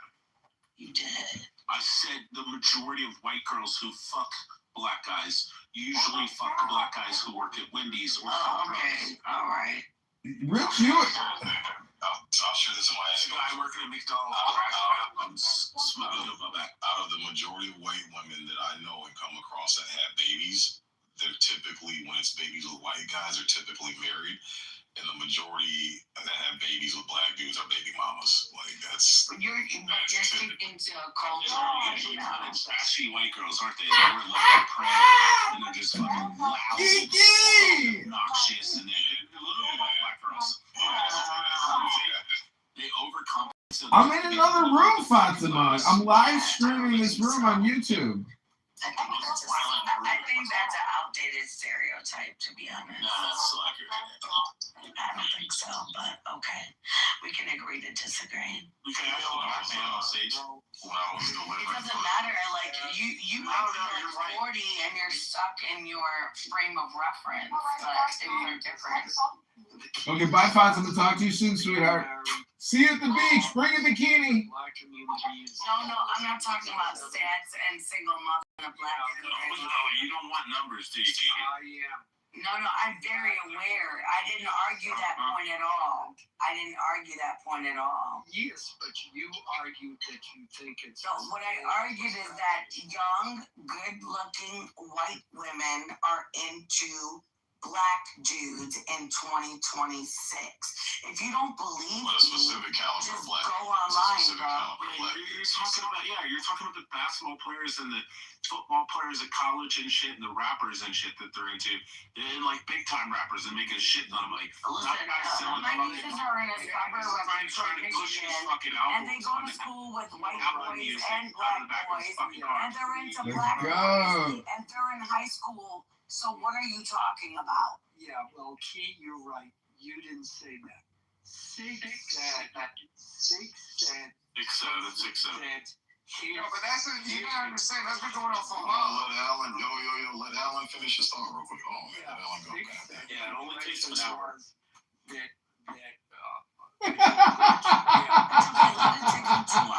And so, coming with the stats, it's like 70% of there's black single mothers, and white women in relationships with black men, it's 60% unmarried. I understand that. Yeah, no, I get that. Yeah. So Sig is not incorrect. But Key, what's your point? Nor did I say he was. I was just speaking to the attraction of young girls that are attracted to black men. Is that projection or statistically accurate? Hello? Back in the day, it was like Sig spoke on this earlier when I was on my way to work. Back in the day, white girls who were not wanted by white boys because they weren't typically thin or fit or considered thicker, then they would date black guys because the black guys didn't think that they were fat. Nowadays, you have fit. No, it's because black men will fuck anything. They'll fuck a snake if you hold its head still. They'll shove their dick in anything. They don't give a fuck. They don't look at fucking fat white girls and think, ooh, God, that's disgusting. But it smells and go, I can put my dick in that. That's a matter of class and not race. No, it's because they have no fucking confidence. They just want to fucking stick their dick in everything. It's a matter of class and not race. Yeah, but here's the thing. So those women who are rejected by white men, those overweight white women who are rejected by white men and accepted by black men, they typically go for the lower echelon of black men. They have the white I women. agree with that. Echelon is a back term, You're not talking a like house. 7s, 8s, 9s, 10s. They go for a very, very small minority of black guys. And those are usually the 6'2" guys, the lanky basketball I'm players. talking about my nieces that are in high school that go to school with white and black boys and Arab boys. Don't you like when like fucking Dearborn or some shit? I guarantee your nieces aren't going for the black guy on the chess team. They're going for They're the probably tall going for the kid guys on that's that team. popular like the rest of us did in high school. Yeah. And that's what we're saying. Yes, that's what we're saying. To 2026. All right. But that's typically what If we line up white girls who fuck black guys, 80% are going to be morbidly obese or just fucking dirty ghetto fucking. I know what you're talking about. That's not what I'm saying. Yeah, with the leopard. I'm sorry, but I've maxed out my emojis here. You wear leopard print. Yeah, I got that. Listen, you know nothing about me. You can't even move in the room. I like the way you move, Key. I like the way you move. Ooh. Nothing about that chick like me and my grocery store screaming at your mixed race children. That's why you're on the app and not next to a bitch at 5. Oh, it's getting spicy in here. Maybe you need to go get you a fucking fat white girl. Yeah. Finally, somebody's giving some good advice in the Masculinity Mansion. No, that's not. It's not John Rich. Anyways, what I think is that people in high school and college start to gravitate towards the people who give them positive attention and who are willing to have sex with them. And I don't think there's anything wrong with people who go towards the ones who give them that attention. Now, we all deserve love, folks. And if those fat, ugly, white find love, oh, bro, I'm happy. We don't have to deal with that. Black men, more power to them. You were going to go that, did you? Alex, can I ask you a question? No, but yeah, sure. Now, Alex, do you think like the woman, maybe they go up in a household? Wait, Eddie, are you Puerto Rican? With the white man that probably like hates the black man. Eddie, are you Puerto Rican or Dominican? Eddie, don't fall for that bullshit.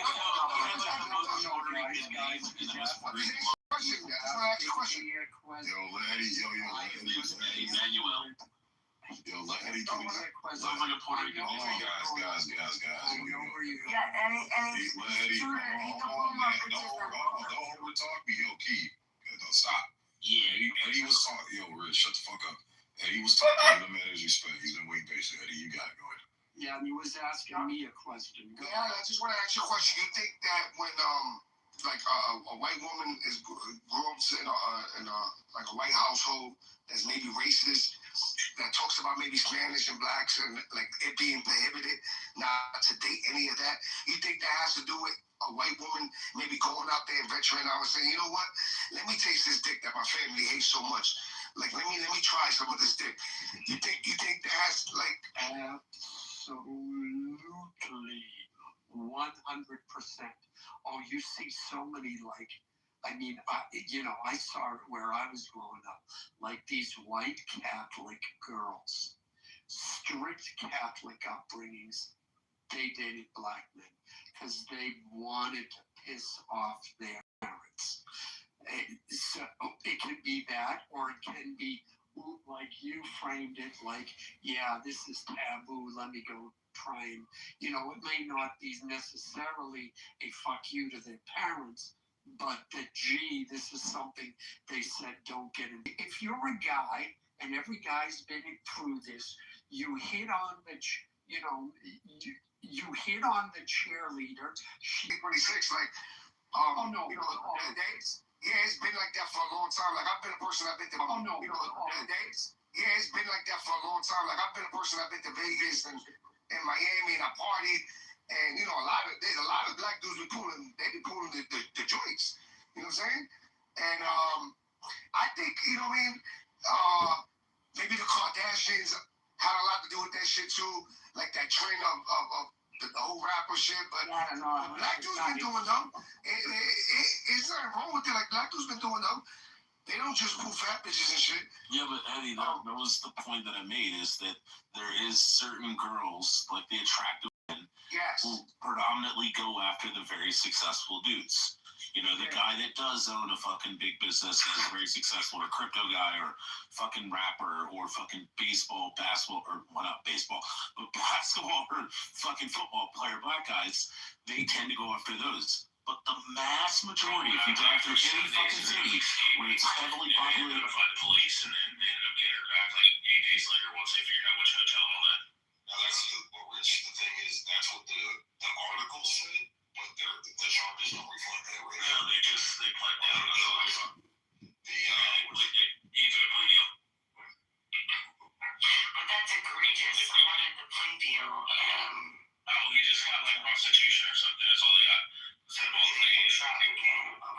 Trafficking, yeah. But then he just started another modeling agency in Florida just recently. He's a predator. This is like his modeling agency. This is his like 7th or 8th modeling agencies in like 20 years.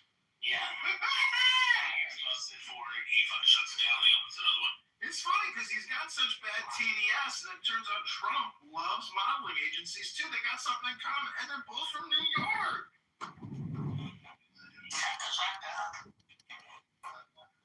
Yes, ma'am. Thank you, ma'am. $20, ma'am. You got it, ma'am. $20. Joe B, you bought me chicken at the Colombiano Asadero. You got me a great dinner. Thanks, Joe B. But actually, JB, the other Joe B, not the Joe B, but the JB. JB gave me $200, and then he came on the app, and he goes, yeah, the fucking FBI just showed up at my door. They were asking me about your campaign and accusing you of campaign finance fraud, and I'm your #1 donor. And I was like, you waited 2 weeks with your big come on this app to fucking libel, slander, and harass and abuse me with your lies? You waited 2 weeks with your big fucking mouth? Okay. A black bitch who fucking argues and screams and yells at him and parades and harangues him nonstop. Well, you know, white girls argue, berate, and... Oh, no. A lot of black women are fucking... Listen, black girls are going for white boys. White guys are going for black girls nowadays. Alan, even if they're fucking... Okay, the girl I was with had a fucking college degree, 8 years in the Navy, yeoman first class, all that kind of shit. She was still, as educated as she was, as little amount of fucking racial fucking politics that she got involved in, and she didn't really believe in the whole fucking systemic racism and all that kind of shit, even though she was from South Carolina. But at the same time, she was still fucking insufferable most of the time. It was just this sedity fucking I love his charity. Can't wait to fill you up with gifts. She was in the Navy. Oh. Okay, she's already got something I would. No. The women are masculine and the men are feminine, yes, in the Navy. Okay. All the men are gay and all the women are dykes. If you dated a professional black woman who works in a white environment, right, they have a totally different...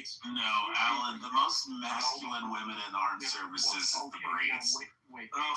Their decorum is totally different. Those cooters smell like fucking armpits and cigarettes. You hear this racist bullshit? Those are white women. There's not a lot of fucking black female Marines. Whites and maybe some Hispanics. Single day, no. Most of the female Marines aren't even dykes. They're just Let Alan talk. Really, shut the fuck up. Butch as fuck. Yeah, well, but in my day, no. Alan just saying, black. Rich, stop. It was not the way you hear the women on Clubhouse and that kind of empowerment of the strong black woman. It was there. Yeah, but the women who work around white people in professional things, environments, they were cool. They Oh, were it's kind almost of, it was 420. different. All right, now you're the one that's stuck in the fucking past. Led the poor bastard Paul. Oh, I thought he was that's done. He really- paused for 8 seconds. Yeah, and remember, Oh man, yeah, no, I'm it's not. I'll 420. end with It's this. 420. Aussie. With a black It's woman, 420. okay, Oh, as it's a 420. roommate for 2.5 years. And I saw the difference because the What's reason she moved 420 out talk? is her friend needed a place to What's the sleep. number? What's And 420 her talk? friend was exactly what you would not want. Oh, they were trying to all move in on you. Yeah, I had to pick him up. Okay? But for 2.5 years. Listening. Go ahead, Alan. I'm listening. Yeah, no issue. Now, today, from story, I would not profess to claim that same today. Aussie. Alan, I've got a question for you. What was the greatest orgasm you ever had, Alan? There you go. In all your years of orgasms, Alan, when was your greatest orgasm? 1946. And can you please articulate how much ejaculate was created? Yes. I'm sorry, I was just asking about how much ejaculate was articulated during the orgasm. That's so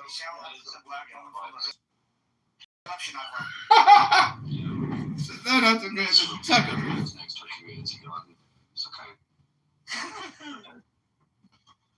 If you're going to continue to dox me, I guess I'll have to bring up your trans child and what your wife has done to your poor child. If you're going to dox me with my address, well, moderators, this person is using my home address on the social public audio platform in an attempt to cause me complications and problems.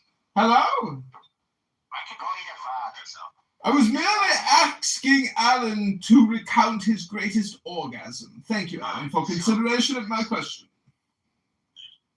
If you're talking about the apartment complex that's on the southwestern corner, that's the old apartment complex. The other one faces... What business does it face? You had it in your live stream. It was easy to find. Well, again, I was asking Alan a question, and it's nothing to do with my house. I was... Put your camera out the window and you put it outside. I'm like, dumbass. You're pointing your camera outside because everybody thought your address was the one he reading off, which is the apartment complex on the southwest corner of those two adjacent streets. But you can keep looking and you'll actually find the other address anyways. Interesting. I'm pretty certain.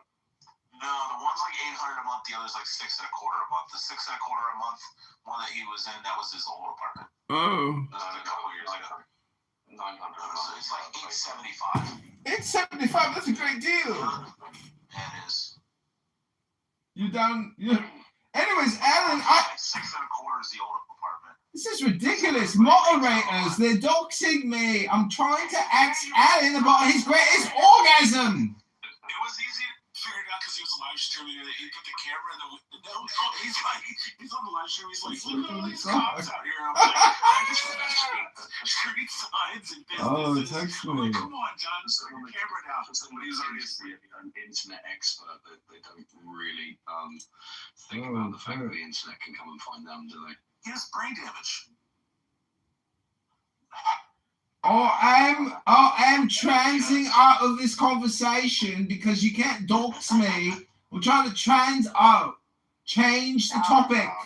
Change the topic, please. Stop talking about my home address. We'll have to start talking about a new topic. Trans the topic. Hello? Yes. John, I have a question. If you were alone with Tony, Hold on, man. Key's trying to moderate the stage. Black man's always holding you.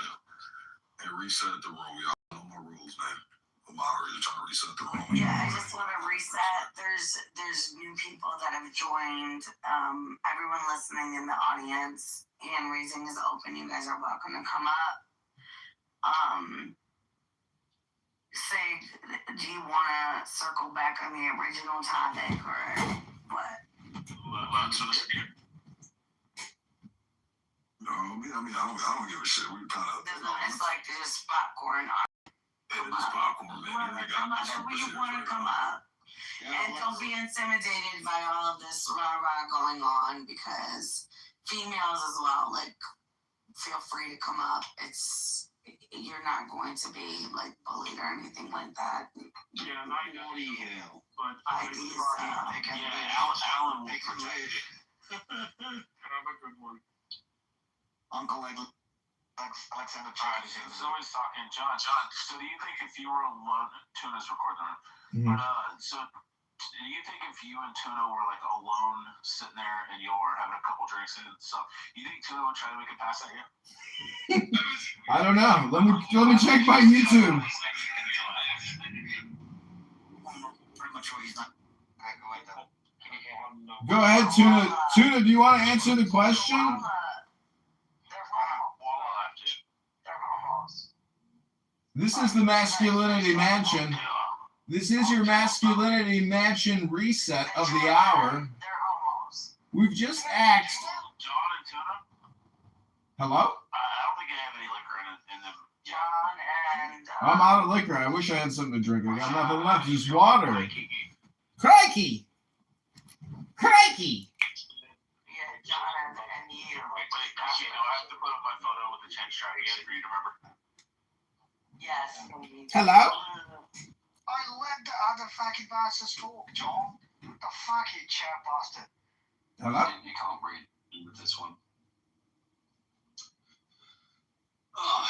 All right, everybody. This is the Masculinity Mansion. This is the United States of America. And is it fucked? And should we start prepping? Hello? No. Six, don't do that. I'm not going to pin it on me. It's his sick dream, but he's behaving like a black woman now. That is a racist, unsubstantiated statement. To claim that I'm a black woman. What? Hello?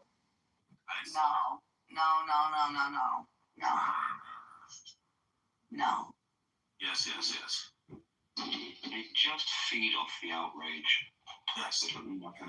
Isn't it interesting how Sasta, aka Rich and I, we provide the enlightenment to Tuna? Isn't it interesting how he thinks he's the cool, calm, collected, intelligent one when we're sitting here fucking roasting him at his own fucking barbecue, and he's gonna try to think that he's better than us by trying these little statements like, oh, can't tell it, Tuna. Shut up. I know. You're gonna tell me to shut up? Why don't you tell Tuna to shut up? Take your green bean fascism and shove it up your arse. It's ridiculous. You can't even articulate.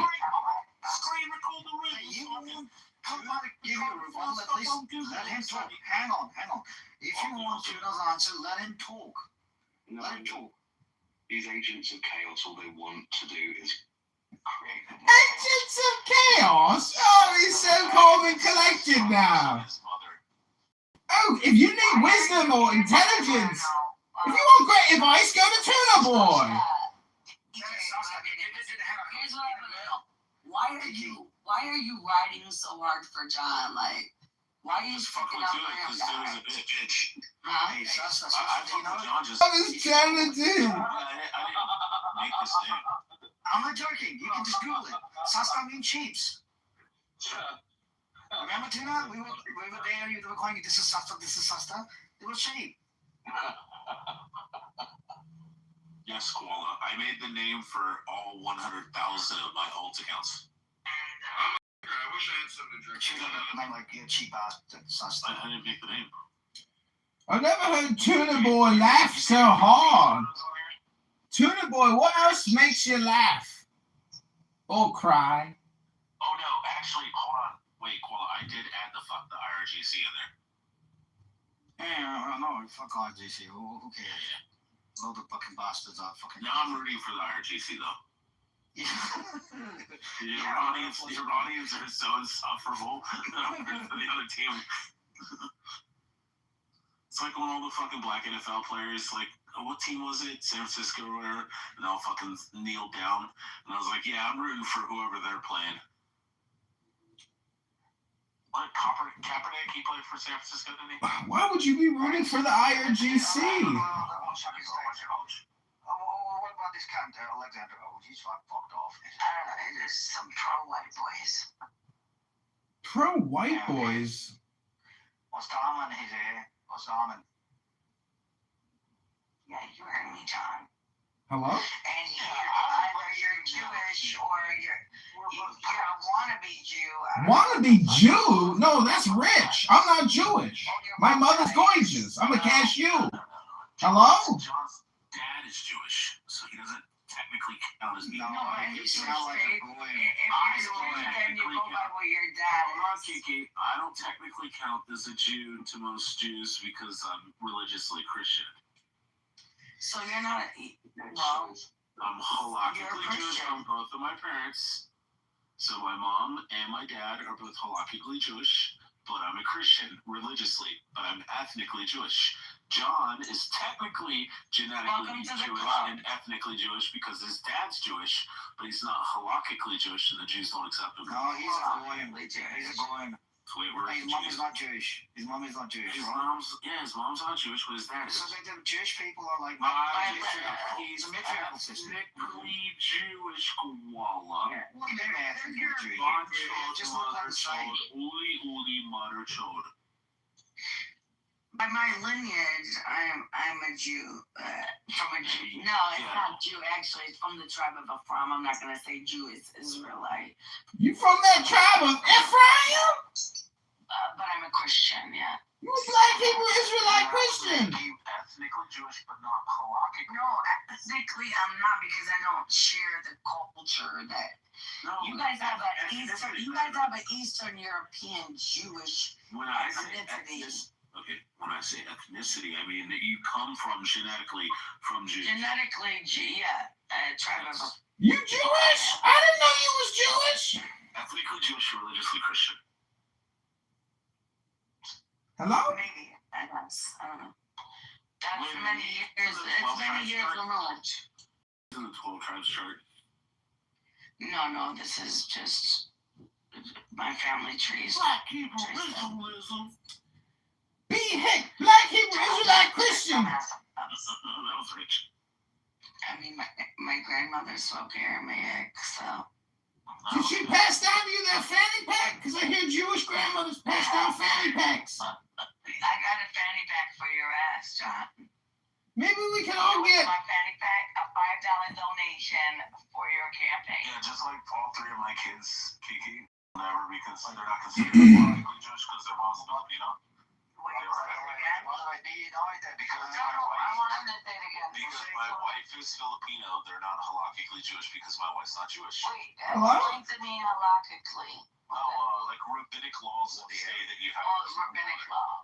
Halakhically. They say that you have to come from your mom. That's why they say John's not a Jew. Oh, you know what's strange about that? What? If rabbinic law says, shut the fuck up, John. Hello? Rabbinic law, it goes through the mother, but in the like the Middle Eastern law, it goes through the father. Turn this room into a synagogue now. I'm talking to DJ.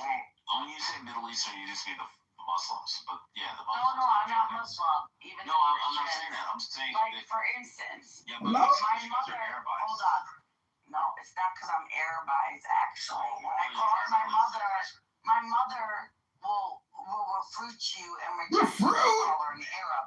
Refute? Because they're still the Assyrians and the Armenians and the Phoenicians existed long before the Arabs. If you guys know, Hello? if you guys know history. Hello? So Arabs come way after a lot of the indigenous people in Mesopotamia. Okay, so it has nothing to do with Arab. They go through the father's tradition. Hello? It's not Islam. Never mind. It's the same thing. No, I'm talking about European Nigeria. Hello? Are fucking Airbus.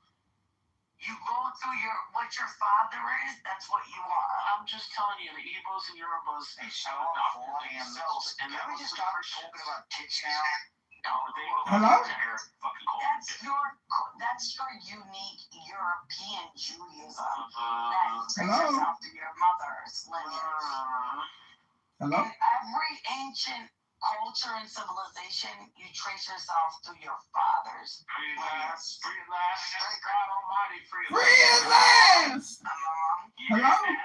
Ding dong, the witch is dead. The witch is. There's a reason you take your father's last name, right? Hello? Yeah. Because you take your father's identity. No. The truth is there's this thing called books, you fucking morons. And when you read a book, you can be whatever the fuck you want to be because now you know about that fucking topic. It's called information, knowledge, comprehension, and understanding. You should try taking a book out of that fanny pack sometime. Hello? I wish you could get in my fanny pack. Mow, mow, mow. Mm-hmm. With your sailboat. No, they took it. I stopped paying the slip fee. I gave it up. They took it. Bye. I tried to sell it last minute. I couldn't get rid of it. And then they locked me out. Yeah. Nepo baby with the sailboat. Lost it. Lost thousands of dollars. Graduated from whatever. And you got money. And you're on this app. Living in a fanny pack. It's 420, everybody. Wasting your time. I'm transing silently. Hello? Oh, never mind. Tuna Boy has left us. Oh, what a blessing. Thank God.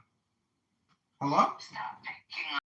I'm not picking on him. The guy comes on here and doxes me, posts all kinds, says all kinds of shit. I'm gonna fuck with people that fuck with me. Hello? Yeah, but why would you say something about his child? That's all right. Why would he say my fucking home address? Why would he call me a pedo? Why would he call me a rapist? Why would he call me 1,000 other fucking things, Kiki? Huh? Huh? Hello? Huh? Hello? Why? Why? I'll tell you why. Because he's a can of fucking tuna fish. And you know what happens when you leave a can of tuna fish out for too long? It smells like shit. And that's what that guy is. Shit. Hello? You're a fucking comedian. You need to go to Hollywood and start writing scripts. I've already produced 100,000 films on YouTube. You can check out my fucking IMDb sometime if you want. Hello? You hear the one about the blind guy that wants the job on the tuna fish boat?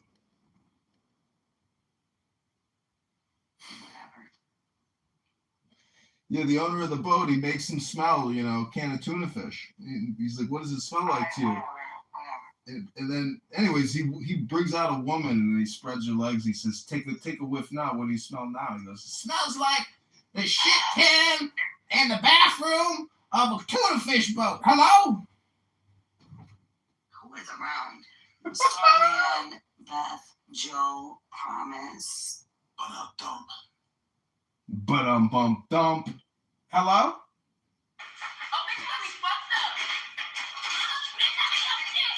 Take a nap.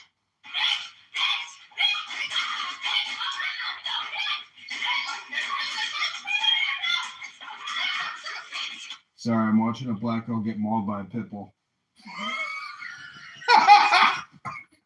So stupid. You are so stupid. It's not every day that you go on TikTok and see a black girl get mauled by a pit bull, but the algorithm, for some reason, you felt bad for the pit bull? Oh, I felt bad for the girl. Why do you guys feel so emboldened? I only said it because that's what I was looking at. I didn't even say it as a joke. Listen, that is a hyperbolic thing to say. I can't place you. Listen, I'm not even trying to be funny. I'm just saying what I see and it's funny.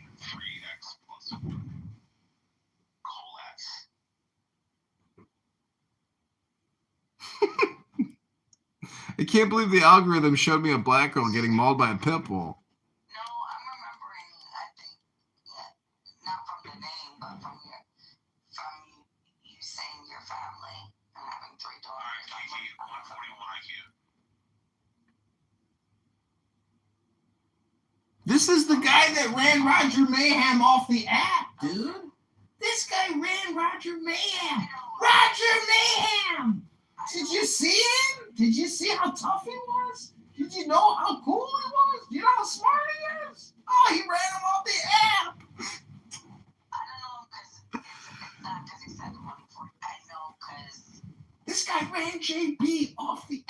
know how smart he is? He's a genius. This guy's a genius. I gave him the club. Did he leave? Oh my God! Look, that's him.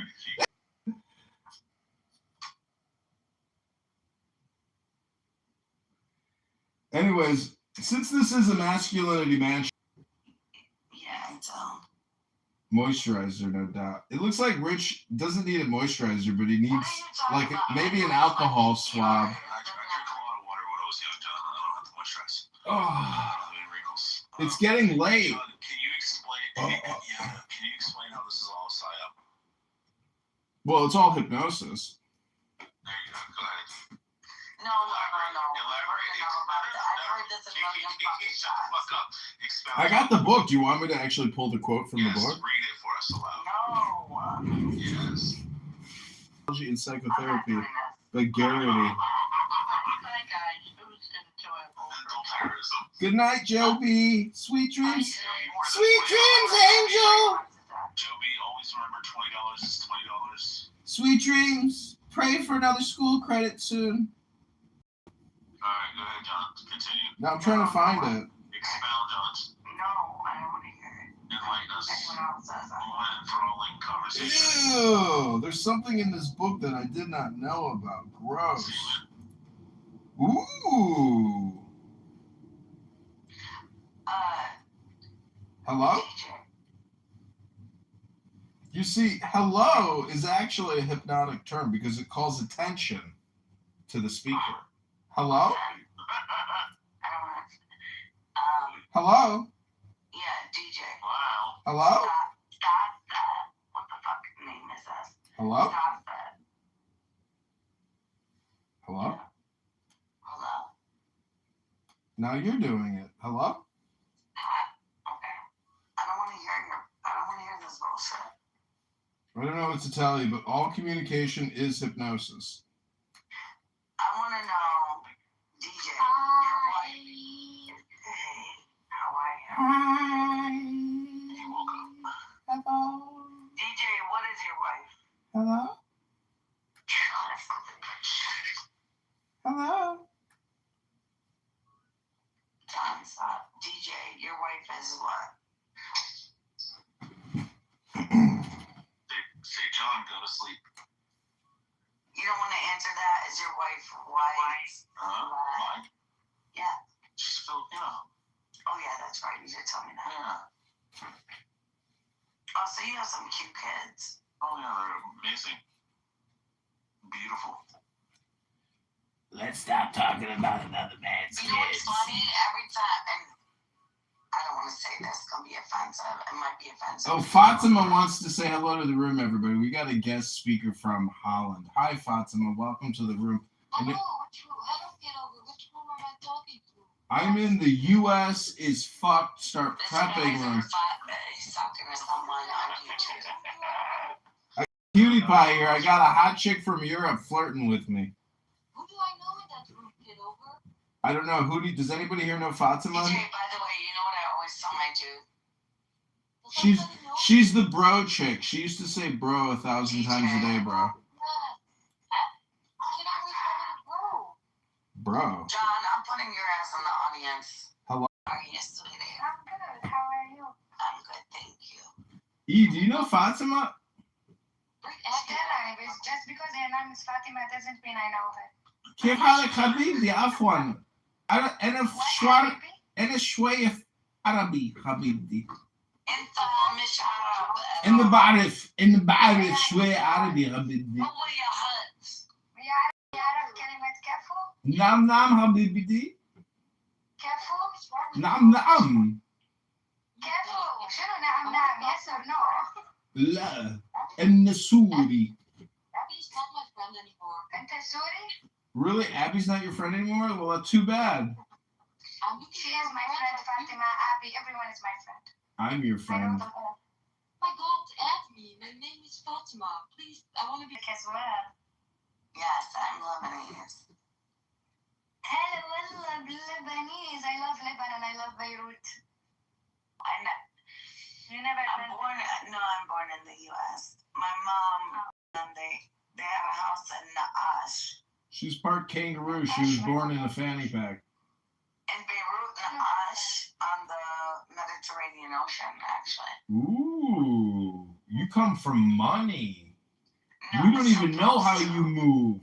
How do you move through those rooms with such grace? Diplomacy as well, but the genocide robbed it all. So there you go.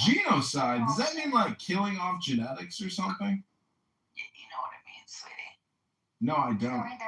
Just like when people say, When the Muslims try to kill all the Christians, that's Yeah, in Turkey. I mean, yeah, then they all fled to fucking Brazil.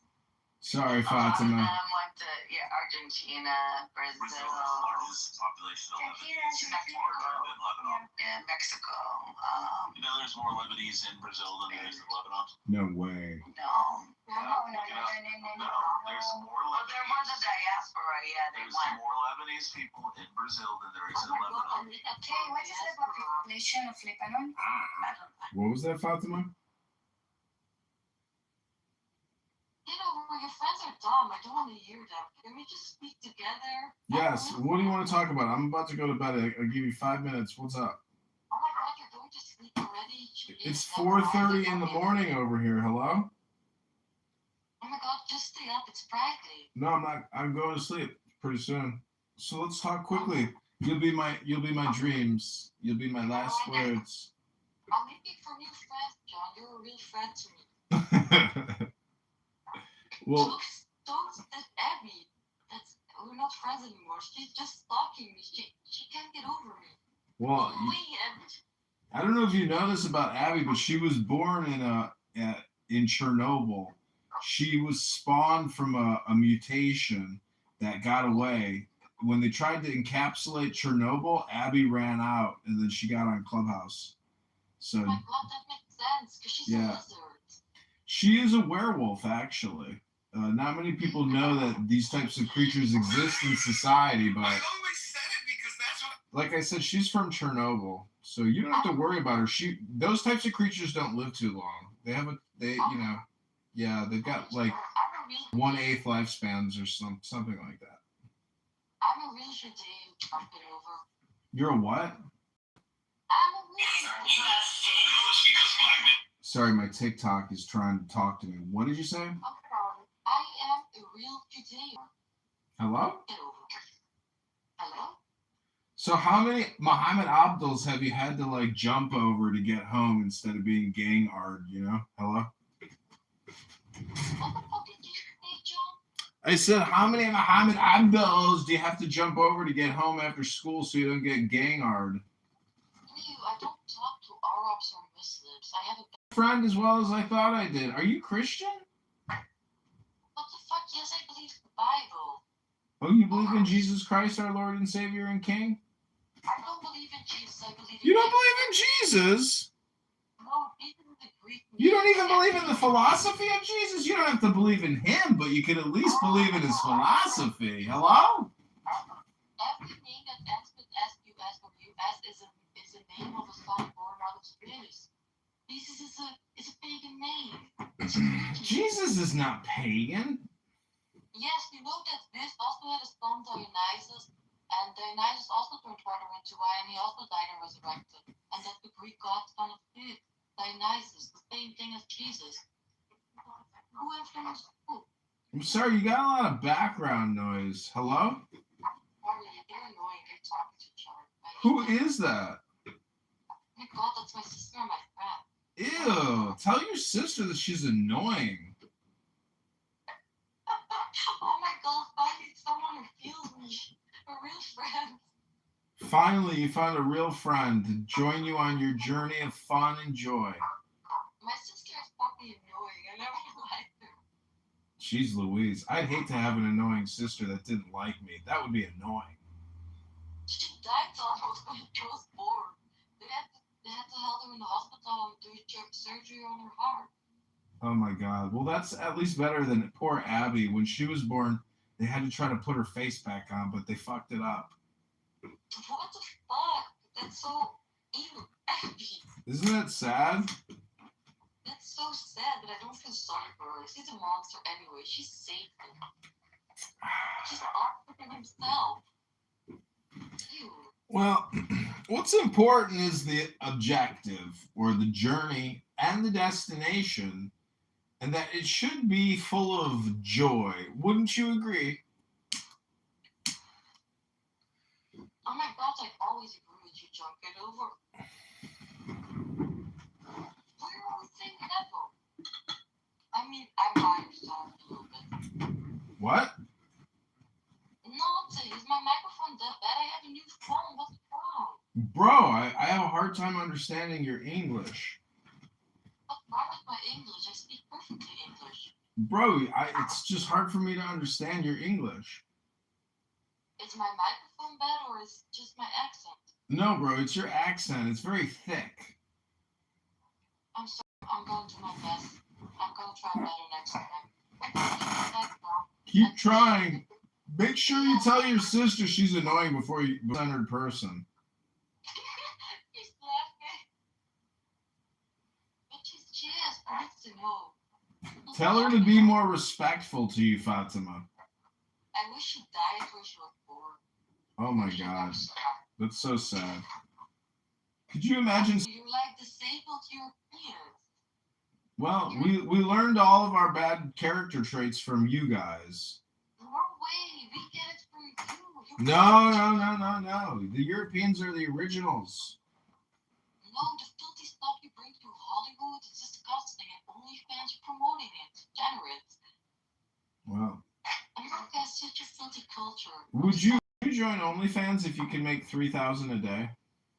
Oh hell no. No, I don't want to do that. That's generous. I'm better than that. I'm Judean. Well, you're not even Christian. I'm Judean. You're a Judean? Yes, that's what I'm telling you all the time. I didn't know that about you. Yeah, you also thought I was a Muslim, right? Crazy, you being a Muslim. Well, this is what I like about new friends, is that you get to learn so much about each other. That's so much fun. Yes, I'm the best. I'm so much fun. I'm a child of God. I'm made in the image. I'm a son of the Most High. Are you a petite spinner? What is a petite spinner? I thought you were a petite spinner. I am 6'4".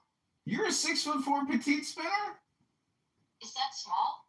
6'4"? That's a giant.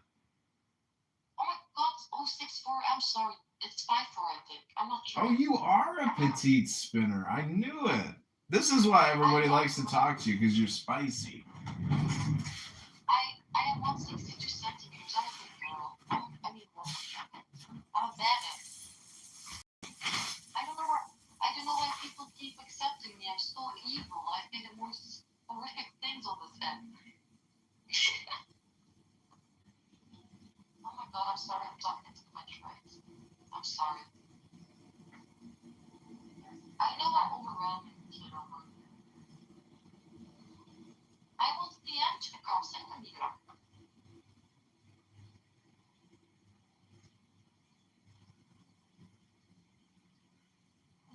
I invited PM centimeter. I hope he comes just before you leave so we can talk for like just a little bit.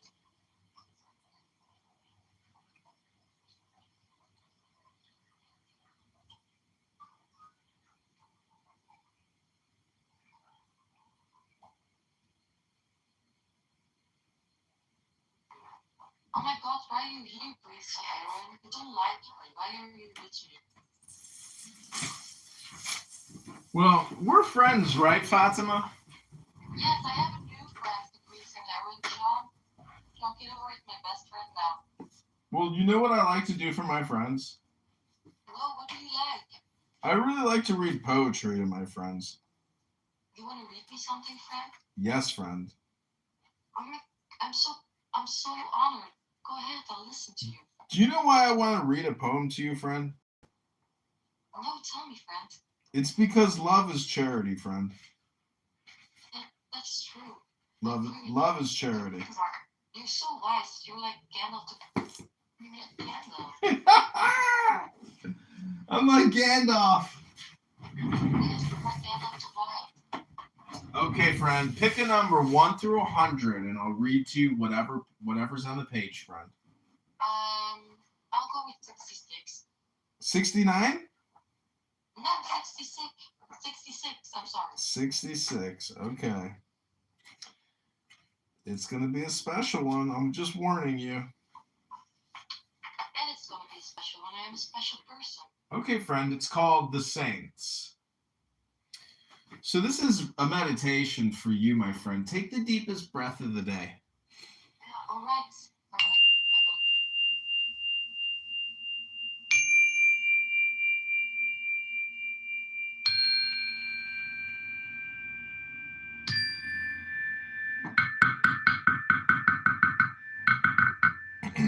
Okay, this is page 66. It says, the deacon, Lord of life and joy, that art the might of man, that art the essence of every true God that is upon the surface of the earth, continuing knowledge from generation unto generation, thou adored of us upon heaths and in woods, on mountains and in caves, openly in the marketplaces, and secretly in the chambers of our houses, in temples of gold and ivory, marble, as in these other temples of our bodies. We worthily commemorate them, worthy that did of old adore thee, and manifestius, with Vigilius, Catullus, Martialis, Catullus, Martialis, Apollonius, Tianius, Simon Magus, Manes, Pythagoras,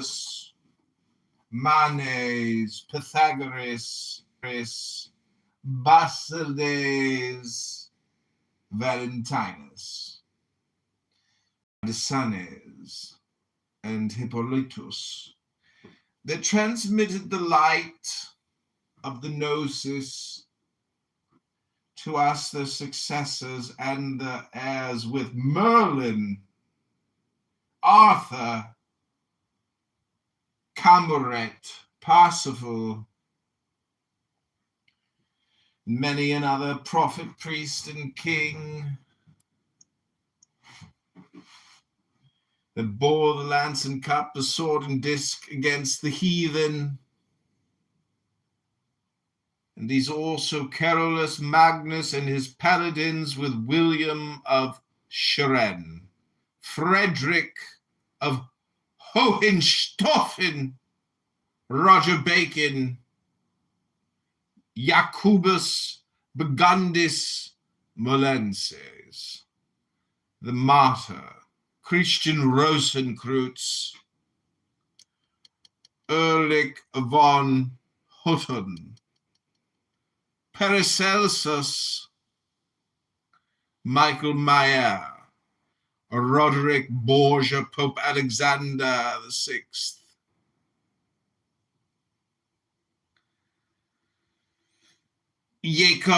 Jacob Bohm, Oh my God, John, are you dumb? Francis Bacon Lord, Verulam, Andrea, Robertus de Fluctibus, Johannes D., Sir Edward Kelly, Thomas Vaughan, Elias Ashmore, Molinos, Adam Weishaupt, Wolfgang von Goethe, Ludovicus Rex Bavariae, Richard Wagner, Alphonse Louis Constant, Friedrich Nietzsche, Hargrave Jennings, Karl Kellner, Forlong Du, Sir Richard Payne Knight, Sir Richard Francis Burton, Dr. Gerard Incosse, Dr. Theodore Roos, and Sir Alistair Crowley. O sons of the lion and the snake, with all thy saints, we worthily commemorate them, worthy that were and are to come.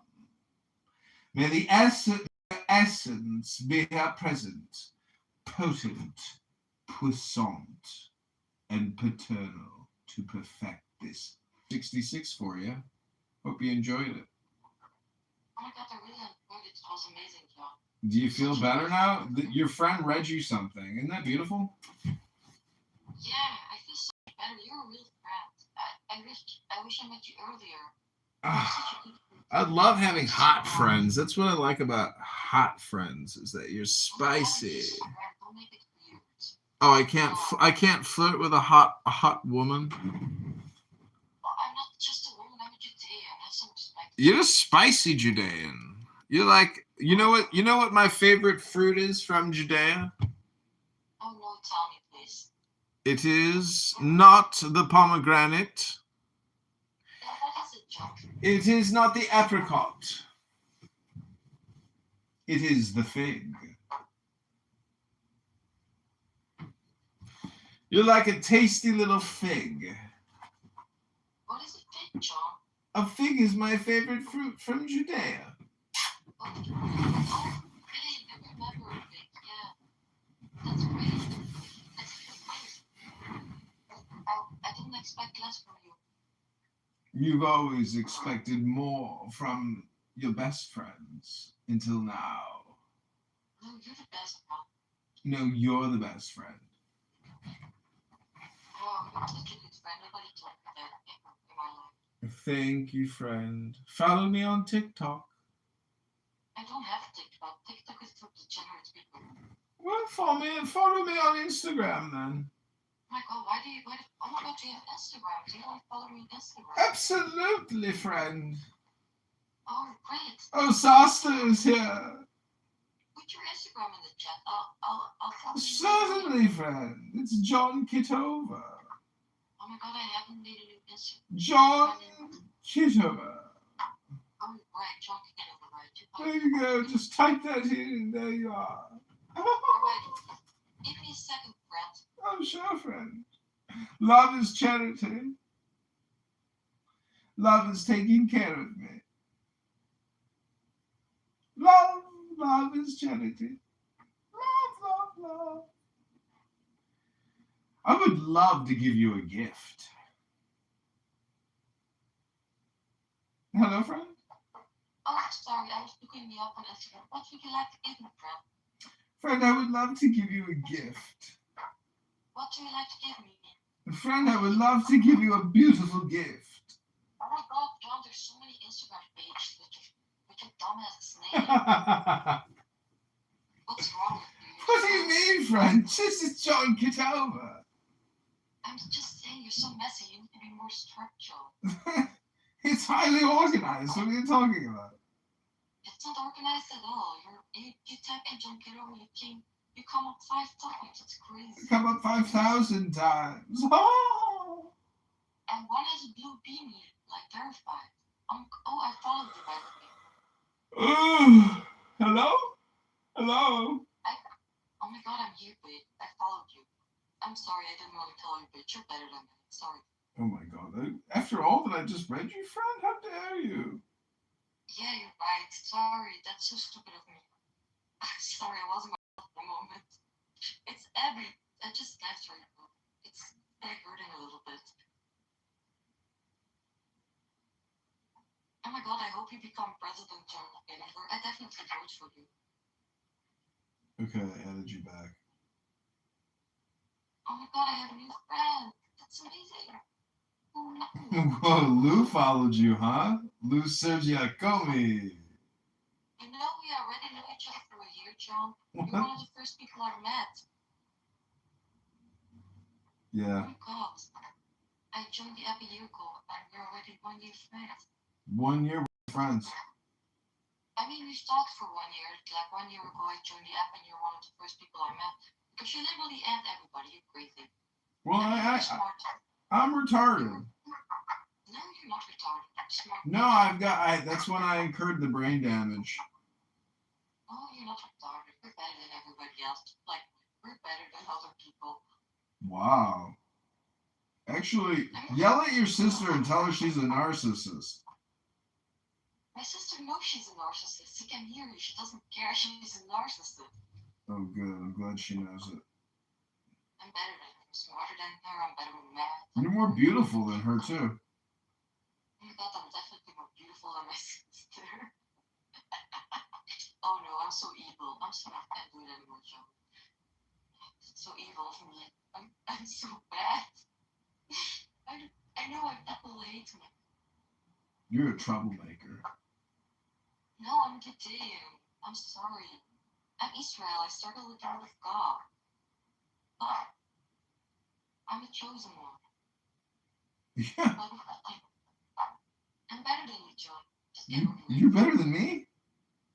Of course I am. Now you're better than everybody. Oh my god, definitely I'm better than everybody. That's you. Taking it slow, but it's not typical. You already know. What a good year. Hello? Oh my god.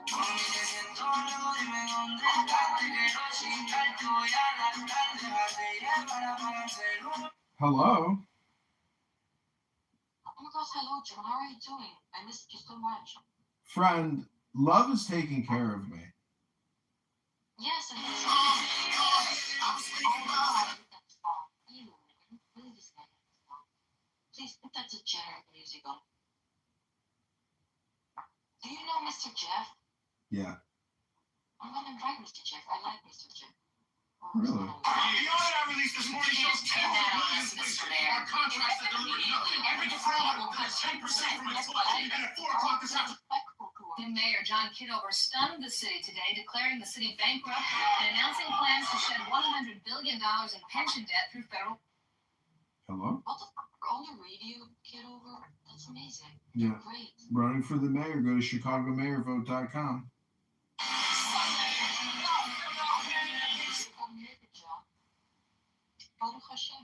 Ribbono Shalom, you really are Jewish.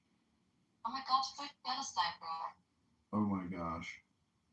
I'm sorry, that was too far. I'm sorry, that was not politically correct, what you did. Some people have Free Palestine Tourette's.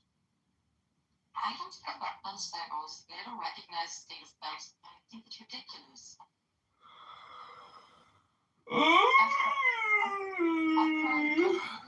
Is a sensitive subject for you? Friend, click the link above and tell me what you think about my campaign website. Alright, I'll check it out. Thank you. It's an honor. Follow it on Tumblr, friend. Be honorable. I don't use Tumblr. I'm not like you. I don't use every app. I'm a normal person. Well, you know, friends should go the extra mile and help friends, you know, do what friends want to do. So you can be, you know, encouraging, friend. Oh my god, your head is so... Why are you flirting with me? You're too smart for me. I'm too stupid. Really? You think I'm better than you?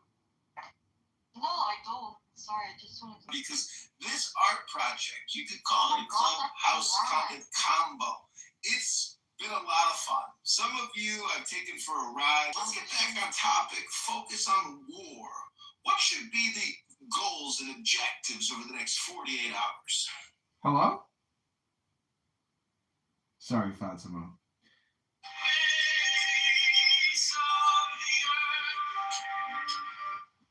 Publishing all this music. I'm the John Kitover band is all over the internet now.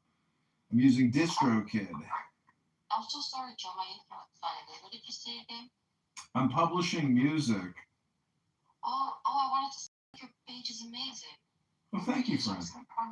You have a funny head. I mean, it makes you smile already.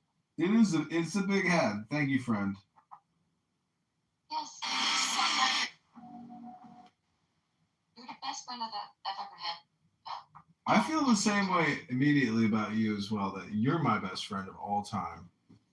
I thought this is the best day of my life. I never thought I would be friends with a girl halfway around the world, and we'd be best friends, but you know, life is all about unexpected surprises, and they're joyful. I feel so honored to be your best friend because you hate everybody else on this planet. Well, it was only after you called your sister a narcissist and you told me that you're better than her that I decided you'd be my best friend of all time. Oh, really? I'm so happy I did that. Especially when you said you wished your sister would have, you know, D-worded out when she was younger. That was when I knew that I could trust you. Oh, that was so bad for me to say. Yep. Okay. Pretty terrible. Was it Takia? What is tequila? Tequila. Tequila. You tequila. Are you a Muslim? Oh my God, I'm Judean. Don't disrespect me like that. All right. Please. All right. You know me. If you say Don't so. follow pedophile. If you say so. Did I say that Muhammad was a pedophile out loud?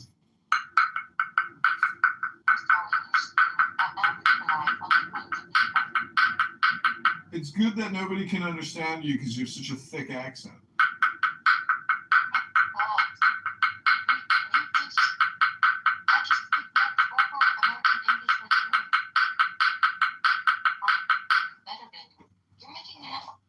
Did you just say you're better than me again? That's not what best friends say to best friends. You got to try to think about my feelings. You're right. I'm so sorry. I don't know what's going on. That's all right. Can you get on your knees? To Africa. Best friends. I say friends for life. Yes, we will be friends for life, and after that, friends forever. This is an eternal friendship at 5 a.m. I stayed up this long because I knew it would be worth it. I knew it would be worth it just to talk to somebody in Europe as beautiful as yourself, friend. Friend! My friend Fatima. Oh, I'm so happy. I never knew I could be this happy, Fatima. That's all because of you.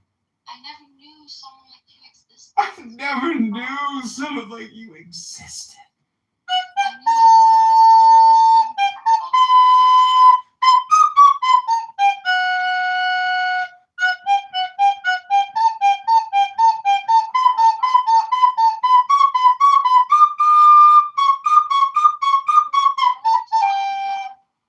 What do you think about it? That song's called Fatima Needs to Eat More Steak. They have more chicken chop salads because she's a little thin.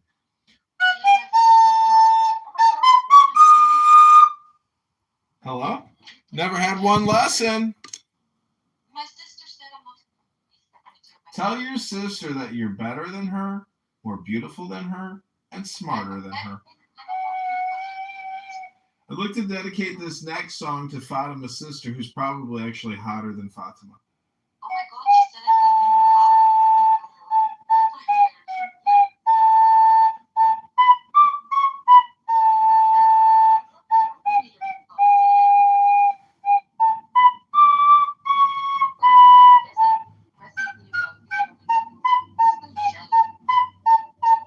her Your sister's gonna message me on Instagram?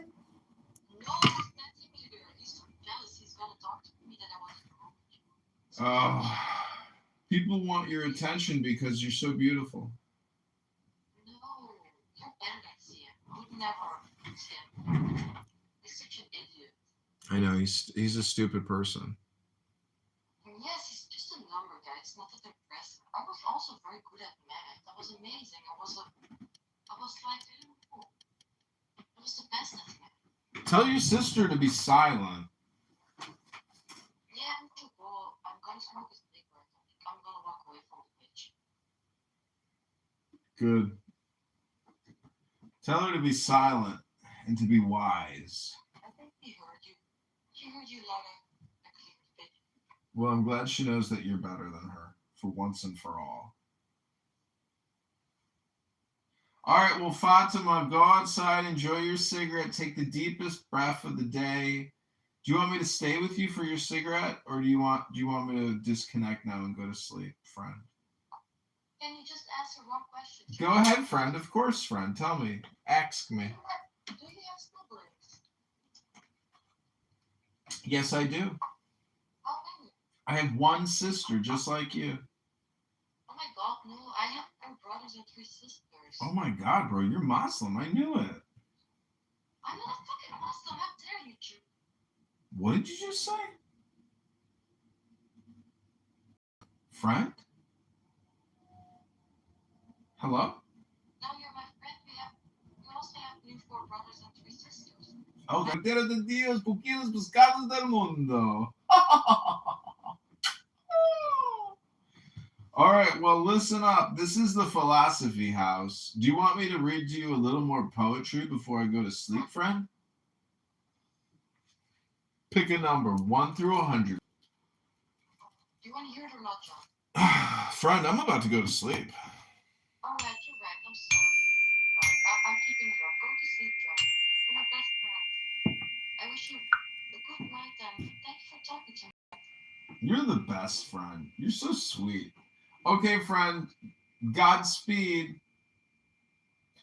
Do you know what they call Godspeed in English? Okay, goodbye. Swiftness. Bye, John. Swiftness. Hello? Hello? Hello? Yeah, she reached about money. He was like,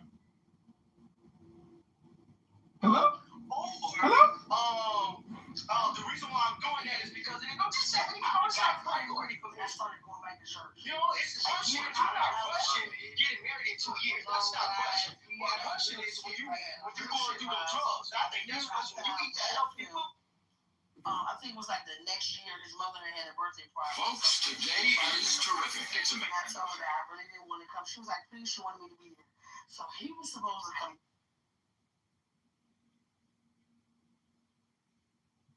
For too long, politics has been about sides. It's time to get to work for everyone.